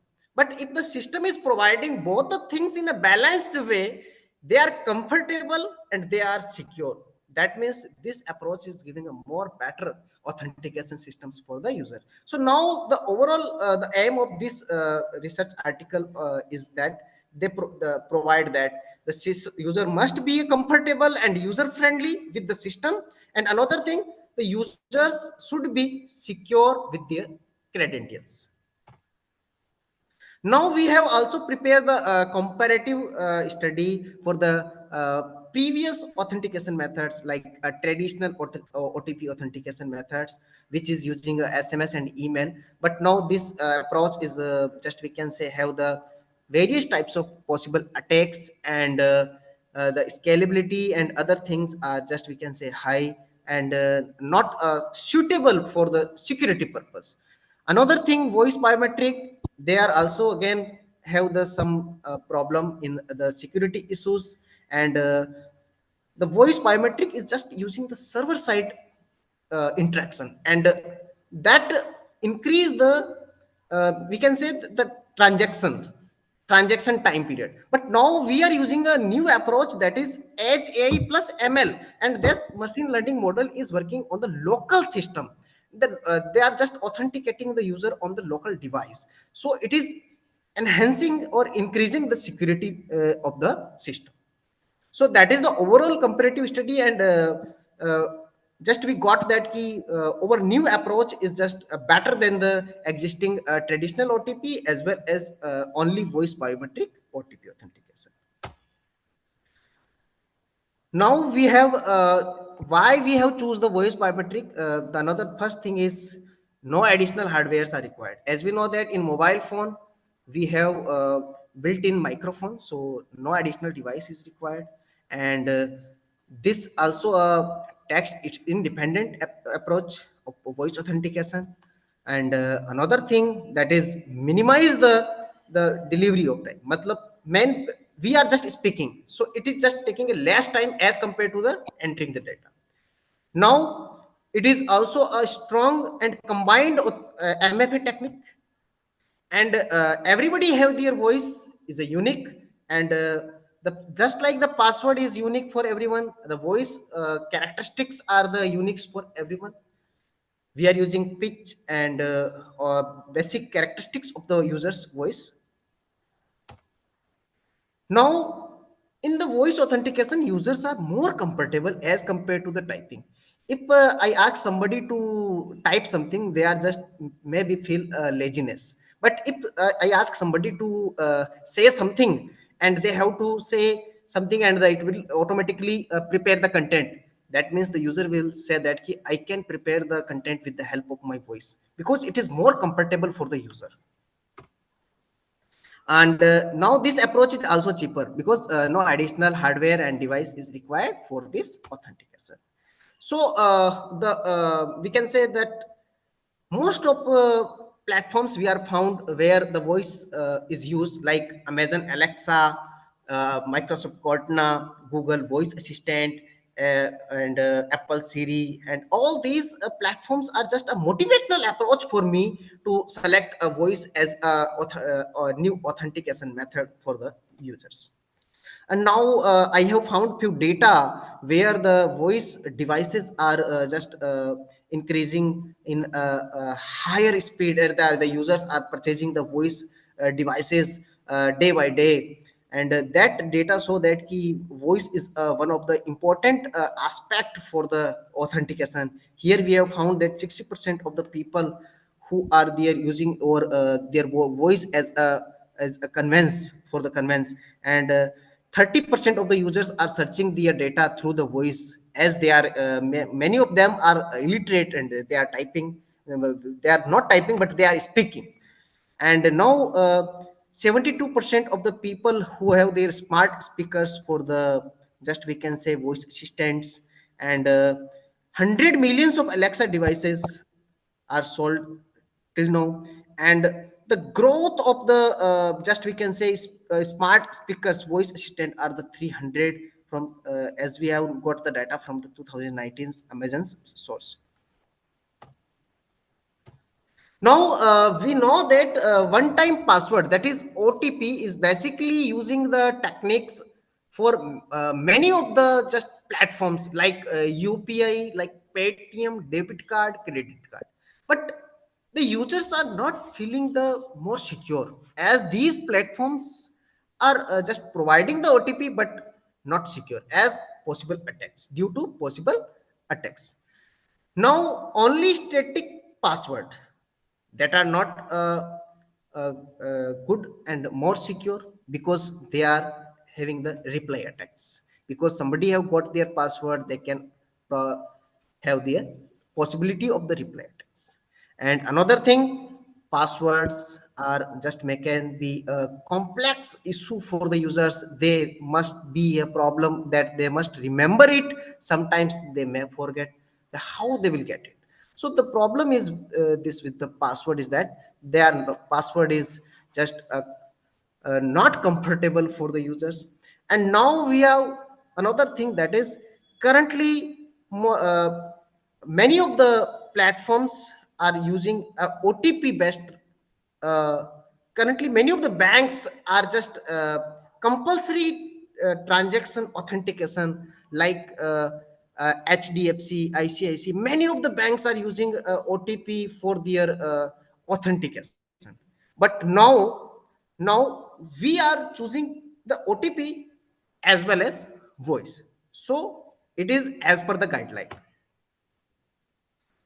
Now the system is creating a multi-factor authentication with the help of OTP as well as the voice biometric.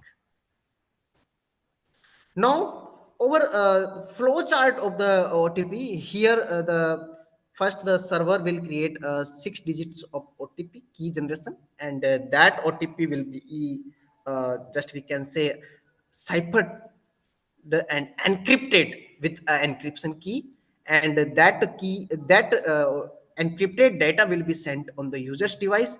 On the user's device, the data will be decrypted, and the user will enter the OTP through their voice, and finally the OTP will be verified by the system. Now the methodology of our research work, basically the authentication system is divided into two categories. First one is the user enrollment phase.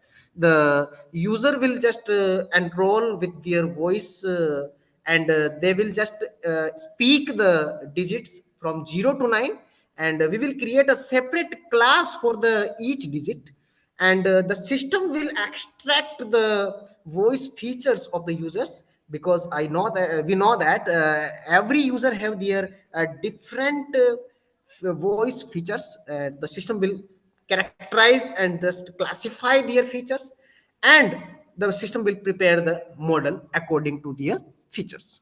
Now the second phase is, that is user authentication phase. Here the user will just the system will server will generate a OTP, and that OTP will just user enter through the voice, and finally the system will verify both the things, OTP as well as user's voice. If the user found both the things are okay and should correct, then the system will give the access to the particular user to access their accounts. Otherwise, the system will deny to access their accounts. Now we have also phases to design a model in the as impulse. So first of all, the system will collect the data from the user, and it may be either recorded or maybe a real-time voice from the microphone. And now once the data is just gathered, just collected, now the system will prepare the features, audio features, with the help of MFCC algorithm, and that features will be generate a extractor graph. Now, after creating that, the model will be trained, and for training purpose, we have also a classification process. And now fourth is model testing and validation. We can test our model, and we can also validate through the samples, that we can get the samples through the real-time voice, or we can also get the samples through the recorded voice. And fifth one is, that is our main aim is optimized device, means we will optimize with the help of tuner. Okay. And now sixth one is, that is deployment and testing. Once the model is created, we can deploy it on our device. The deployment is the, just we can say that the just like the web based platform where the user can verify their voice through that platform. And once all the 6 processes are complete, we can improve our model. If we have got any type of just we can say classification or a training error during the just we can say testing and training, we can just remove that particular voice. We can just change the particular clip, so that it can increase the just accuracy level of the model. Now this is the systematic architecture. First the user will just the system will generate OTP, and that OTP will be delivered on the user's device, and the user's voice will be captured, and according to the captured voice, the system will get the features from that voice, and will match through the existing features of that particular user, and it will verify the age-based voice authentication, and finally it will create a decision based on the OTP on the and the voice decisions. Now this is the overall framework. Excuse me, Vinod sir. Actually, that stipulated time is 10 minutes only for the presentation. Could you please come to the conclusion, sir? Already gone more than half an hour of your presentation. Ma'am, can you give me just 2 minutes more, because Okay. I am explaining it as main portion. Okay. This is the overall framework of the system. Here the system is divided into 2 categories. First one is enrollment, and second is authentication, as we have already discussed about it. And now this is the one of the major and main portion of my research work. Here we are getting the overall accuracy of 97.5% during the model training, and this is the just screenshot, so that our model is more better than the existing one. And this is the model testing. Here we are getting 100% accuracy of the model during the testing level, and we know that we have created here separate classes for each digits, like for 0, 1, 2, 3, and we have got the sample of around 3000 samples from the different 100 users, and these samples are used for the model training and testing. Now this is the result analysis, and this result analysis saw that key our existing our new approach is more better and giving a better accuracy than the previous approaches. So these are the security threats which are possible on the previous methods, but now we are working on the new approach that can prevent, like our system is also checking the liveness detection that prevent from the replay attack, and we are using a randomized OTP, means somebody trying but they can't get the OTP. That every time the system is generating a randomized, and the just we can say that OTP is different at every time, and it is time based also. The system is also using a spectrogram technology that just save the users from the, we can say, AI based voice mimicry and all these things. Now we can use the application for the real world environment also, for banking and industry and healthcare uh, fields also. Now this is the conclusion,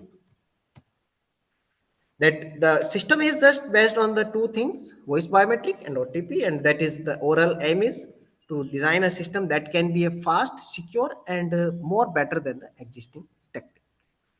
So any question from your side, please?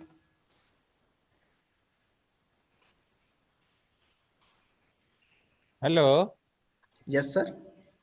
Now there is a new system that is voice cloning.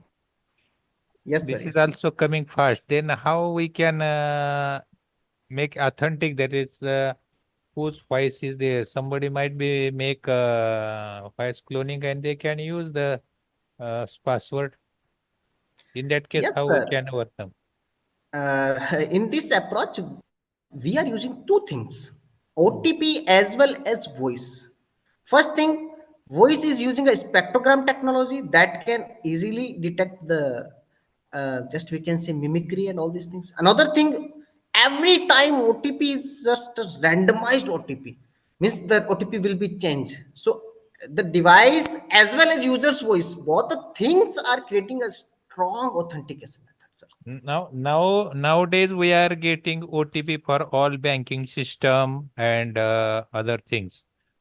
This is different than what you are saying. This is different, sir. Hmm. As the existing traditional technology is using only OTP, and that the possibility of, just we can say, man in middle attacks. But now the system is using a MFA technique, as well as the system is working on the local device, means the voice will be authenticated through the local device.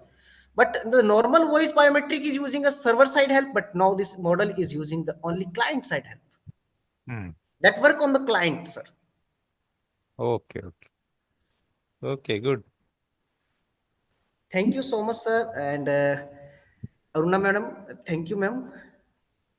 Very Any other nice question? presentation. Yeah, I have two questions for you, if Yes, sir. time permits. Ma'am, may I have ask questions, or Yes, shall sir. we Yes, go sir. for? Yeah. Yes, sir. Yes, sir. You can The ask. first question is that the time limit for any OTP is limited, like 1 minute or 5 minutes or 10 minutes. Okay. Yes, sir. It's a limited time in 1 minute. How will you overcome this problem with voice as well as the typing of OTP in device? Sir, when we get the OTP, okay, the user can speak, and that will be a more, that is taking a less time as compared to the typing. Okay.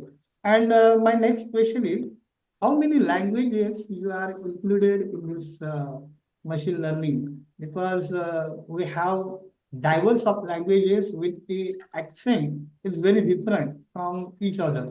Even if we have Hindi, in any regions we speak Hindi in very different accent. So how will you overcome this accent problem in your device? Sir, there is no problem of language. That is depend on the user's model. If they are creating a model for the Hindi, that will system will recognize Hindi. If they are creating the model for Bengali, and if the system is modeled for all over the languages, all these languages, if they have entered, then the model will recognize. That is the depend on the user key, what they want actually. Okay, okay. Thank you, Vinod Chitra sir. You have a very nice presentation because day-to-day life we have using a lot of online payments, and your work will be helpful in our future with the both authentication manner. Thank you very much, ma'am. Go for next. Thank you, Thanks, sir. sir. Thank you, sir. ma'am. Thank you, sir. Thank you, and a very informative session we had. Thank you, sir. Yes, ma'am. Now it's Hello. time for Ma'am. Sujit sir, one more presentation is there. Afterwards, we'll go for your students' presentation. Okay, Is it okay. Okay. Now I wish to call upon the next presentation bearing the number 220, Bacillus subtilis medicated biodegradation and biomedical waste, a green technology for enzyme recovery and pollution mitigation by S. Prasanna, Department of Biotechnology from Inkasi. Ma'am, Prasanna ma'am, are you ready? Prasanna ma'am, are you ready with your presentation?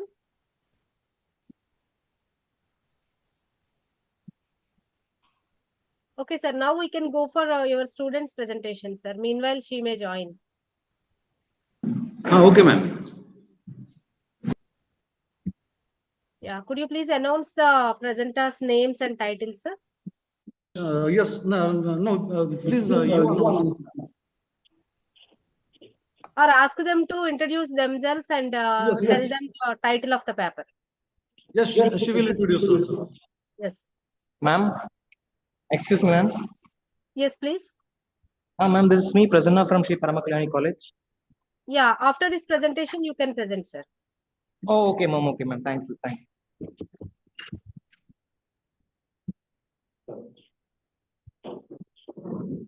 Yeah, please go ahead, sir. Good afternoon, everyone. I'm Shivani Virkar from Shrimant Bhaiyyasaheb Rajemane Mahavidyalaya Maswad, Taluka Man District, Satara, State, Maharashtra. Department of Botany, TYBS students. Our research topic is effect of salinity and light conditions on seed germination of jawar. Sorghum bicolor, LA Munch, International Conference on Science and Technology for Sustainable Development. Our group member is Poonam Kare, Ashish Virkar, and I am Shivani Virkar.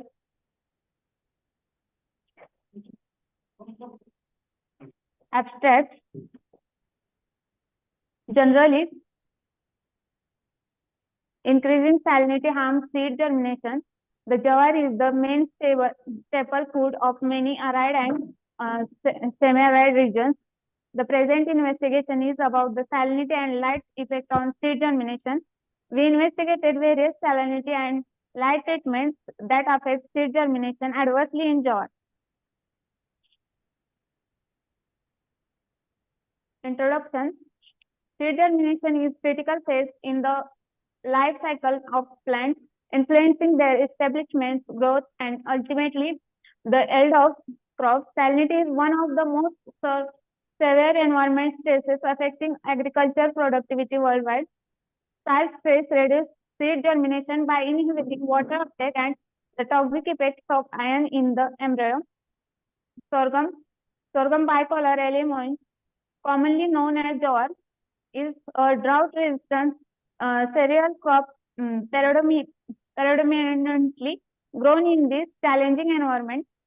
Light influences seed germination on through various mechanisms, influencing hormonal regulation and energy provision for metabolic processes.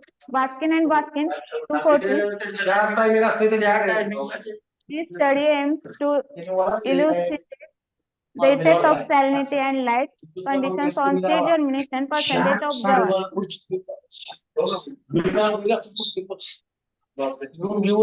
Material and methods. Plant material. Seed of sorghum bicolor were sourced from a agriculture supply store. Experimental design.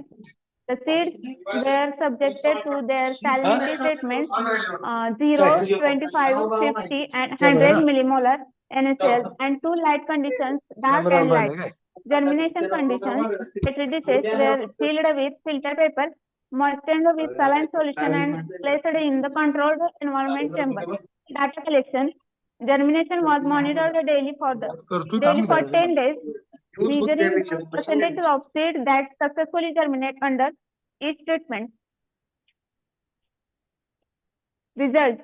Figure 1 shows 12 hours light and 12 hours darkness with salinity. It shows how the germination percentage is reduced as salinity levels are increased at the same light and darkness is provided. Figure 2 shows 24 hours of light with salinity. It shows a decrease in seed germination when 24 hours of light is provided. Figure 3, 24 hours of darkness with salinity. It shows a slight increase in the germination of jawar seeds when darkness is increased.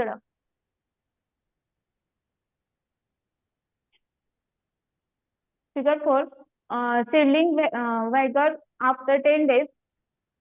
Its statistical analysis indicated that increased salinity negatively impacted germination percentage, while light condition played a significant role in enhancing germination rate. The highest germination was observed in saline dark conditions, while seed exposure to high salinity with high light showed in lowest germination rate. Discussion. Salinity effects. The observed decline in germination percentage with increasing salinity levels is consistent with previous findings. Light effects. Light condition also played a crucial role in seed germination, with seeds germination more rapidly at higher percentage in light that in darkness. Interaction between salinity and light. Salinity is one of the major abiotic stresses that causes significant loss in crops worldwide. Implications for agriculture practices. It can be concluded that seedling states can be used as valid criteria for selecting genotypes with better tolerance to salinity traits. Conclusion. The seed germination of jawar is significantly influenced by both salinity and light conditions, with their interactions playing a crucial role in determining germination success. Understanding this factor and their interaction is essential for developing effective strategies to improve crop establishment and yield in saline environment. Our results follow previous work done by different authors like Ashraf and Harris, 2004. Acknowledgements. We are heartfully thankful to our teacher, Dr. Sujit Jadhav sir, Head of Department of Botany, and other teachers.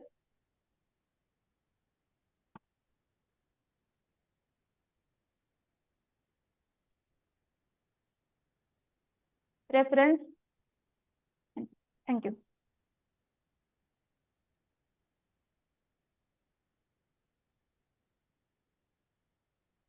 Thanks a lot for your wonderful presentation in hybrid mode.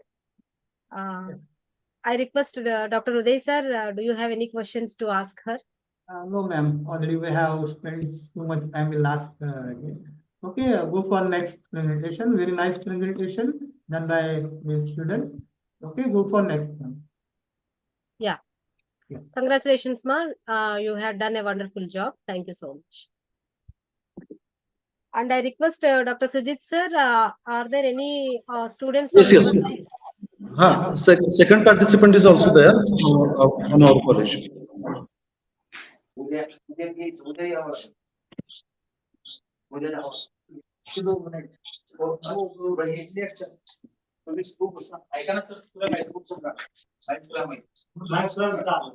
I request meanwhile Prasanna sir, could you please able to present sir?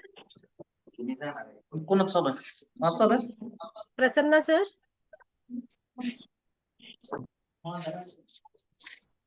Yes, ma'am. Article number 20. Yes, sir. Prasanna sir, do you able to present, sir? Yes, ma'am. Just a minute, ma'am. Yeah.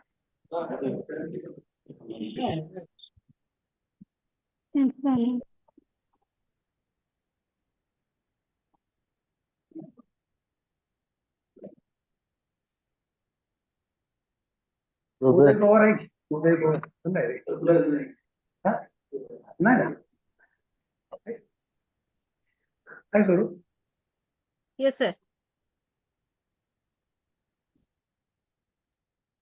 Prasanna sir, are you ready? Prasanna sir, if you are ready, it is okay. If not, somebody else is ready, sir. Please Yeah. don't waste time, sir. Okay, ma'am. I'll do after next person, ma'am. Okay. After one person, I'll do, ma'am. Okay. Okay, please be ready for the time, sir. Okay, ma'am. Okay. Okay. Thank you. I request Sujit sir, could you please able to make? Yeah. Okay, okay. She's ready now. Yes, sir.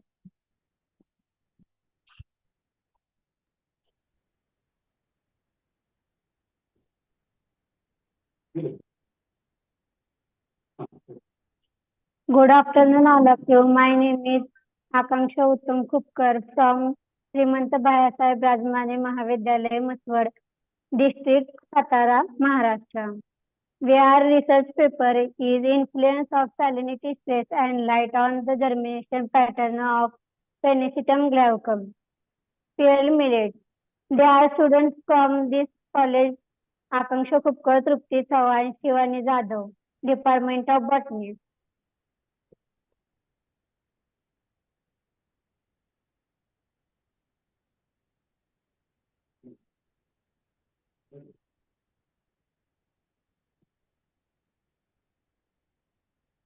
Abstract. Penicillin glaucum is the main staple food of India and Maharashtra. Arid and semi-arid region, especially in Tehsil of Satara district. Salinity and light availability are crucial environmental factors influencing seed germination of Penicillium glaucum. Germination percentage of germination rate, time to germination, and seedling vigor were assessed. This study provides valuable insight into the environmental limitation of Penicillium glaucum germination and highlights the importance of considering both salinity and light availability for successful crop establishment in saline environment. Introduction. Salinity is a major abiotic stressor limiting agricultural productivity worldwide, particularly in arid and semi-arid region of Maharashtra. Penicillium glaucum, commonly known as pearly millet, is an important cereal crop in arid and semi-arid region with environmental conditions like high temperature and low rainfall. Temperature and light are two environmental factors of importance in the regulation of seed germination. The interaction between salinity and light is complex, with light often playing a role in influencing the ability of seed to tolerate saline conditions during germination. The present study aims to examine the interactive effects of salinity stress by varying NaCl concentration and different light conditions. Continuous darkness, continuous light, and alternating light and dark on the germination of Penicillium glaucum seeds. We hypothesize that increasing salinity will negatively affect germination percentage and rate. Light will promote germination with alternating light and dark conditions showing the best germination rate. And there will be a significant interactive between salinity and light, where light may mitigate the inhibitory effects of salinity. Materials and methods. Seed material are preparation. Mature and healthy Penicillium glaucum seeds cultivar name herb. We obtained from specially sourced example local agriculture research station. The seeds were surface sterilized with 1% sodium hydrochloride solution for 5 minutes, followed by through regions with distilled water. Cultivar specified. Experimental design. The experimental followed a completely randomized design with their 3 replicates. Seeds were placed on filter paper in petri dishes, 9 cm diameter. Each petri dish contained 20 seeds. The seeds were embedded with different NaCl solution, 0, 25, 50, 100 millimolar to create the salinity treatment. Control treatment used distilled water. The petri dishes were then placed in growth chamber with the following light regimes. Dark, continued darkness covered with aluminum foil. Continuously light. Continuous illumination with coil, full white fluorescent lamps. Alternating light and dark. 22 hours light, same intensity as continuously light. 22 hours dark cycle. The growth chamber maintained a constant temperature of 25 plus minus 1 degree Celsius and relatively humidity of 70 plus minus 5. Data collection. Germination was monitored daily for 7 days. A seed was considered germinated when the radical producated at least 2 mm. The following parameters were recorded. Germination percentage. Number of germinated seeds divided total number of seed into 100. Seedling vigor measure as the seedling length centimeter after 7 days. Germination percentage. The control treatment 0 mm NaCl showed the highest germination percentage. Alternating light and dark conditions resulted in the highest germination percentage across salinity levels. In figure 1, effect of salinity on seed germination percentage with equal light and darkness period. This is figure shows result. The graph shows is that increase the salinity affect germination in Bajra seed. Second figure of effect of salinity on seed germination percentage with 24 hours darkness period. It is result shows due to darkness, the germination percentage is reduced with an increase in salinity. Figure 3, effect of salinity on seed germination percentage with 24 hours of light. The result shows due to the light, the germination percentage is slightly increased in salinity. Seedling vigor. Salinity significantly reduced the seedling length. The central treatment 0.0 mm NaCl had a longest seedling length.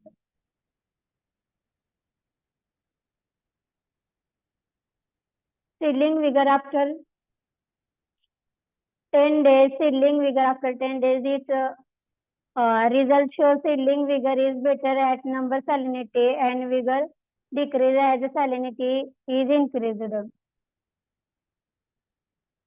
Discussion. Increasing salinity reduce germination percentage, slowed germination rate, and decreased seedling vigor. The alternating light and dark condition consistently promoted higher germination percentage and faster germination rate compared to continuously darkness or continuously light. The effects of light could be associated with cytochrome mediated pathways involved in germination. The positive effect of light on germination was more pronounced.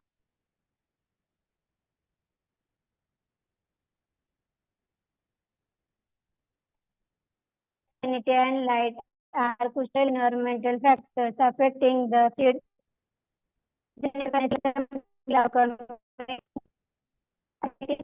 significantly in germination.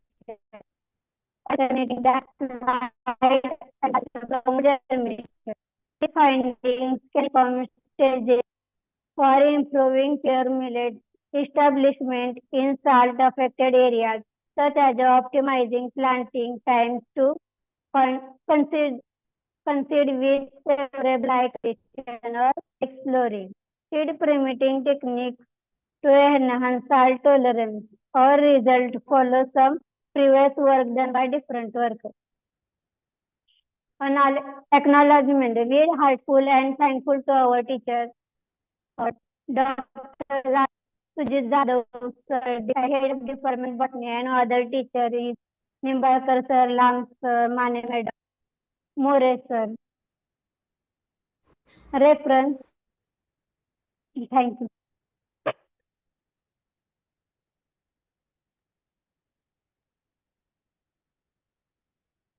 Thank you, Miss. Thank you for your nice presentation. Can you tell me what you have taken for control?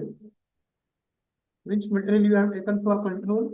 In distilled water or anything else? Hello, am I audible? Distilled water. Okay, very good. Nice. Thank you. Ma'am, go for next. Can I ask one question? Yeah. Which variety is used for this experiment? Dhanashakti. Dhanashakti. Only one variety? Yes. From where you got this variety? Maharashtra. Maswar. Maharashtra. From where Maharashtra? Maharashtra is the district, state. State. Maswar. From where you got this Dhanashakti seed? What is the source? Dhanashakti, Adi Shakti, Mahashakti, these are the pearl millet varieties. From where you got this one?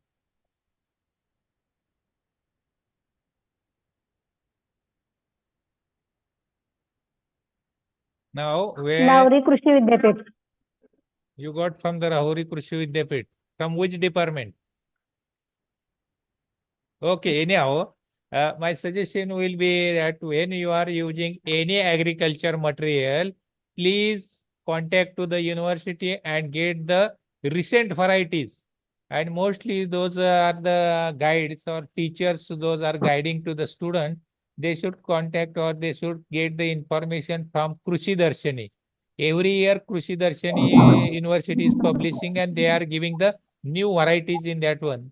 New varieties inclusion in the research project is very important. Okay. Yes, sir. Yes, sir. Thank you. Nice suggestion, sir. Very good.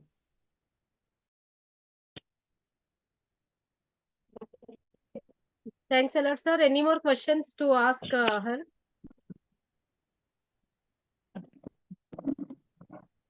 Any more questions?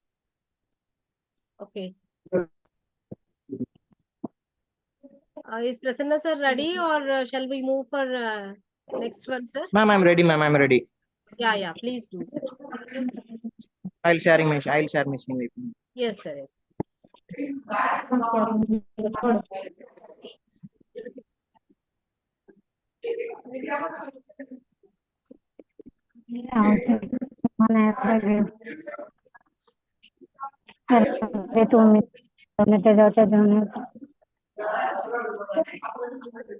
Other participants, please mute your mic.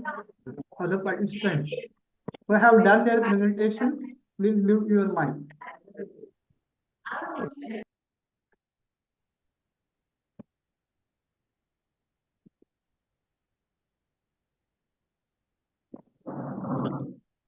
Ma'am?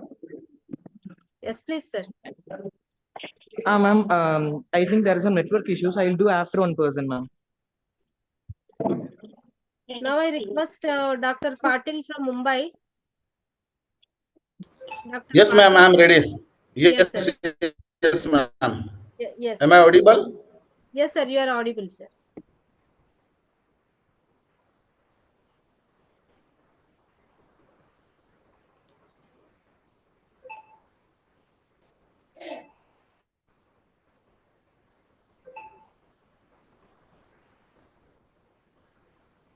Is my presentation visible? Just make it full screen, sir. Okay. You had not shared your presentation, just your screen has shared. Yeah, now it is coming, sir.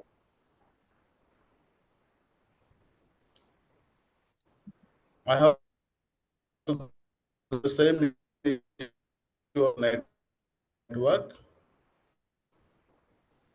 You just click on your PPT, sir. Yeah. And make it full screen. Yes, I is it visible? Yes, sir. Now it is visible. Yes, ma'am. Is it visible?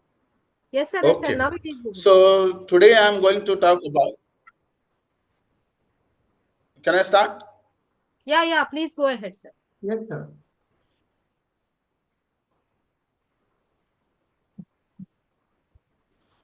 Now I'm going to talk about how we can use biomass, specifically talking about the keratin, and that keratin is from the ship material.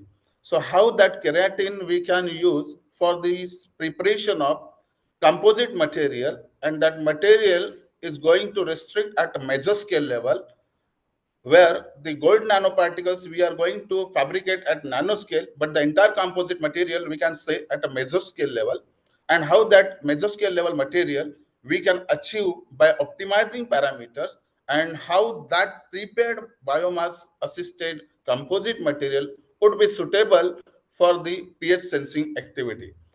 So let's start with the why I selected only keratin material, or why I selected ship material. If we see at bottom line, that is at the molecular level, this ship is having two functionalities. First one is a molecular structure of amino acids, and the second one is what? Thio group.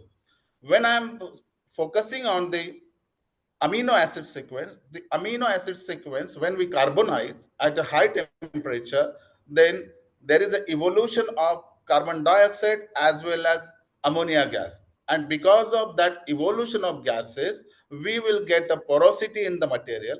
At the same time, when I'm talking about the carbon skeleton, that carbon skeleton of amino acid, we can successfully convert into the aromatized carbon.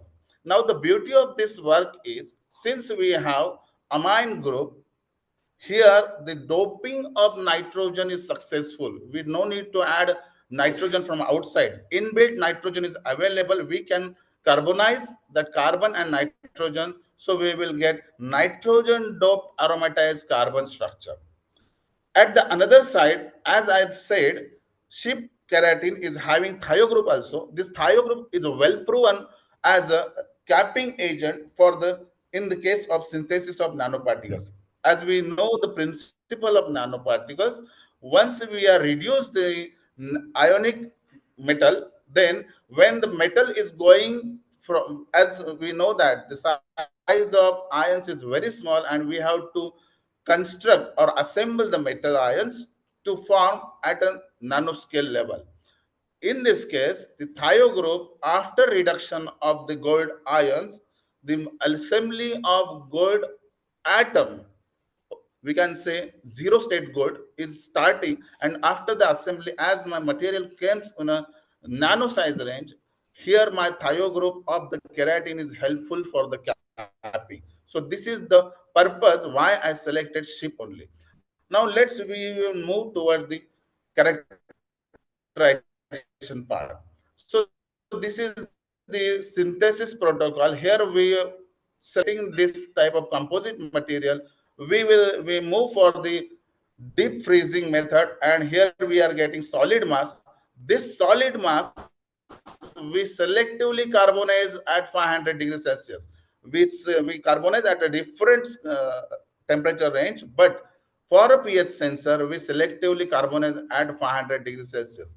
Now, the beauty of this, when I carbonize this material at 500 degrees Celsius, when we perform the TM and SEM analysis, then you can see that as the temperature goes on increasing, the porosity goes on increasing, but at some time after the 800 degrees Celsius, there is a sintering effect, and structure of the gold nanopart is going to be damaged.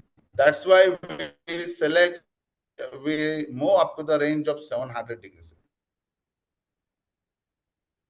Now, why I'm talking only about 500 degrees Celsius? Because graph showing that the porosity is good, but at 500 degrees Celsius nanoparticle, my percentage of nitrogen is quite high. As this percentage of nitrogen is high, with the percentage of carbon, when I am plotting or proposing a structure of material, speculating the structure of material, then we can say that we will have such a type of material. And this material, when we will focus on the yellow part, highlighted yellow part, this structure is showing that this is the structure of polyaniline. And the polyaniline is a well proved for the pH sensor activity in case of solid state pH sensor. And that is the beauty why I selected only 500 degrees Celsius carbonization temperature. If we will see the rest of the points where the 400, 600, 700, and 800, my observation considering the structure morphology, where I'm getting the surface area as well as the percentage of carbon nitrogen combination, I am getting a best material which will mimic the polyaniline crystal structure, and that's why that material is preferably selected for the pH sensing activity. Now, using this material, when I fabricated 2 electrode sensor, this material showing excellent yield. Now the question is whether the material is selective. Yes, the selectivity is investigated in presence of calcium, ammonium, magnesium, potassium, and sodium salts, because all those are also the cations. And when I'm claiming my material is selective for the hydrogen ion, I must need to prove that yes, my material is only selective toward the hydrogen ion only. Now, when we will move toward the chemistry point of view, why this material is showing the selectivity toward the H plus? Because the material is changing the electrical conductivity of the polyaniline structure, or which I'm speculating that morphology or the molecular structure of the material. And that's why my material is found very good for the pH sensing activity. Now when I'm talking about the pH sensitivity and commercial pH sensor. In commercial pH sensor, we must need to check the stability of the material. And yes, we found here, if we will compare the results of the material obtained at 500 degrees Celsius, then you will see that the sensitivity of the material which I have prepared for the 500 degrees Celsius is best among all the reported claims. Let's move toward how I can say the reproducibility, stability, and sensitivity issues. In all the parameters, when I compare my material, specifically 500 degrees Celsius carbonized material, then yes, my material is showing excellent sensitivity, excellent stability up to the 7 hours to 8 hours in the solution only, okay? And it is also showing the good reproducibility. Reproducibility, here I'm talking in terms of I prepare a different series of sensors. So the first sensor, second sensor, third sensor, fourth sensor, and all those sensors giving me a best result or the same result, that is a reproducible result. Now come to the actual biofluid sample. Here I selected 2 biofluids, sweat and urine sample. Now, when I'm investigating the pH value obtained by using my sensors, my prepared sensor, and the pH value obtained by the commercially available sensor, my sensor showing the excellent result, and which are quite similar to the result obtained by the commercial pH meters. In summary, I would like to say that by using wool keratin and the gold precursor, we selectively prepare gold nanoparticles in the carbon skeleton under optimized parameters at 500 degrees Celsius. Material revealed molecular structure that mimics AB type polymeric structure, which displays excellent deprotonation performance, which can be used for the pH sensitivity. Now, by using this material, when we prepare 2 electrode flexible biosensor for a detection of pH level in the body fluids, it is showing as a working electrode, the material or the electrode showing the excellent performance up to the sensitivity of 57 millivolt per pH, and also the standard deviation of 0.088%. You can see the deviation is very, very less. So it proves that my material is quite stable as well as reproducible and sensitive toward the H+ ion. Now, in acknowledgement part, I would like to thank organizers of the ICSTSD 2025 for giving me this opportunity to present my work on an online mode. I'm also thankful for my principal, and thanks for your patient listening. Thank you so much. Thanks a Hello. lot, sir. A wonderful presentation given by I thought you. that Thanks a lot. Yeah. Any question from audience? Thank you so much. Yeah, very nice presentation you have done, sir. Yeah, any question from audience? Thank you, sir. Any questions from audience side? I think there is no any question. Thank you, sir, for your nice presentation on the synthesis of nanoparticles. Thank you. Thanks a lot. Yeah. And I request you, sir, to please share your abstract to me, sir, to include in the conference proceedings. Yeah.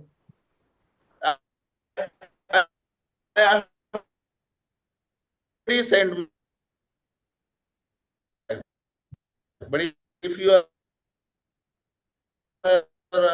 voice is not audible, sir. Your voice is asking me, then we very happy to share. Could you please But stop sharing, sir? Could you please stop sharing? Where to send, madam? I have already sent. Okay, sir. Okay. Hello. I'll be going through. Requesting it. Okay, absolutely fine. But is needed, I can again resend. Where, ma'am? Hello. Yeah, could you please send it to Sujit, sir? I'll be taking from him. Okay. Absolutely fine. Or conferences at @sidvifoundation.com. To that mail ID also you can send, sir. Okay. Yes, sir. I'll be giving in the chat box.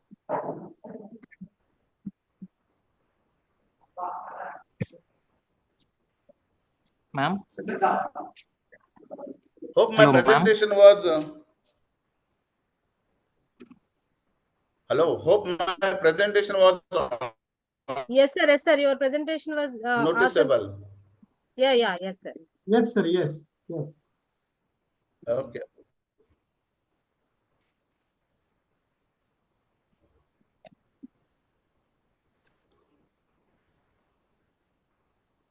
I will send my abstract to Sujit, sir. Yeah, please, sir. Please. May I left? Yeah, please, sir. Please. Next, Prasanna, sir, are you ready? Yes, ma'am, I'm ready, ma'am. Share my screen. Please, sir, please.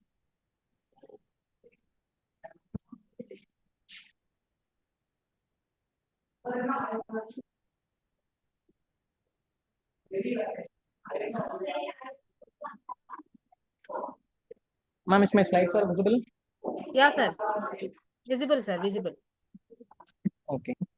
To all of you, my co-presenters, this is me, S. Prasanna from Sri Paramakalani College, Alvar, Kuruchi, Tenkasi, and from Tamil Nadu district. Currently, I'm pursuing my third year undergraduation in biotechnology. Today, my topic of talk is about bacillus subtilis mediated biodegradation of biomedical waste, a greener technology for enzyme recovery and pollution mitigation. So, introduction, biomedical waste generation is a significant concern globally with hazardous impacts in environment and as well as human health. The main sources of biomedical waste are hospital, laboratories, pharmaceutical industries, which generates waste through various activities such as treatment, immunization, diagnosis, and research. World Health Organization has estimated that there are about 85% hospital waste is non-hazardous and 10% are infectious and 5% are non-infectious waste. And stats say that India has generated significant amount of biomedical waste during COVID-19 time, and it's nearly about 774 metric tons of biomedical waste has generated during COVID time per day. And This values has been higher from the higher values from 2019. So this stat says that after 2019, after COVID, the accumulation of biomedical waste has significantly increased. So my project aims that using Bacillus subtilis as a bioremediation factor for microbial enzyme activities for degradation of these enzyme waste. So microbial enzymes, these are biocatalysis produced by microorganisms such as bacteria, fungi, yeast, and algae. Enzymes play a vital role in various industries and applications in current scenarios such as precision agriculture, synthetic biology, enzyme engineering, nanotechnology, sustainable development, personalized medicine, gene editing, biodegradation, and renewable energy and space exploration. The global enzyme market size was valued about 7.3 billion USD in 2020, and it is expected to grow about 6.5% in 2021 and to 2028. So the enzyme types are certain microbes which produce enzymes as a secondary metabolites for their survival and growth. We do humans use these enzymes for various purposes. Like that, the site shown are certain enzymes produced by microorganisms, like amylase produced by Bacillus subtilis, proteases by Aspergillus oryzae, and lipase by Pseudomonas fluorescens, and cellulase by Trichoderma, which is a fungi, and xylomonas by streptomycins, which is a bacteria, and pectinases by Aspergillus niger, and some more on. My project, the objectives of the project are to isolate, identify, and characterize 4 strains of Bacillus subtilis from different soil samples, to collect the biomedical waste from biomedical waste collection authorities and government hospitals, to evaluate the efficiency of Bacillus subtilis in degrading biomedical waste, and to quantify the degradation efficiency, so to through SIM and FTIR, to extract and characterize and quantify the enzymes produced during biodegradation, to conduct enzymatic optimization studies, and to develop sustainable and eco-friendly solution for biomedical waste management. So methodology, and these are the 4 soil samples we have collected from the regions of Alvar Kuchi and Ambasamutram region in Tenkasi, and these are the results for the gram staining. We did the samples were serial diluted and plated in nutrient agar, and after incubation, the spores are subjected for gram staining, and these are the results for gram staining. And morphological and biochemical characteristics of Bacillus subtilis. We did indole MRVP examination, Simmons citrate examination, and the serial diluted plates were the plates were plated in nutrient agar, and after incubation, the colonies were tested for urease test, and along with this, for the confirmation, we did sugar fermentation test. So this is the main area of my presentation. The biomedical waste has been collected from government organization with proper permissions, and we confirmed that these biomedical waste are non-hazardous, and we also did autoclaving for our PPL purposes. And after that, we grow the Bacillus subtilis in a Lowry Betani media, and then we have finely chopped this biomedical waste and we added in the conical flask. And these are the images of that. You can notice the visible degradation of these. In 0 hours, there will be a clumsy of waste particles, and in 12 hours, it will be reduced, and 24 hours, it will be reduced. And after 36 hours, you can visibly see with the naked eyes that these chopped plastic has been reduced in a drastic manner. So what is the enzymal activity behind this was every microorganism has a nature of producing secondary metabolites for their growth and survival. So like that, these microorganisms may secrete esterase and cutinase, and these after these cycles, that is absorption and hydrolysis of the plastic surfaces and short degradation intimation after TCA cycle, the carbon dioxide and water molecules and other metabolites are enter as a carbon sources. So these are the images for the enzymal activities confirmation, and different enzyme assays for post degradation cultures. we did Bhaiyyasaheb, Bradford, Lowry, and SDS page for identification of the protein which is responsible for this. And from that, we have further we are studying for the particular enzyme which is responsible for this. And these are the images of the Bhaiyyasaheb, Bradford, Lowry's, and SDS page. So this is the images of SIM and FTIR. The notable peaks shows that there are certain enzymes which have abilities to degrade these plastics, and these are the SIM images. As you can see in the SIM last image of 1 these plastic materials has been degraded certainly. And enzyme optimization, we did enzyme optimization in different temperature and pH, and the incubation period are about 16, 24, 48, and 72 hours. So result and discussion, this is the morphological and physiological characterization of Bacillus subtilis in different strains. And these are the results for the gram staining. And as well as these are results for biochemical tests. And this is a result for biodegradation at different time interval. And you can notice that the efficiency has increased about 9 to 78% in 15 days. So enzyme assay spectrum comparison with UV spectrometer. And these are the results for Bhaiyyasaheb, Bradford, and Lowry's assay. And summary and conclusion, soil samples has been collected and isolated. The Bacillus subtilis is isolated from the soil sample. Morphological and physiological characterization of the isolates was performed. And biomedical wastes are collected and finely chopped. And after enzymatic activities, we gave the samples for SIM and FTIR. Post-degradation assays such as enzyme assay and SDS assay was performed. And the obtained enzyme was optimized in different temperature and pH and in different dosages. So every research must have an economical impact. In this, the economical impact is about in 2022, the degradation of these particular biomedical waste has a CAGR about 5%, and it is about 140 million USD, and it is expected that it will be grown as 190 million USD and 2028.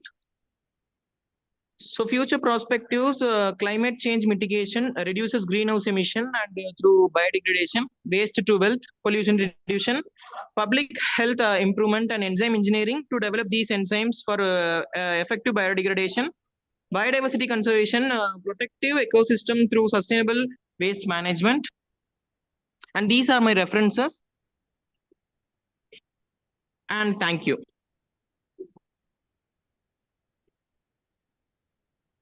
Thank you, Prasanna. Very nice and informative presentation you have done. Thank you. Any Thank you, question from audience? Any questions from audience?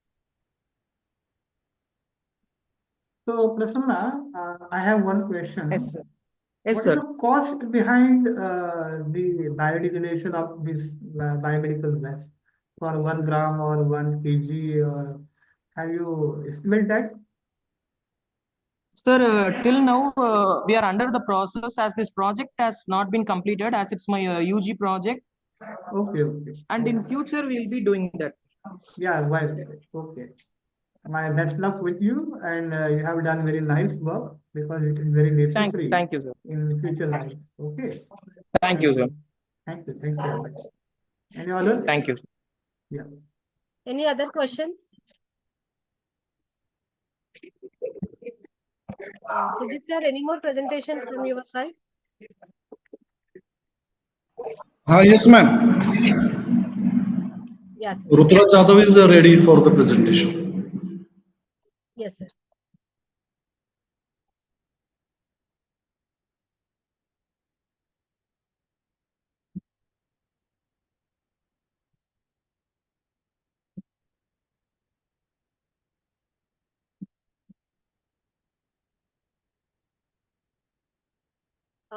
This is an international presentation bearing the title Fake News Detection and Information Retrieval Using NLP Models BERT and BM25 by Hello. Rutraj Sujit Jadhav, Queen Mary University of London. Hello. Over to you, Ma. Over to you, Rutraj. Okay, am I audible? Yeah, yeah. You're audible. And is my screen like visible for you guys? No, yes. And you had not yet shared your presentation, I think. Okay, just a minute.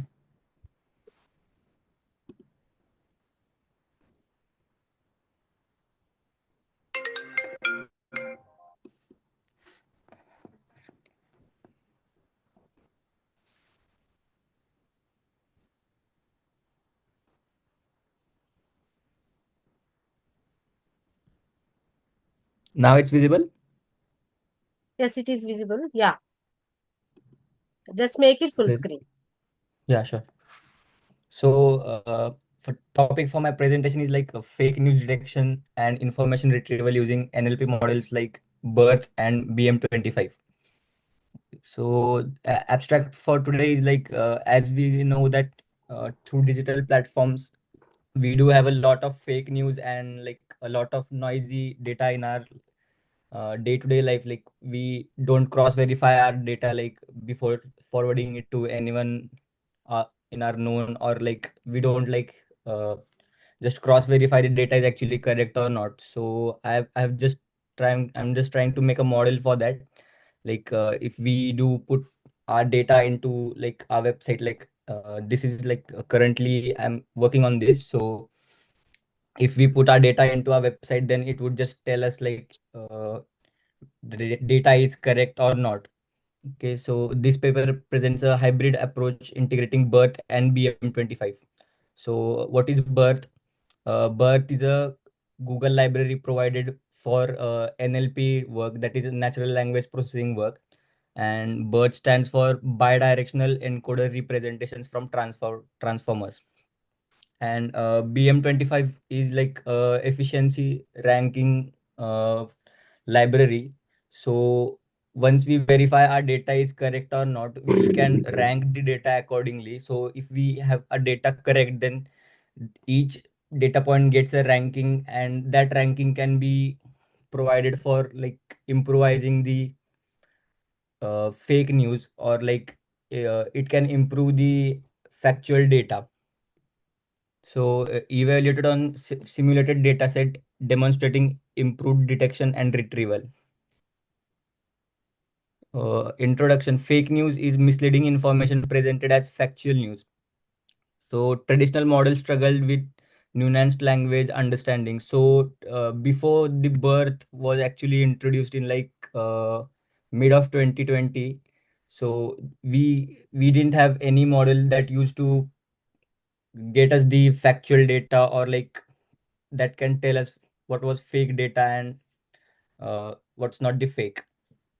So I'm trying to solve these two questions: how effectively can BERT classify fake news, and can BM25 improve credible information retrieval? So early methods also were like sentiment analysis and lexical patterns. So what do we mean by sentiment analysis? Is that like if we tweet on the Twitter, so previously we used to like tokenize full of the tweet, like each word used to get a rank, and after that we used to get the whole rank of the text. So that used to be a long and lengthy process, and it was not cost efficient as of BERT. So BERT revolutionized NLP by capturing deep semantic relationships. So what BERT did was like it uses deep learning algorithm, and it can like handle multiple tasks at once. So instead of capturing a single word previously, now BERT captures a whole sentence at once and then tries to predict what it's trying to say. So a BM25 is like a probabilistic ranking model that improves search relevance. So what BM25 does is it is a ranking algorithm.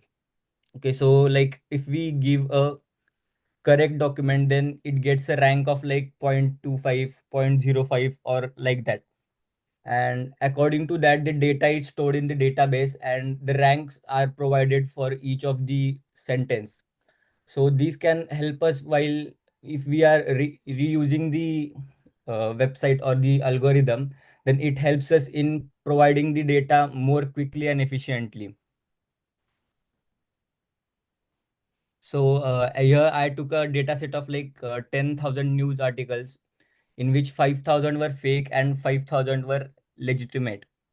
This dataset was inspired by a fake news net dataset, and for training purpose, the split was 80%, and for validation and testing, it was just 20%. It's the standard like split in the industry right now. So methodology for birth was like it was fine-tuned with 12 layers of neural network and 768 hidden units. And for tokenization, we used word piece tokenizer. What do we mean by tokenization is like if we have a whole sentence, so considering this tokenization word piece tokenizer as a sentence, so tokenization helps us to remove the ing forms, s prefix and suffix, and it just gives us a simple word which was present before. That helps us in classifying the words and detecting how the data might be. So for training, we just for training purpose now for now we just use three epochs, means like the model was repeated for 3 times to increase the accuracy. And here the learning rate we used was 2e raised to -5, means learning rate is a very small number, like 0.001 or 0.00001. So we use learning rate small because like if we use the learning rate like 1 or 0.5, then the model gets overfit, so that might lead to wrong accuracy. So BM25 model methodology for BM25 model. So BM25 ranks documents based on query relevance. Now what do we mean by relevance? Relevance means like what what is the correct form of the sentence or the data, like how relevant the data is to one thing. So here we have parameters such as K1 and B. So K1 stands for term frequency and B is length normalization parameter. So usually these both parameters, the values right now I have taken are ideal values that can be fluctuated. So corpus here was 10,000 articles indexed by full text, and queries were generated from test set titles.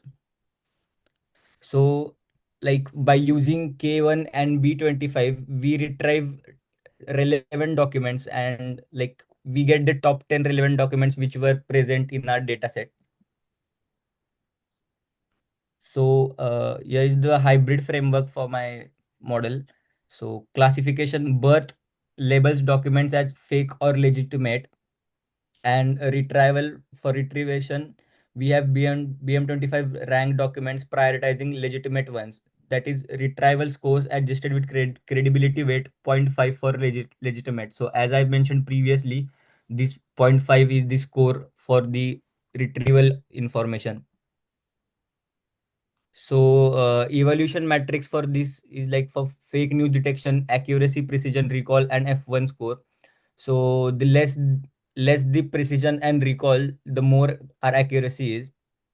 And for information retrieval, we have precision 10 and map, that is mean average precision, and NDCG, which is normalized discounted cumulative gain.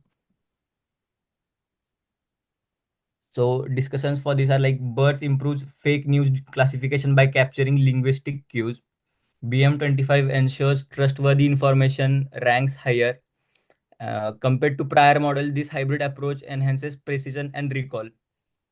So limitations for my data, for my model are like synthetic data may not be represented in real world cases. Like, of course, the real world cases might be way different in originally.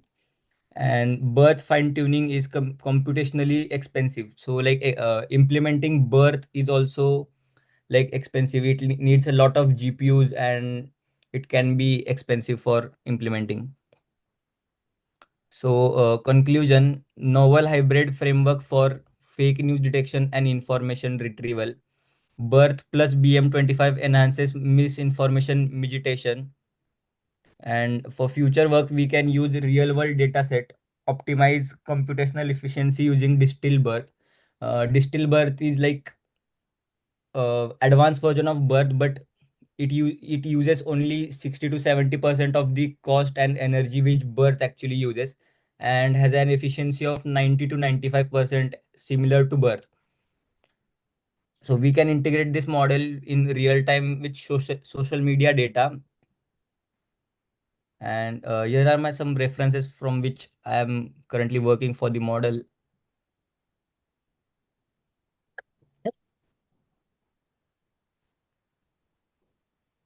So that was my presentation today. Thank you, Rukraj. Very nice presentation. I think this will help in future days because many of messages we have received from the many of platforms like WhatsApp, then Instagram and all these things. Yeah. Your model will be helpful for the solving the fake messages which create the massive destruction on online platforms. Okay, Yeah, thank you of course. for your nice presentation. Good. Okay, thank you so much. Any questions from audience? There is no Any question questions from my audience side? Yeah.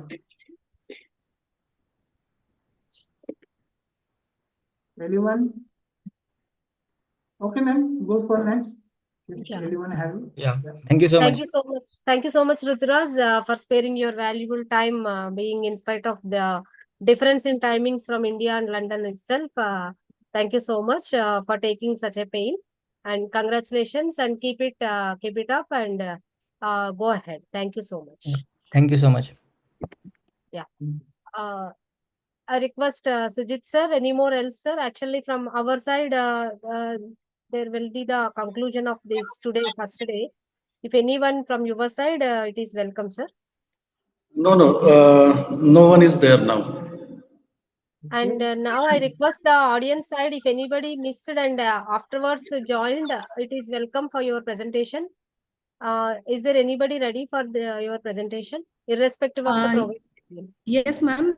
I'm Smita Magade. My presentation is adjusted tomorrow, but can I present it now? Ma'am, tomorrow is there any important program for you? Because it is yes, ma'am. My exam. I have an exam tomorrow. So okay. Okay, you can do now. can I present it? I By think the request, by the permission of Honorable Chairperson, sir, shall we accept, sir, this presentation? Yes, ma'am. Yeah, ma'am. Smita, ma'am, go ahead. Yes, ma'am. So my number was 44. 2044 for tomorrow's presentation. Can I share the screen now? Yeah. Okay.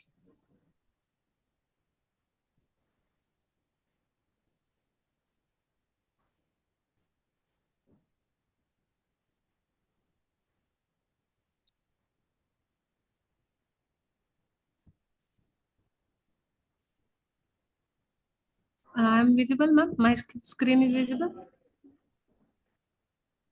Yes. Yes. Okay.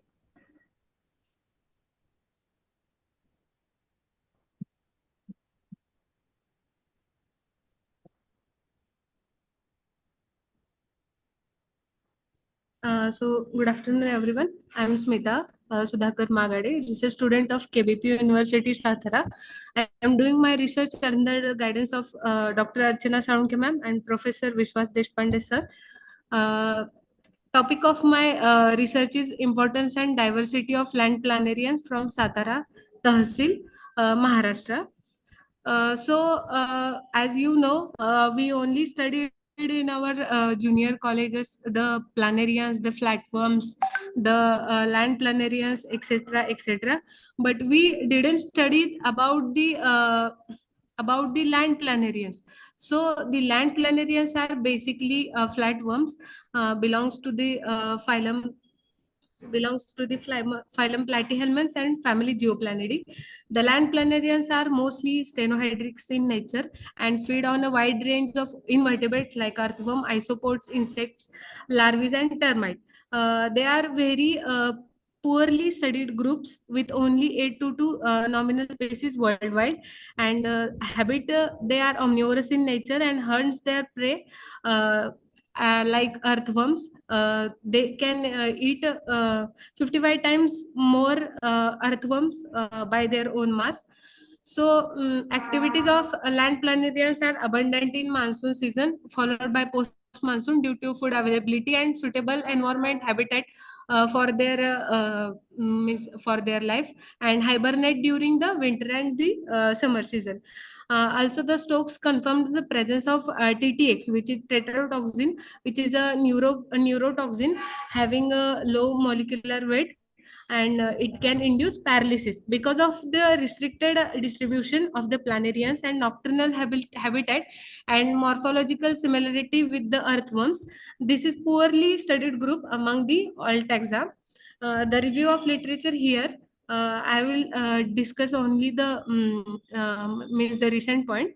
The Sluis classified the terrestrial planarians into a single Geoplanidae and downgraded the families before they are families, and now he downgraded them as a subfamilies: Bipelini, Rancodemini, Microplanini, and Geoplanini. These are 4 families under the family Geoplanidae, and we can identify them with their eyes pattern for the morphological identification. These are some observations of the families. This is subfamily Bipelini. This is subfamily Rancodemini. This is also the subfamily of Rancodemini, and the biggest specimen we have observed during our research. You can see here. This is subfamily Microplanini, and the subfamily Geoplanini is a neotic to means is a nearctic and neotropical region. Hence, it shouldn't be here in Asian continent. Here is the importance. The Geoplanidae means the flatworms have the positive as well as the negative importance for the human being or for the society. The positive importance is they act as a biological pest. Some land planarians eat slugs, snails, insect larvae, which can be pest in gardens, farms, and this is a natural predator to minimize the chemical pesticides as we use more pesticides. Then scientific and medical research, they have the regeneration capabilities.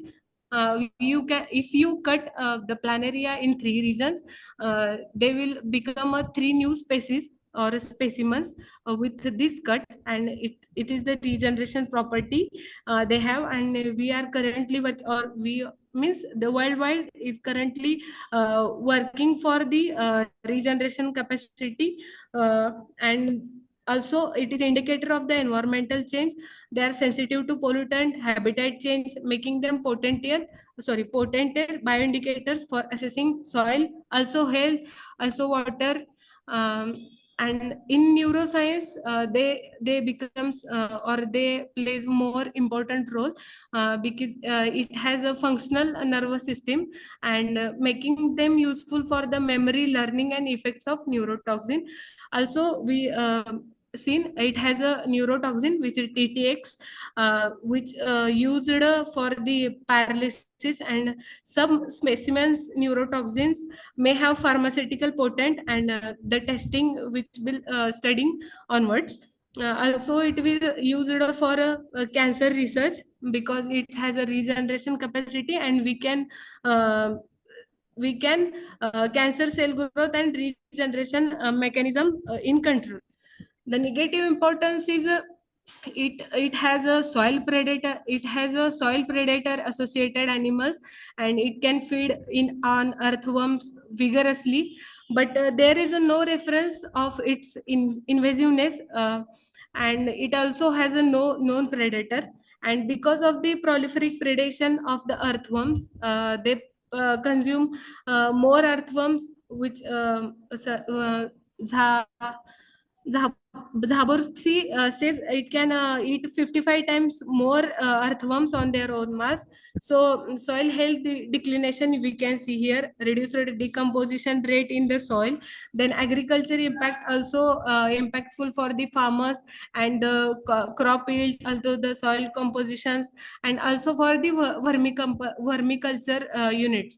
And the disrupt of the food chain, earthworm serves as a food for another specimens like birds, amphibians, and other predators. If the number of the earthworms declines, it can lead to a ripple effect in the ecosystem and also in impact biodiversity. Spread of invasives. Some planarians worldwide they say they are invasive, but there is no specific reports on their invasiveness. But it can be invasive and spread to all the habitats. The discussion in this study we discussed that Kawakatsu and Jaishankar 2013 published a list of 27 biped species, but most recently Ghosh and Siraj 2023 provided a checklist of family Zooplanidae, dimly published only 3 species from India. However, available literature suggests India has more than 30 species, and our findings in the here Satara represent more than 3 subfamilies present in here. And also the stocks has said there is a TTX, which is tetrodotoxin, and which is valuable for studying immunity system, cancer, and broad spectrum for the bacteria. Additional there is use for prediction and defense highlights as their potential in neurological and toxin studies. Also ecological concern regarding to the earthworms and their food role, food cycle, and soil profile, soil decomposition also. And we conclude that because of the restricted distribution and nocturnal habitat morphological similarity with earthworms, complex identification and methods of this group is poorly studied among the all taxa. These are the references. Thank you.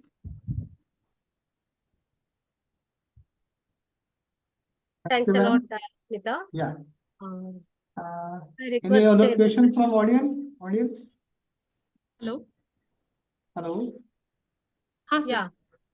Yeah. I have one question. Have you collected all the samples or all the organisms? No, sir. Animals?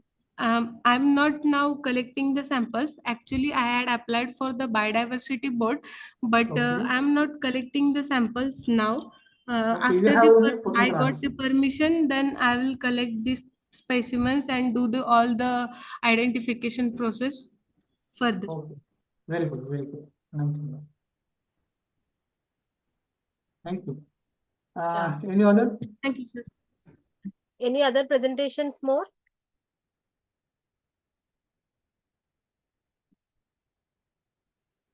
No, ma'am. From our side, there is no anyone in the queue. Okay. I request any one of the participants, could you please give the feedback of today's so that we can conclude and the conclusion remarks will be today's first day conclusion remarks will be given by the college authorities.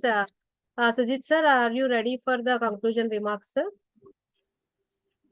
Before that, I would like to say something about this session. Yes. Could you permit me? Shall I? Yes, sir. Yes, sir. It's my pleasure, Yeah. sir. Yeah. I would like to say the conference or this session of this conference is very fruitful because we have had a very stimulating session with the diverse range of topics such as zinc oxide nanoparticle, hybrid nanoparticle synthesis, then financial analysis of disease event, then salinity effects of cereals, and voice biometric authentication in OTP authentication and validation, synthesis of gold nanoparticle from ship keratin, such like biodegradation of biomedical waste, detection of fake news on online media, and the last one, the diversity of planarians by the presenters. I again thankful them to sharing their valuable research and their insight, their views here. And the quality of the paper was very impressive. So I congratulate the SIDVI Foundation and Bhaiyyasaheb Rajemane Mahavidyalaya Bhaswad, and special thanks to Dr. Sujit Jadhav to arrange such type of gathering on the occasion of the National Science Day. It's very fruitful from all sides, like the presenters and the chairperson like me. And I'm thankful to giving me as opportunity as a chairperson for this session. Thank you one and all. Thank you very much. Thank you, sir. Very patiently, you had listened all the presentations and you had given some permissions also. Whomever not there in the schedule, you had permitted them also. It's a very good thing on behalf of the organizing Thank you, team. ma'am. I should Thank say you, my ma'am. heartfelt thanks to you, sir. Yeah, you And also patiently sitting over there. I think since you have sitting sitting since morning, you know. Yeah. So okay, go for next. Yeah. yeah. Sujit sir, shall we make the first day conclusion remarks, sir? So that Yes, yes.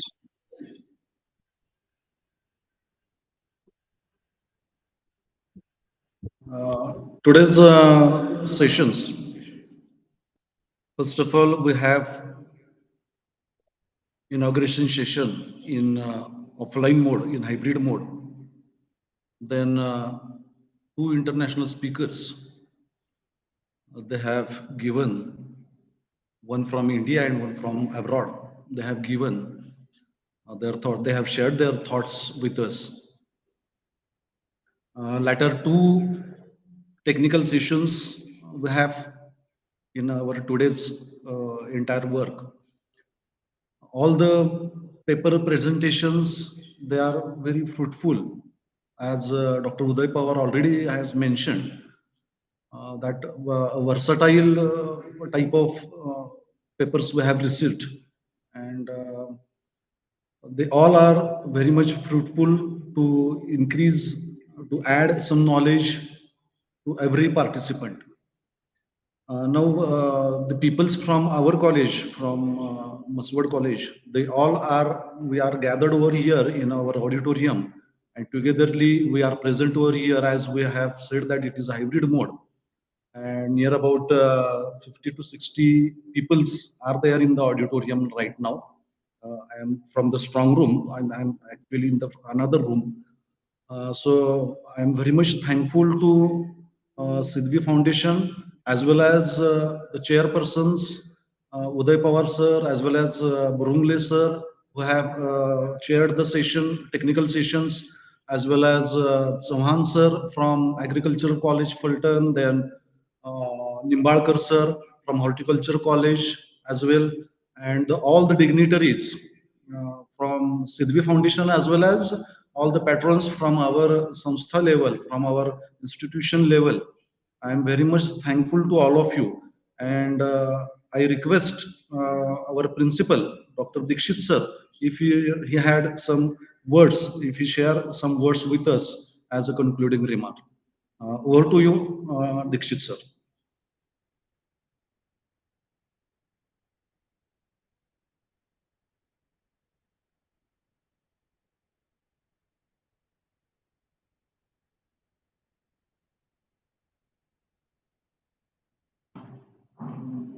I think he may be busy in some other work.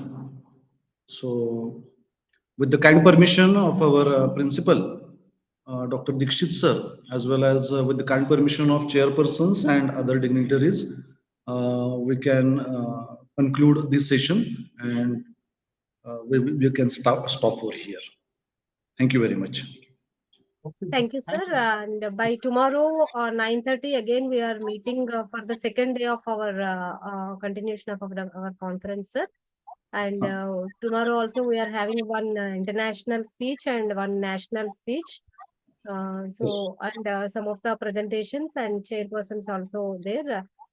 So I request all the participants and presenters This is not an end, this is the beginning. You please think like that, and please extend your cooperation for tomorrow's session also. Please join with us if possible, whenever your time will permit, because the fruitfulness of our conference will be tomorrow only, because tomorrow is the National Science Day.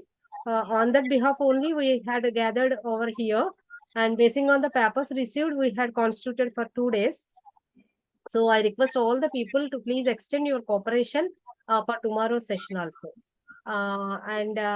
With this, I request anyone who wish to say a few words. If not, we can conclude. Hello, madam. Yes, sir. Yes, please, sir. Hello. In fact, this is the first day only. Tomorrow also we are going to meet, and there will be concluding session. We will thank you afterward tomorrow also. But today I have observed that since early morning you have been patiently adjusting all the things and connecting all the people so meticulously, so silently, so patiently. So on behalf of our college and organizing committee, I especially thank you, madam. It's a very wonderful work that you have been doing since early morning. I My must pleasure. thank you. Okay, madam. Okay, thank you. Officially, Madam, 1 minute, because I also I'm also have in the process of anchoring such functions. Presently, I am working as principal, but for the last 28 years, I was a teacher, a professor, and I used to anchor many functions, and I know what Herculean task you are doing. Actually, it's a really difficult task. So I congratulate you. thanks, sir. Okay.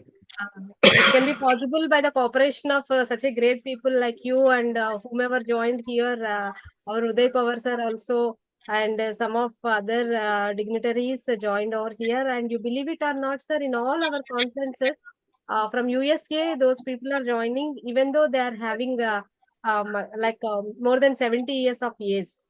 And in the morning session up to 11:30 or 12 o'clock our time, Professor Kollaram sir is there, and at that like very late midnight for them, even though he could able to be with us. So we need to learn many things from the elders like sir, and it's my pleasure to have all of you, sir, and to meet you all. And it's because of Dr. Sujit Jadhav, sir. I should say my heartfelt thanks to my brother Sujit, sir, whomever constantly contacting me to organize such a conference. We are planning since last 1.5 years, and God made this now to be possible, sir. And I got a wonderful opportunity. Thank you, sir. Thank you so much. Thank you. Thank you, madam. Thank you, everyone. Thank you. And I request Sujit sir, officially, please say the first day of officially it has been concluded like that. If you announce, so we can close this. Yes, now for today's session, we are coming at the end, and with the kind permission of our principal and our some patrons, and as well as with the kind permission of Dr. Aruna Nakela and SIDVI Foundation, I conclude that this session is over now, and we are going to stop here. We will meet for tomorrow. Thank you. Thank you very much. Thanks a lot, sir. Thank you.